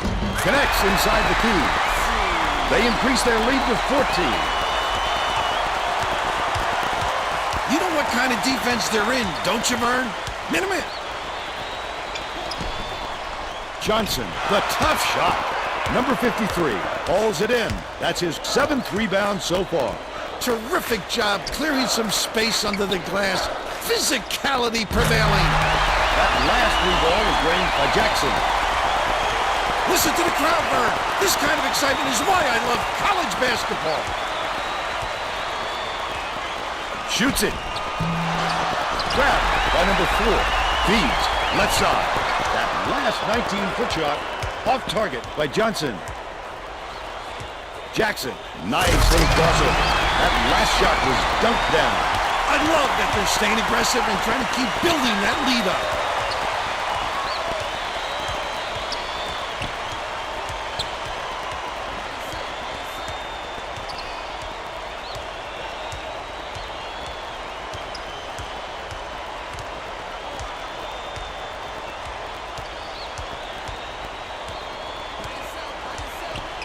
Number 14 crosses it over. Rice pulls the trigger. Good from downtown. He's 3 for 3 from long range. And we're headed to halftime with the score 56-40. Give us your opinion on the first half, Bill. If we don't see some improvement soon, this could be even further out of reach. They need to make some adjustments.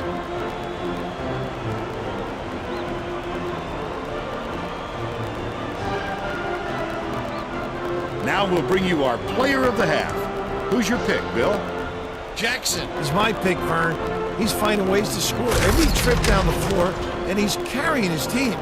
He's been a force on the offensive end and is putting on a show for everyone here. A phenomenal performance.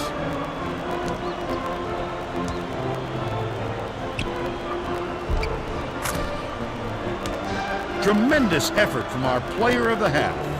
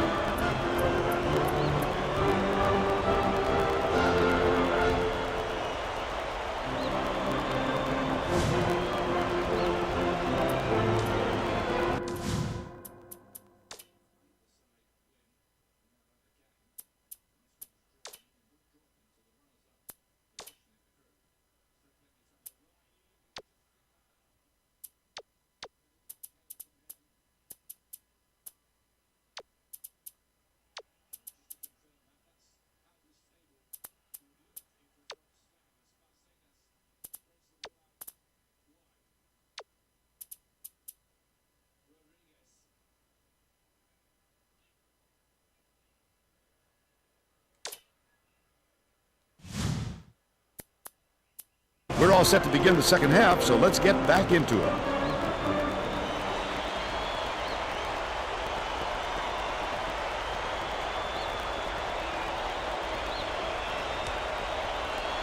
Johnson inbounds it to start the second half.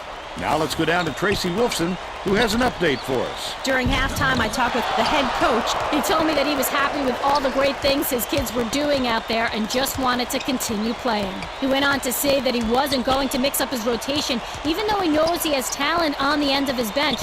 He felt that the players he used in the first half give him the best chance of winning this game, and he won't stray from that game plan. Back to you, Vern. Well done, Tracy. Thank you.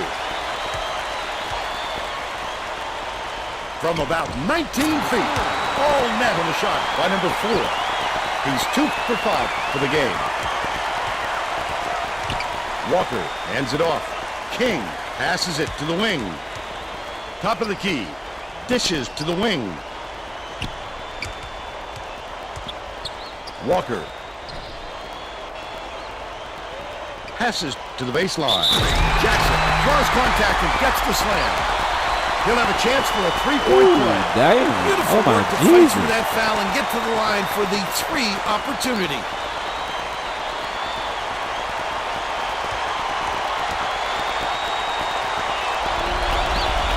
He completes the three-point play. Goodman inbounds the ball. Number 1 puts it up. Goodman grabs the rope. It's good. Nice offensive rebound. He's shooting 66% for the game. Walker, the crossover.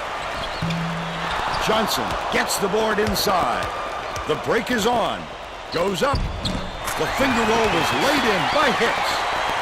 19 points, and he leads all in scoring. Jackson has it. Right wing. That last shot netted for 3. The Nittany Lions need to find some answers here. You have to keep your head up and eyes open at all times playing with this guy. That's right, and you never know when or where he'll find you.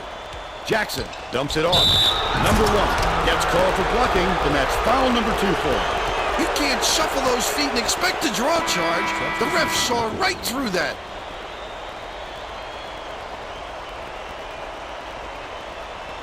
Number 53 inbounds the ball. Uses the crossover. Dishes left wing. Jackson takes it up. He gets hammered, and he'll head to the strike.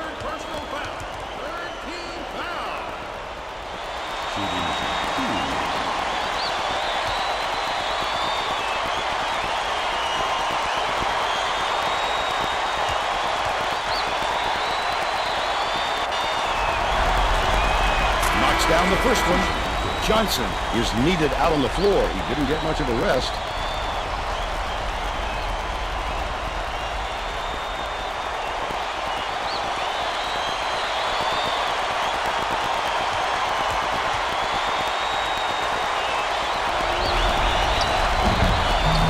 Gets the second to fall as well. Number 1 is really struggling out there. They're set up in man-to-man. Number 3 lets it go. Can't get the three-pointer to fall. Number 3 is in a pretty cold stretch right now, Vern, and there's a danger that it's going to start to rub off on the rest of the team. You've got to establish position early if you're defending, Vern, and he just didn't beat him to the spot. Number 53 inbounds the ball.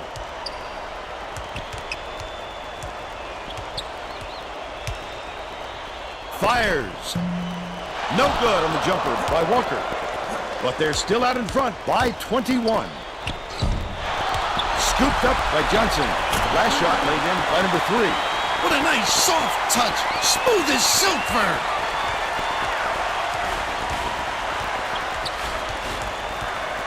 Gets it. High post. Johnson is tagged with the reach, and that's foul number 2 for him. You're never going to get away bumping the ball handler on a steal attempt. Too aggressive. Jackson raises up, hits the quick shot. He's got 21.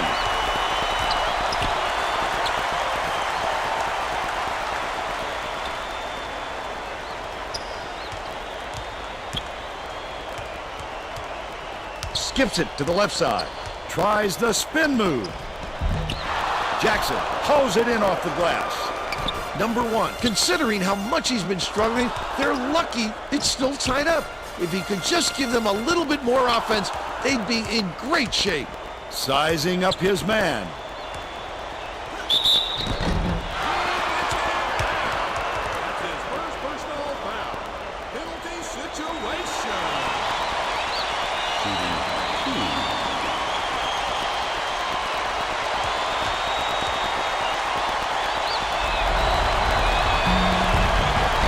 Makes the first. The Wildcats are going to make some substitutions.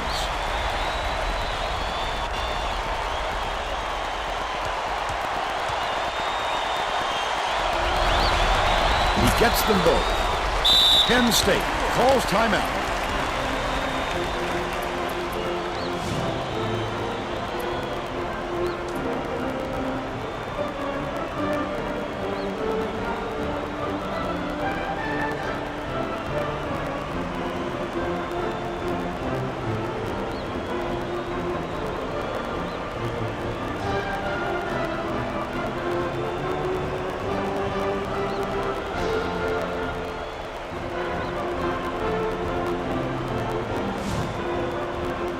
Well, it looks like they're getting set to inbound the ball.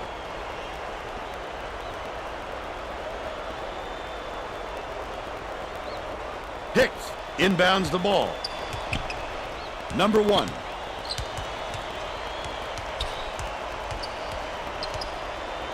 Stolen by number 53. I'd love to see that. He was lurking around, then pounced. Such a defense. Gunn yanks down the offensive rebound. Flip up and in on that last layup. Looked like he made a tough shot out of a simple one. Risky, but he's in the flow now, Vern. Number 1 catches it down low. Get it out of there, big fella. You have to protect the lane, and that time, they tried to sneak one through on him. The big guy has spoken. Penn State has been on the wrong side of this long run, and Tracy's got a report for us. The Nittany Lions coach is frantically talking to his assistants, trying to come up with a plan on defense to stop this run. He is not pleased with their current setup, to say the least. All right, Tracy. Johnson inbounds the ball. The Nittany Lions down big. Passes perimeter. Number 1 goes up. Number 14 pulls it down. The last bucket down low was dropped in. He gets up close and personal and closes the deal. Leaves no room for error and no room for anybody to do anything about it. Catches it right side. Gunn dishes it to the wing. Misfired on that last three by number 53. That last basket was buried by Gunn. Under 10 minutes left in the second half. This game plan is simple. Just get him the ball. He's your main guy. Lethal. He is so hard to defend. The break is on. Far side. From deep. That one was drilled by Jackson. By 31. Number 1 has had a terrible game so far. That nigga on fire tonight. Kicks it out to the right wing. Johnson answers right back with his own 3. And they now trail by 28. Gunn hammered in on that last dunk. That was a thundering finish. Why do they let them gain that kind of position? Passes to the right side. Number 1 has it. Right wing.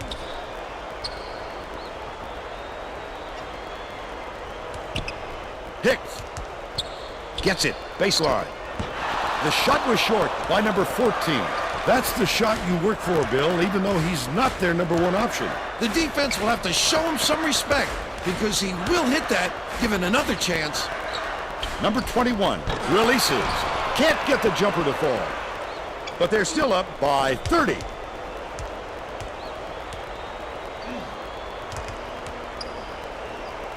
Takes it up. Corralled by number 53. That's how you do it, Vern. Clear that space under the glass and pounce on that rebound. Gunn to the rim. Double clutches the layup and gets it to fall. And they now go up by 32.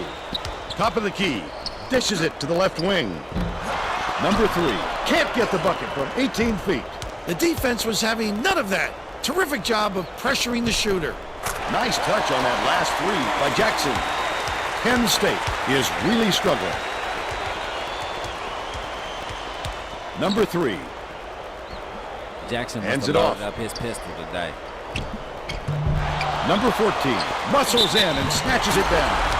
A superior effort to fight through the Jackson foul must have and loaded put up it his down. pistol today. Strong move, Vern. The Nittany Lions are making a few lineup changes.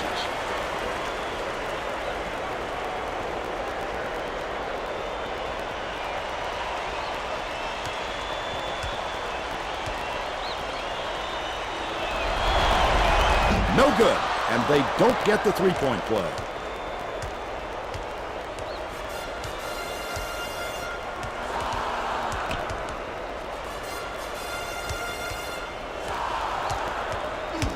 Jackson gets it, right wing.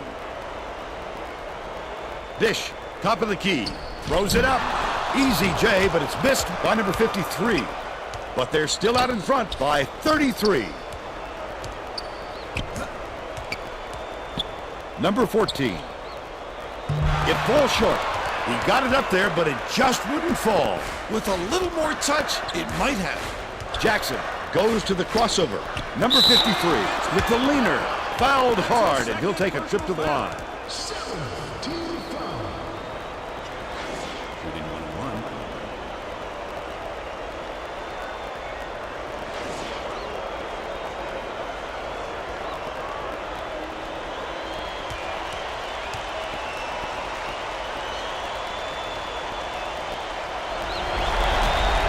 He can't get the first. Both teams are making a few lineup changes.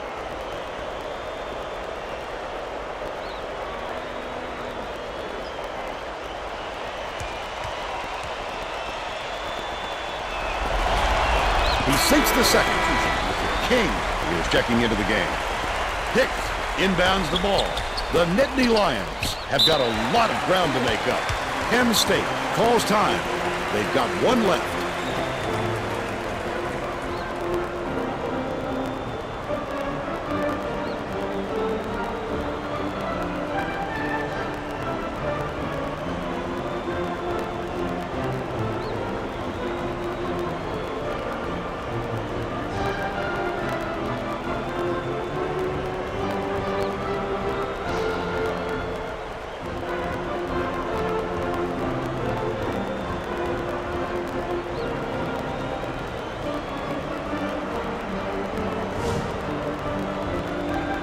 Getting set to inbound the ball.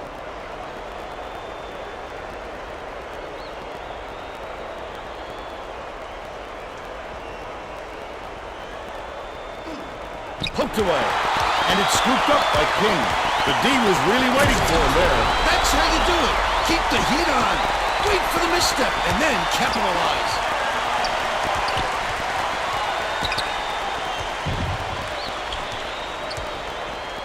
Catches it in the paint.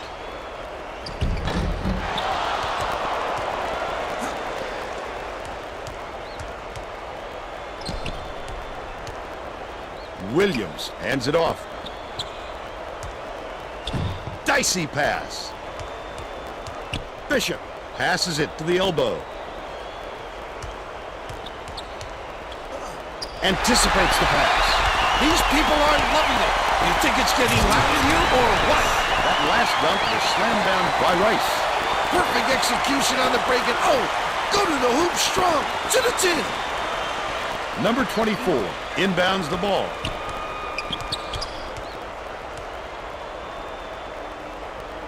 Fires the three. Perfect shot by number 24. They're in front, 96-59. Williams is whistled for reaching in, and that's his first foul of the game. Both teams are going to shake things up a little bit with some subs.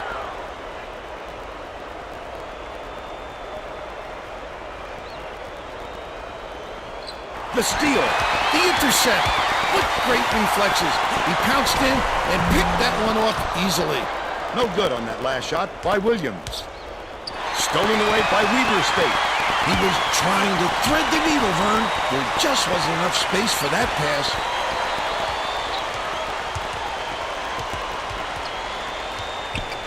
Nice little crossover. And here's the State Farm drive of the game. This guy is fun to watch, Vern. He can really fill it up.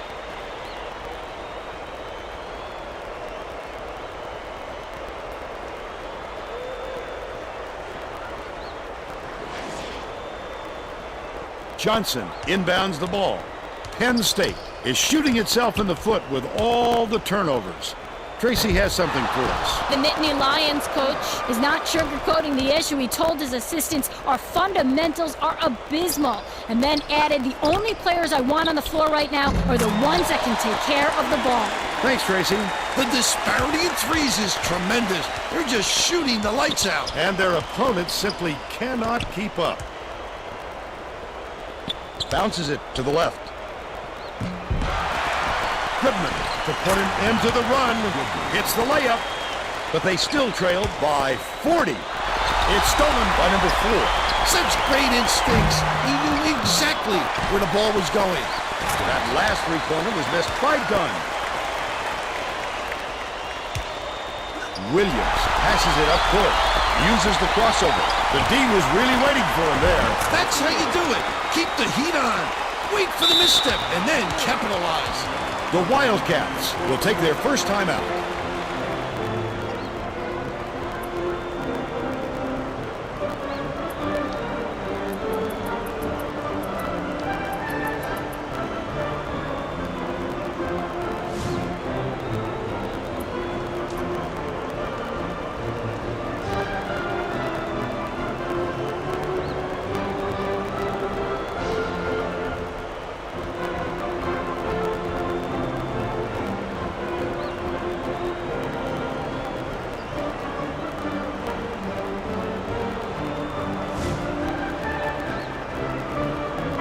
intercepted. Inbound the ball. Both teams are making substitutions. Jackson inbounds the ball.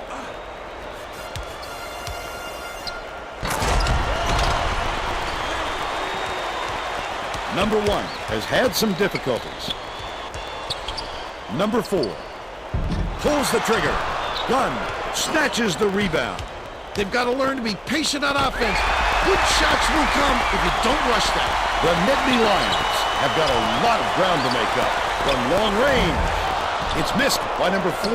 With nobody around, he still couldn't convert. Sometimes you can be too wide open. That's his first personal foul. Damn, Huggies, no flagrant? Like, what the hell?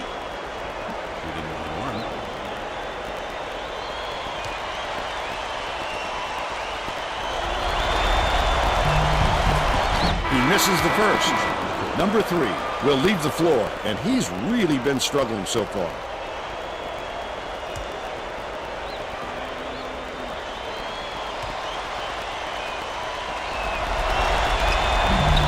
Good on number 2. Dick is needed out on the floor. He didn't get much of a rest. Goodman inbounds the ball. About 3.5 minutes left in the second half. Johnson shoots. Dick keeps it alive on the offensive end. The defense was all over that shot. He had nothing to work with.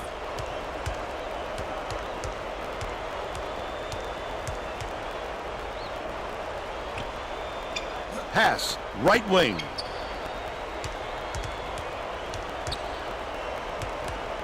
One-on-one. From deep. The shot was knocked down by number 53. They got on this roll a while ago and just haven't looked back.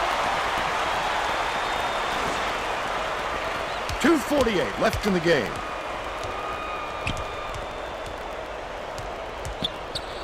Goodman.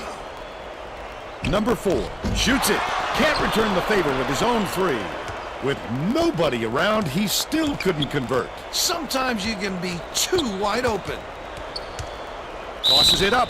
Nearly had a chance for a 3-point play, but he'll go to the line for 2.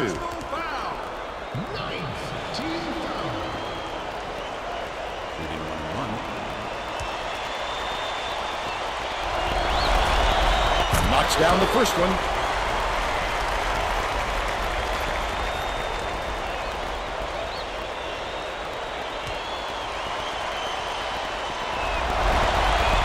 Gets the second to fall as well. Goodman inbounds the ball. The Nittany Lions will try to end this run. Johnson dumps it off. Number 1 takes the shot.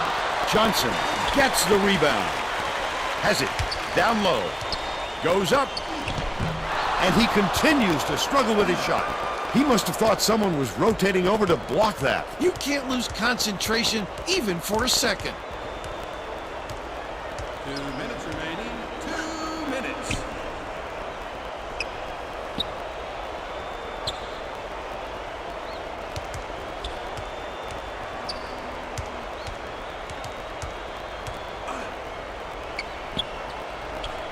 Shot clock dwindling.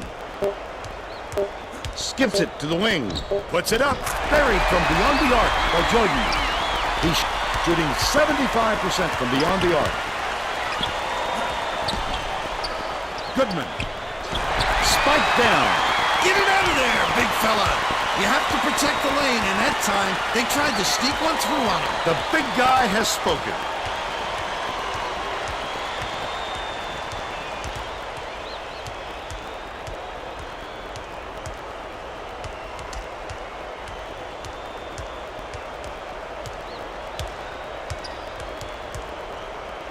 Gunn gets it outright.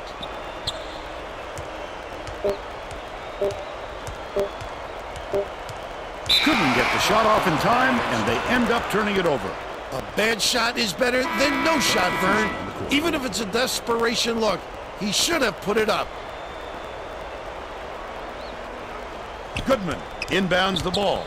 The Nittany Lions need to find some answers here. That last blue ball was drained by Hicks. That's a great shot. His man didn't give him much room, though, but he was still able to knock it down. Bishop.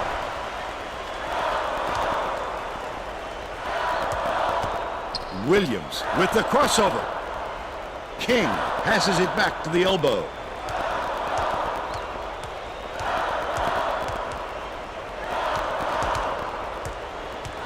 Williams goes up, gets it to fall off the crossover.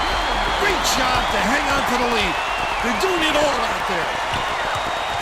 To the rack. The finger roll was flipped up and in by number 1. First-class body control.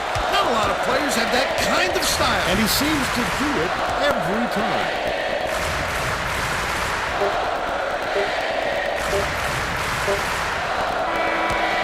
And that's all for this one. The Wildcats blow out Penn State, 114-70. And now it's time to show you our player of the game.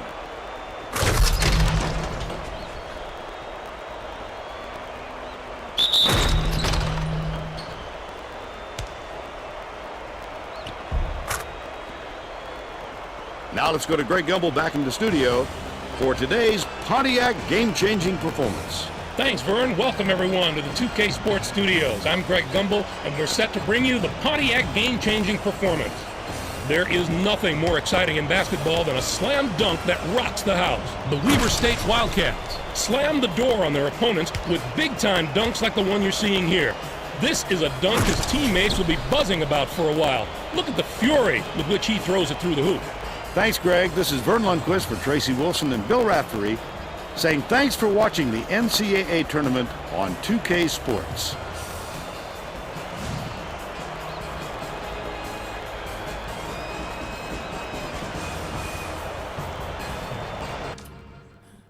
Okay, my man LaShiggy Jackson reaches the Sweet 16 in his freshman year. Okay, yes, LaShiggy is one of my clients for Dirty Creek Athletics, you know what I'm saying, West Coast Athletics.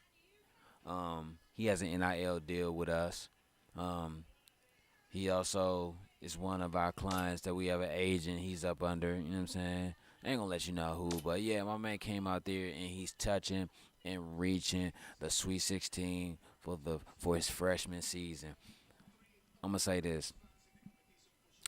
Great things all across the board. 22 assists, 34 rebounds, only 6 turnovers, 14 fouls. Great. How many bench points? 24 bench points, 67% shooting the ball, 76% shooting at the arc, 85% shooting the free throw. Let me say this, and I'm making a claim, and I'm making a statement right here. With the way these boys played tonight, it's already in stone. It's already there in the future. I had a dream about it last night, but I also had a dream about it when I took a nap during the halftime, before the halftime show or whatever. But these boys right here, these boys are winning the national championship. I know you still got GW out there. You still got UConn out there. I mean, Stetson lost today. Even though Stetson had a 15-point lead, they were up like 15-0. And then you go up 15-2. Like, how the hell you go up 15-2 and then only manage to score 10 points the rest of the half? Like, come on, man. And then you lose the second half. You bring it back within 2 and still lose by 8. I mean, still lose by 6. How the hell did that happen? Like, you got to get the guys around this guy, LaShawn Jackson. Like, because if you don't, I mean, not LaShawn Jackson, I'm sorry, around Stetson Lucas. Around Samuel Lucas, because if you don't, games like that are gonna happen. Yes, they made it all the way to the tournament at 24-9, but still though, like that didn't look like a 24-9 team to me earlier. It really didn't. We sat there and watched those guys struggle offensively. We watched those guys struggle defensively, even on the rebounds, even wide open shots they're missing. Like, come on, man. You got people in the stands screaming. Now, come on, Stetson, like you hearing it over the mic of the game or whatever. Like, come on, Stetson, like, look at what you're doing. But like I said, you still got UConn out there and you still got GW out there. But the way UConn played today and in the first round, it looks like they're gonna struggle offensively one way or another, because they have to find guys that can hit open shots. Most of them guys were missing open shots from Jeremy Mendoza passing the ball. Most of the game he had to take over. He had to take the ball into his hands and take over. So that's going to be a problem. GW too, That's going to be a problem for them hitting shots, trying to make shots beyond the arc or whatever. They did a great job, but still, though, they need to find that player. They need to find that player that they're going to put the ball in their hands and just do it, because game one, Kyle Hunter was kind of off. Tariq Prince went off. He had 34 points. But this game, he didn't really go off like that. Even though they spread the wealth around, that's cool. But there's going to come down to that one game where you're going to have to look at one of your guys and be like, hey, listen, it's your night. And it might come down to that, either that Sweet 16, Elite 8, Final Four, or National Championship games. Just pick your poison. I'm telling you. Like, Weber State came out there and they delivered. Like, look at this. Samaje Walker. Oh, this guy's going to the NBA already. Like 12 points, 1 rebound, 2 assists. Get them assists up a little bit more. Even though everyone passed the ball around, but still, move that ball around. Oh shit, my bad. His season high is 25 points, 4 rebounds, 10 assists, 4 steals, 1 block, 4 3-pointers. Those 5 turnovers is what scared me.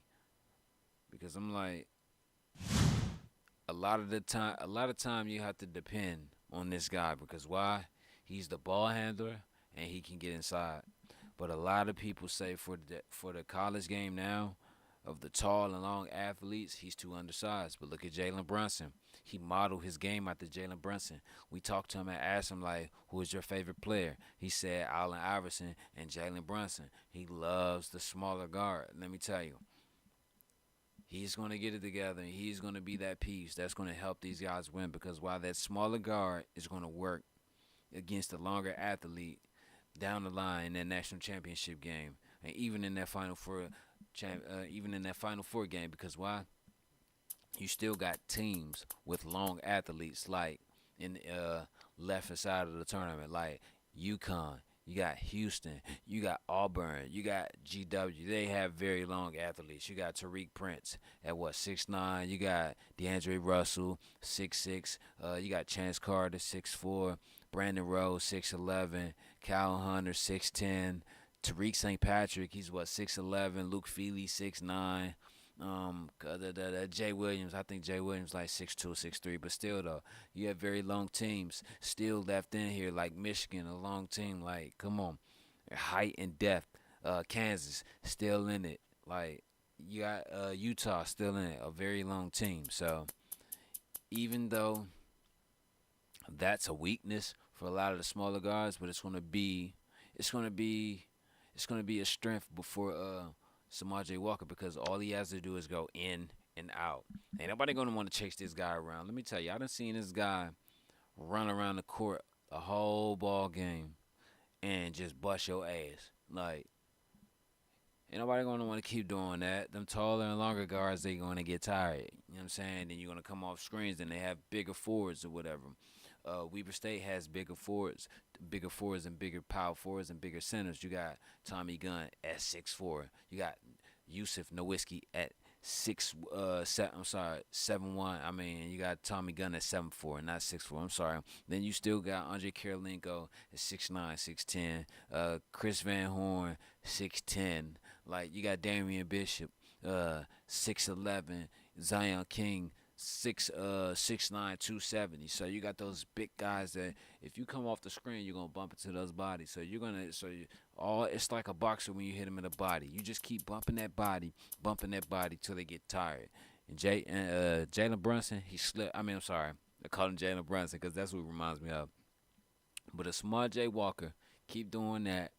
National championship. Matter of fact, save your energy. It's cool you only knocked down 12 points. Last game you knocked down what? 20. Last game he knocked down 24 points. That's cool. You knocked down 24 points first game. 12 points this game. But look though, his 24 points. Listen, his 12 points.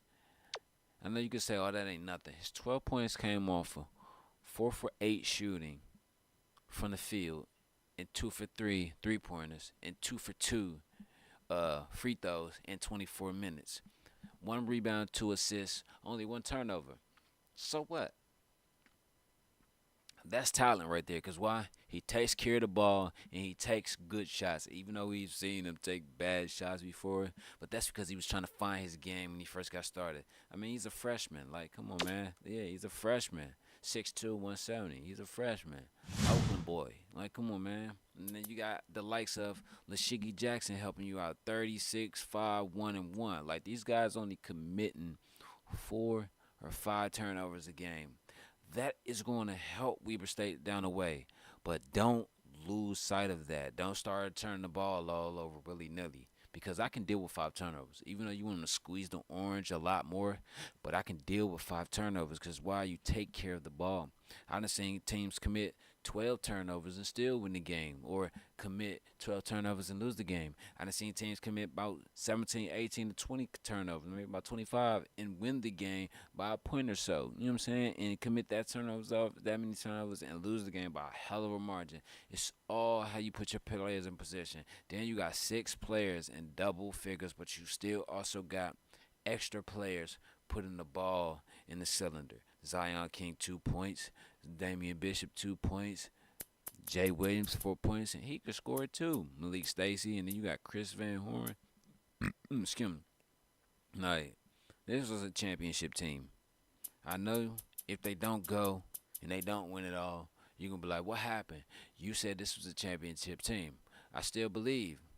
It's just that they got to believe, they got to know it, and they got to go out there and prove it to you and show it to you night in, night out. But like I said, I believe this is the championship team. I believe it's going to be a rematch from next year. GW and Weber State, but I got Weber State taking it all.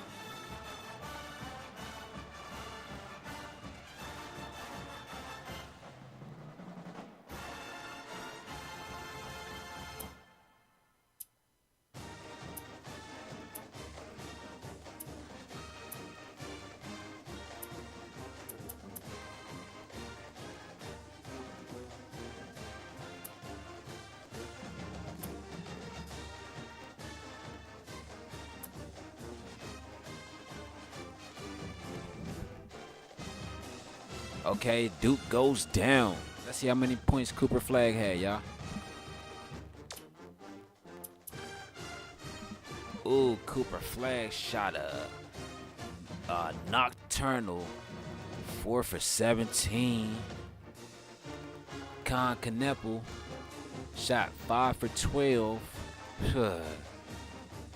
See, that's one thing about AI, right? Even though they say AI will rule the world, but this shit right here, when these video games just let you know AI, it's not that smart, because you want to know why?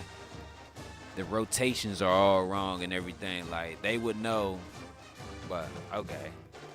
But Texas Tech move on.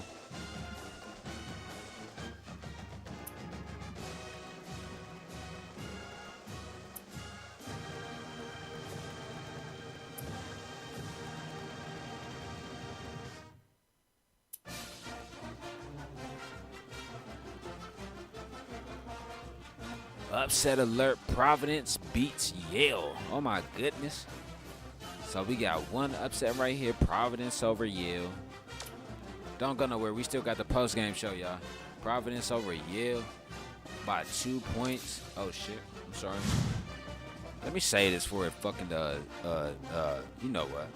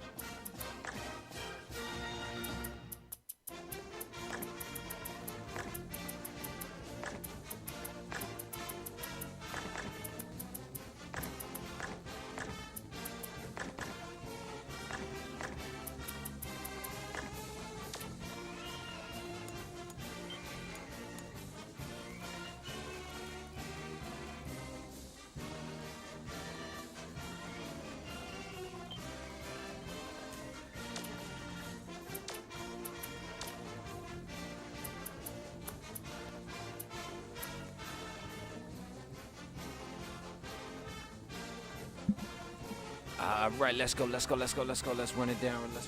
Today in the round of 32, UCLA beats the snot out of St. Mary's, 91-68. But that's what I be saying. Even though some teams be at 8 or be at 3, sometimes the 3 is an 8 and the 8 is a 3. You feel me? Goes like that sometimes, but better luck next year to St. Mary's. Hopefully they find their game. Next year, they lose to UCLA by a large margin, 91-68. Then Houston, upset alert. Houston over Auburn. Johnny Broom, was Jonai Broom. Let's see how much did he knock down. He didn't even, okay. Oh, Broom knocked down 13, 5 for 10. They supposed to shot the ball a lot more with him. Only 5 shots, like, come on. I mean, only 10 shots. Like, yeah, you supposed to shot the ball more with him. Houston moves on to the Sweet 16. Cincinnati, you saw that game earlier here on TruTV. Over Stetson 89-88, 1-point game.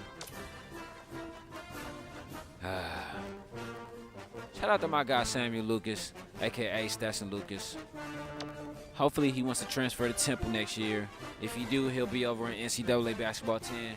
If Weber State don't make it to the NCAA championship or don't win the NCAA championship, either or, apples and oranges, they'll be over in NCAA 10. They'll be the main attraction, along with George Washington. So, yeah.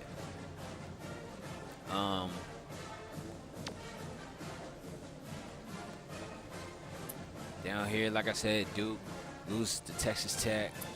We just finished watching Weber State over here on TruTV. Over Penn State, 114-70. Arkansas over Kentucky. Okay, 94-79. That was a BTA. That was a WDBTA. And what is a WDBTA? A walk down, beat that ass.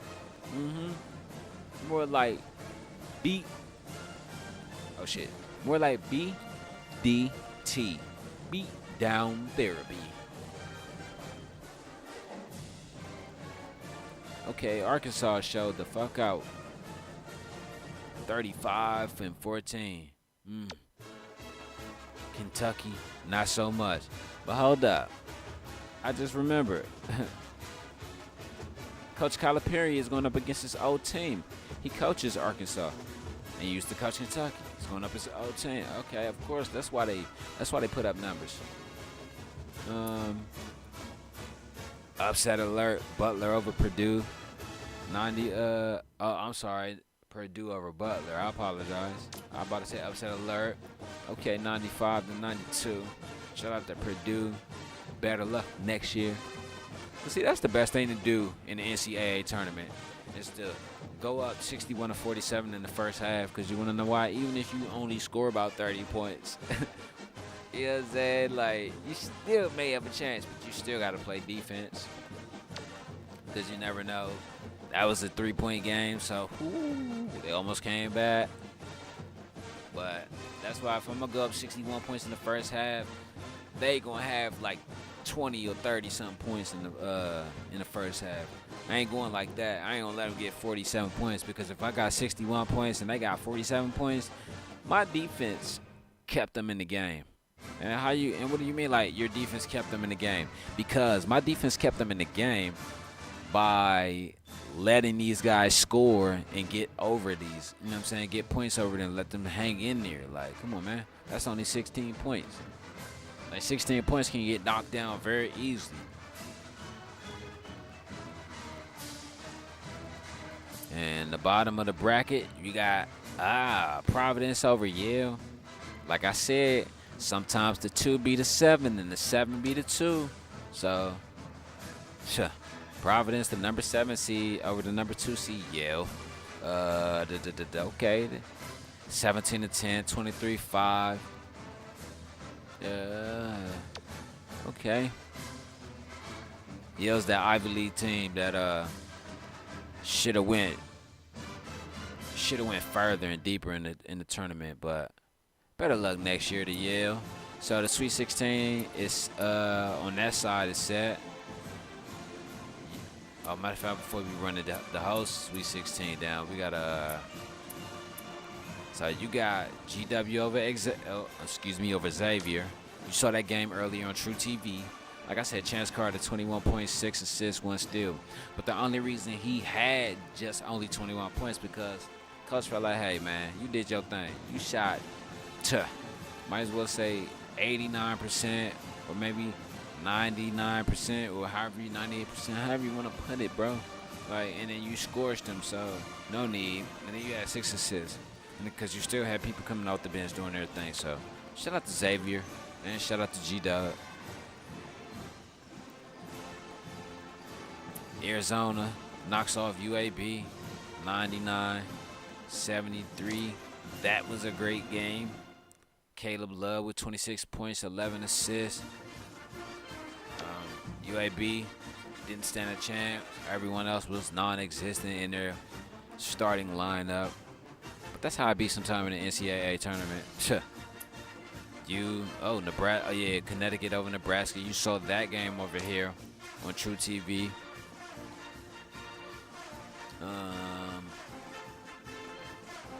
Shout out to Jeremy Mendoza, 21 points, 4 assists, 7 for 15 shooting, 1 for 3. And like I said, that's going to be their blunder in this NCAA tournament. Listen, 1 for 3, 1 for 4, 0 for 3. Like, come on, man, you got to shoot that rock better from behind the arc. Because if you don't, teams like Weber State going to scorch your ass. Teams like GW is going to scorch your ass. All right.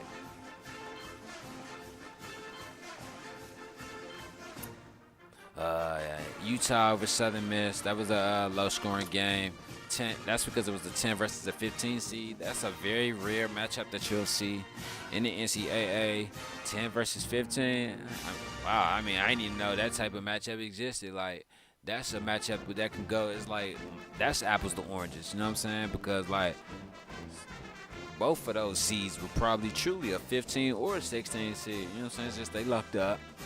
67-59, because if Southern Miss is a 15 seed, how you let them hold you to only 67 points? You see what I'm saying? And if you're the 10 seed, how did you only manage to get 67 points in? And if they're the 15 seed, how did they get 59 points? If they're the 15 seed, I'm busting your ass. You ain't touching 59. But that's how it be. So, but anyway, Utah moves on. I believe they'll get pounded. Pause.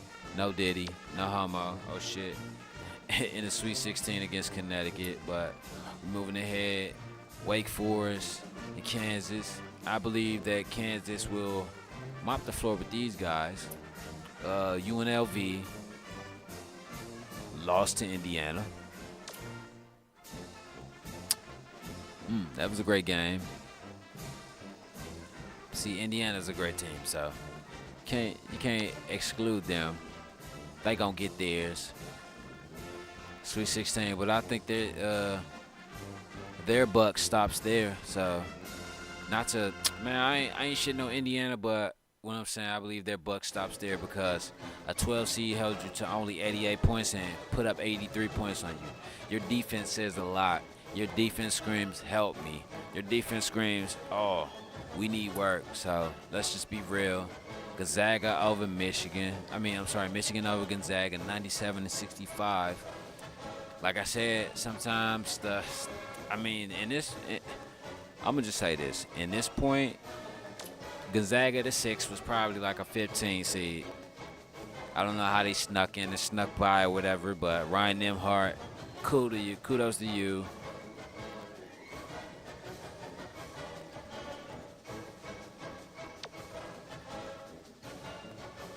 Pippen, kudos to you. 31. How the fuck he knocked down 31 off the bench? That's what I'm saying. That's what I'm saying, baby. That's what I'm saying. 31 off the bench. What else? You got Alabama and St. John. That they didn't stand a chance. 103-80. Shout out to Rick Pitino and his group of kids. They're moving on. Alabama has some guys that put up numbers. It's just like they just couldn't hang in there. And I understand. It'd be like that. It's that three-point shooting, 1 for 5, 1 for 9. Hold up, 1 for 9. If I see that I'm 1 for if I see that I'm 1 for 6, matter of fact, 1 for 5, maybe 1 for 5, maybe 1 for 4, maybe 1 for 5, maybe 1 for 4. I'm gonna stop shooting. I'm gonna stop shooting from behind there. 0 for 1, 2 for 3, 0 for 2, 2 for 4, 2 for 2, 0 for 2. That's what killed you. Yeah, that's what killed them. 3 for 10. Ooh. 3 for 10. But see, they was like, fuck it, we gotta stop shooting that 3 ball. We gonna go to the we gonna go to the charity stripe on them. So your Sweet 16 is set. You got G-Dub and Arizona. That game is Monday night. G-Dub, Arizona. That game is Monday night, starting at 7 p.m.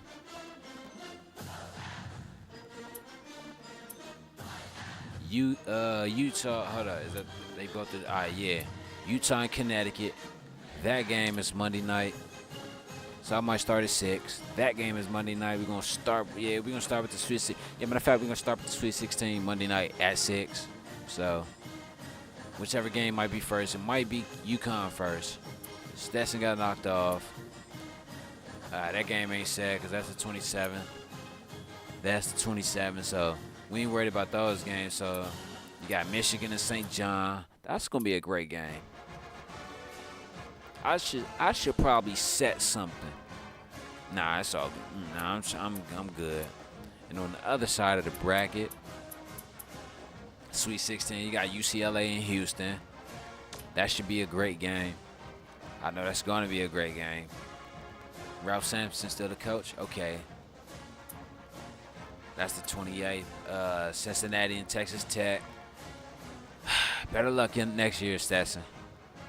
We got your back, baby. Weber State and Arkansas. That's going to...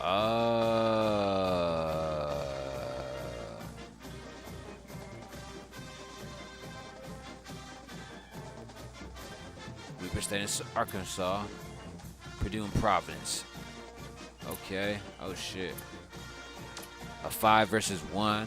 So that should be a great game. Musselman is the coach versus Eric Duff. I'm going to say this. That's going to be an ass beating for the numbers. But LaShawn Jackson got everybody coming out.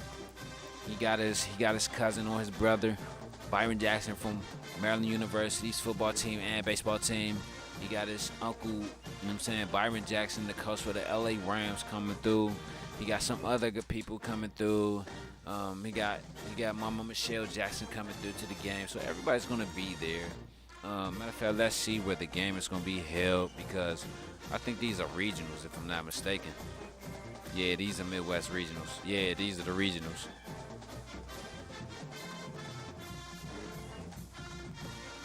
Yeah, these are the regionals.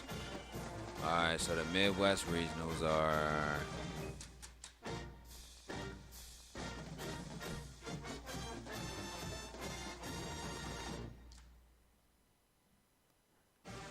So the Midwest regional is in Indianapolis. Okay, it's already... Well, no, that's Detroit, Ford Field. Indianapolis.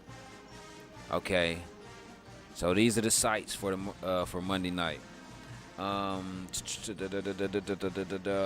Weber State game will be in Indianapolis. Is that... Because Byron's team is the only team left on this side of the bracket. So that's Indianapolis. This game right here, East Regional, Newark, New Jersey. But since we don't have Newark, New Jersey, that might be... Matter of fact, let me see if we got the New Jersey Nets up on here. Their stadium on here. Let's see what stadiums we got for like the Far East.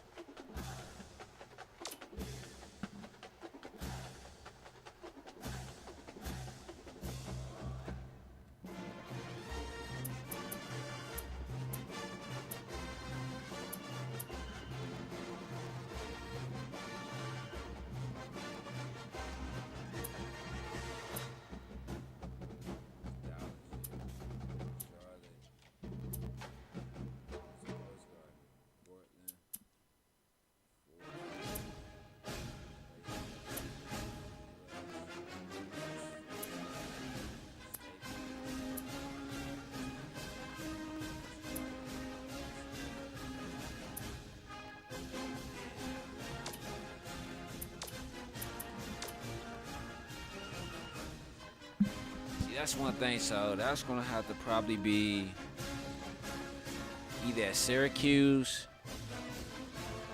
We probably gonna do that shit either at Syracuse. I'm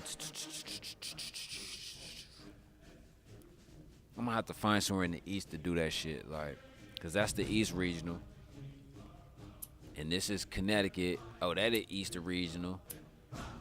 Oh, so it's only East and Midwest left. Okay, cool. Well, we gonna find somewhere to put that East Regional game, both of those East Regionals. But like I said, this game will be, unless B, you wanna play in Portland. You know what I'm saying, for that Midwest region. You know what I'm saying? Like, but like Indianapolis, or you want to come somewhere a little closer, like but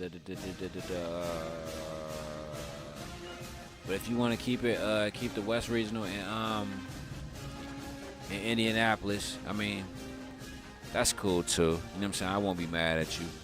But let's get up into this post-game show.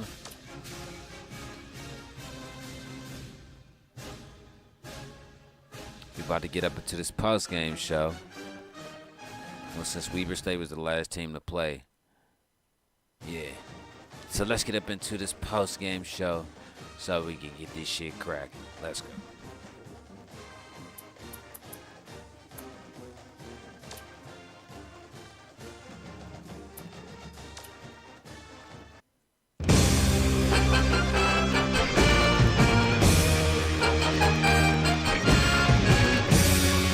To the 2K Sports Studios. I'm Greg Gumbel, along with my partner Clark Kellogg.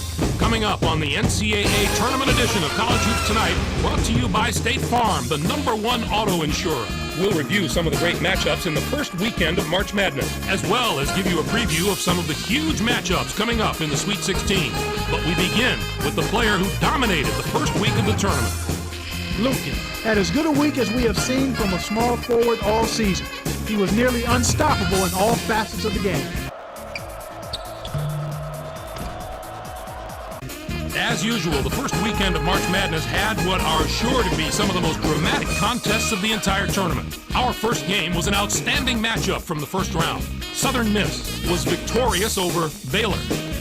Sometimes you see a team come out flat in the first round game, but that was not the case here. They looked fresh, and this seemed more like a mid-round game to me, Greg. Southern Miss played some absolutely stifling defense. They made the guys on the other side work for every basket, and you can see that reflected in the shooting percentage. They never let up on the defensive end. They played with that something-to-prove attitude because they knew they were the underdogs coming into the game, and it showed itself on the defensive end. This next game was another superb March Madness battle. Auburn did away with Ryder. A lot of times, the first round of March Madness gives us the best games of the entire tournament. And this was one of those games. Just a classic tournament battle from start to finish. Pegas was not going to be denied. His 22 points led all scorers. They needed an effort like that to get this win. He saw all sorts of defensive looks, but no matter what they threw at him, he handled it and handled it well. This isn't a preseason tournament, Greg. This is the big dance. He stepped up in a way that few players can in this kind of spotlight. And for that, we should give him a big imaginary high five. Now that we've made it through the first weekend, let's take a look at some of the big matchups that we'll be seeing in the Sweet 16. This will be a fantastic battle. This is shaping up to be a prototypical style versus style matchup. Great scorers on one side of the court, great defenders on the other. This is going to be a real showdown.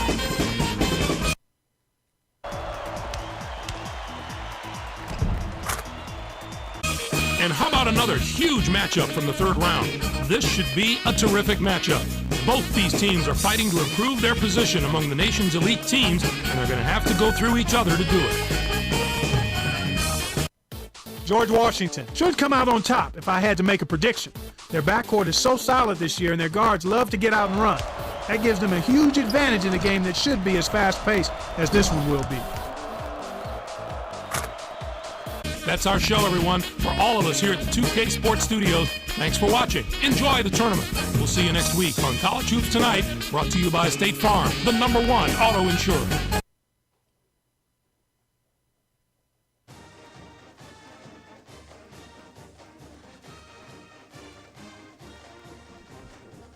Man, I ain't even gonna lie, man. It really feels like it is the NCAA tournament. How we just been doing hours and hours of games and games and games on top of games on top of games. But yeah, man. So like I said, the Sweet 16 is gonna roll around, and like I said, we got Weber State in Arkansas, G-Dub in Arizona, and Connecticut. And we got Connecticut and Utah. So those will be the 3 games that you'll see starting Monday evening, 6 p.m. Well, 6:07 p.m. So, yeah. Hey, man, I appreciate everybody for coming through, kicking it with the homie, man. I'm your host, Dirty Creek Sports. It's your boy, DNLYG. Peace and love, y'all. Can't forget that. We out.